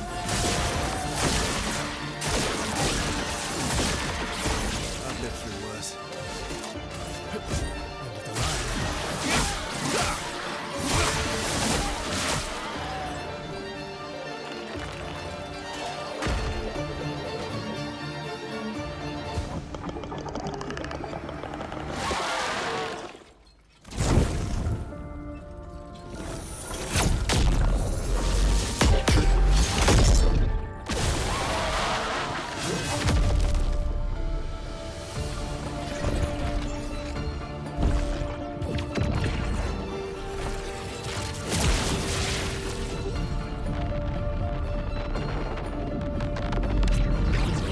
That's a big fireball.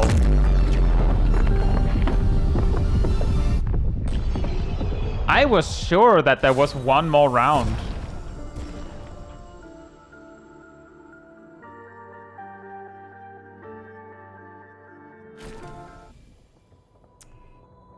So, to recap, turned out that the boss had the exact, almost if not exactly the same health on Expeditioner.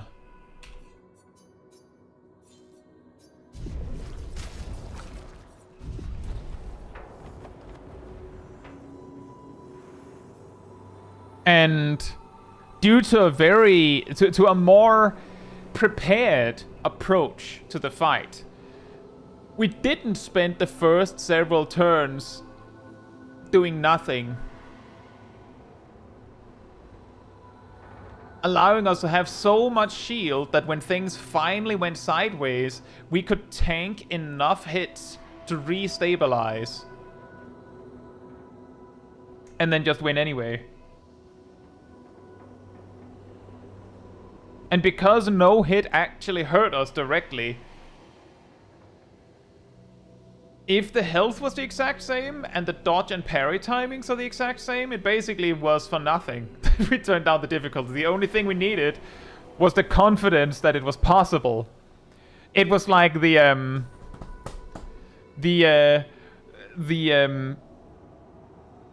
anyone ever watched the original Space Jam? When Bugs fills a bottle with water and says that it's like super drink that makes you powerful. And because no one knows better, they just take his word for it and then they play better.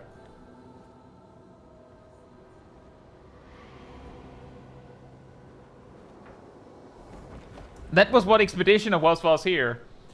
The belief that now it was going to be easier because we had turned down the difficulty, even though the things that were made easier didn't do a thing, made it possible. That's really funny.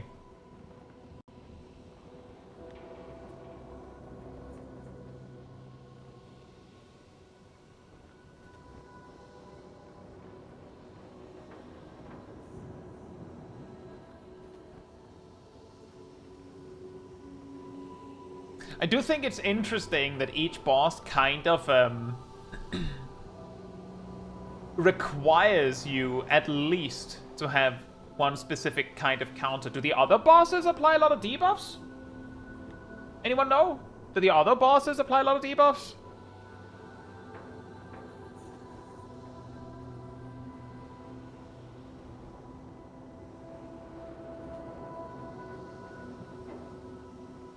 Because Lampmaster both had the free aim angle. You have to have enough AP to stop him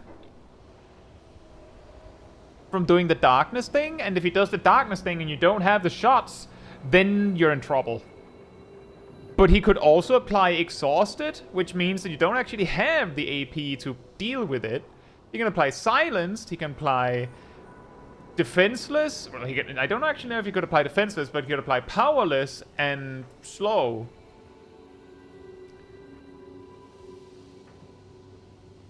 If the other bosses don't really apply any debuffs, then it kind of comes with the implication that Lampmaster's challenge is debuff management and also free aim. And then Duelist has the whole, like, turn, like, overwhelming you with attacks. If Duelist gets straight up, like, an extra turn every time you have a turn, then it's, like, mechanically designed so that you cannot win with speed. Like, that straight up doesn't work. And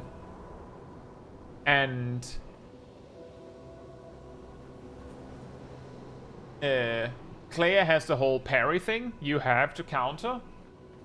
So with Lampmaster and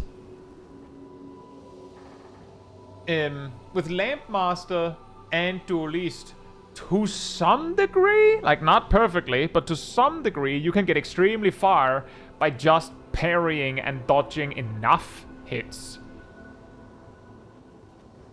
Or the correct hits. Like if you don't get silenced, you might be able to shield it up again, over and over and over again.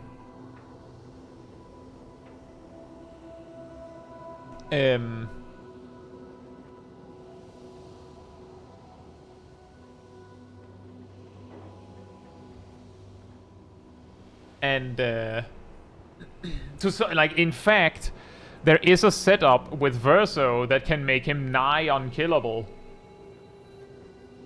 Like, you just Angel Eyes and then use him also. So you can't die when you're in S rank. And if you were to get hit 2 turns in a row, then Angel Eyes means you get up again anyway. And if you can recover from that and get back into A or S, then you're fine. And you can just keep going and going and going.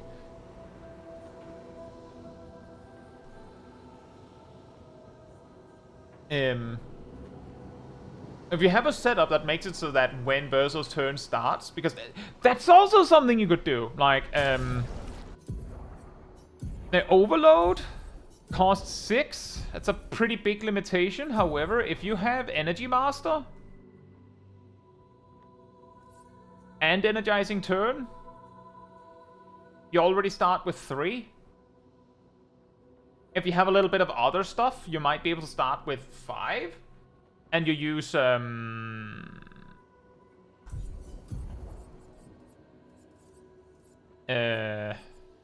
what's it called?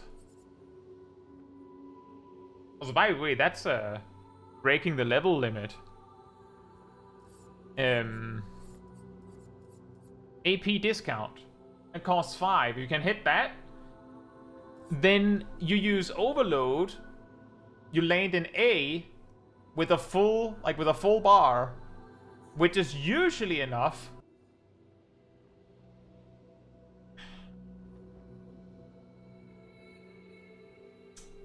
Right in the middle of me explaining.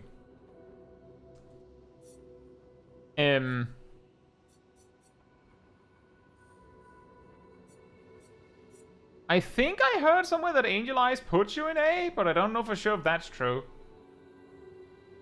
But you just maintain the buff from Angel Eyes, which means that you get up again if you die. And then you use Overload into a regular turn. You just make it so that you can't die. That doesn't matter if Duelist takes a turn for every one of your turns. That's too many turns for this setup to not get overwhelmed. And Clair can just say, well, it doesn't matter. As long as you don't parry me, you don't get any progress. So even if you're invulnerable, even if you're completely immortal, you still can't do anything. Because she's gonna keep stalling you until you get it right. And Lampmaster, of course, can silence you.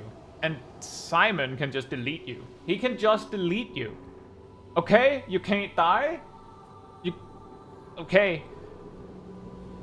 Just Alt F4 Verso. Just...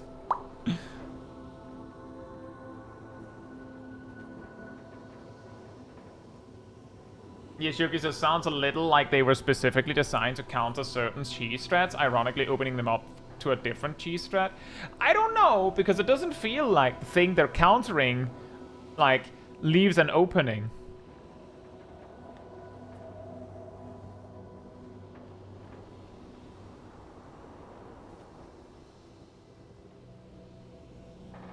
Like, that it doesn't seem like that's the case.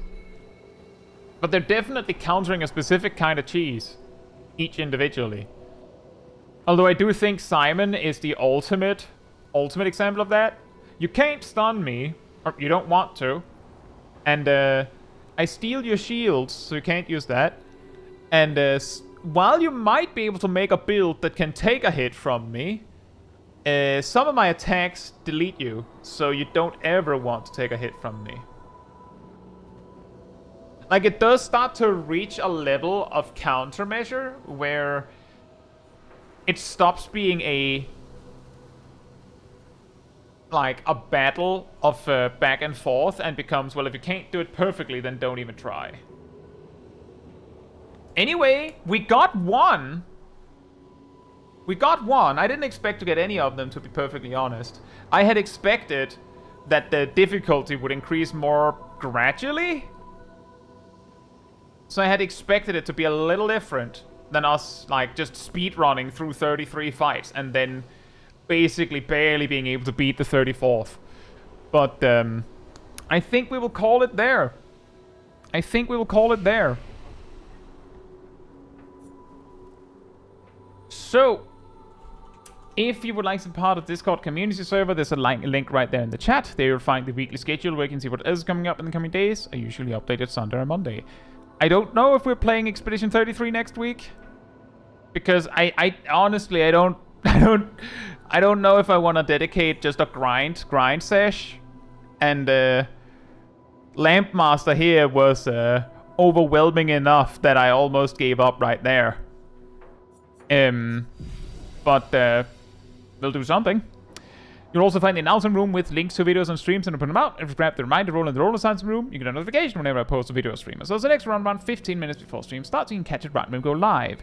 And if you'd like to support the channel even more directly, you can like over on the YouTube side of things, you can follow, you can subscribe, you can become a member, you can super chat, you can cheer, you can do all of that goodness. If you don't like any of that, there's also the Ko-Fi link out. I'll post it right there in the chat.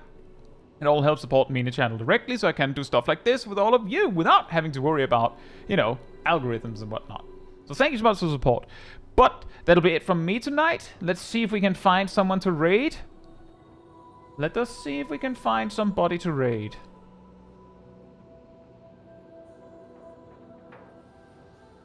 And then I'll have to double check, because it feels like it's not like necessarily my PC messing up. It feels like Expedition 33 is just like taking twice as much performance as normal to run.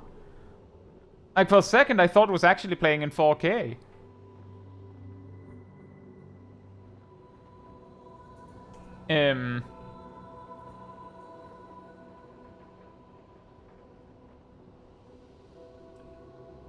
Because my PC is acting like it is.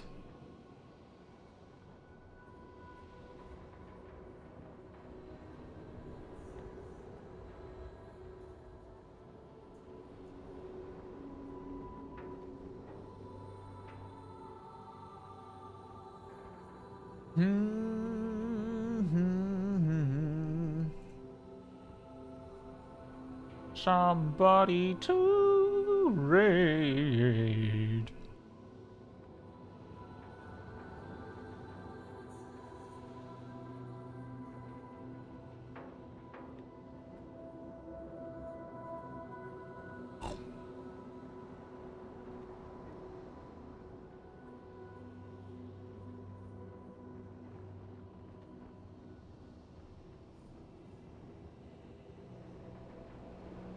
Oh, we have someone who's early in the game.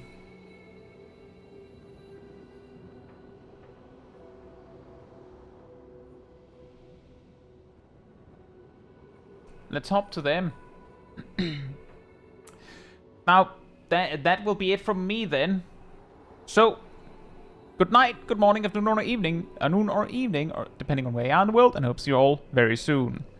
Bye-bye!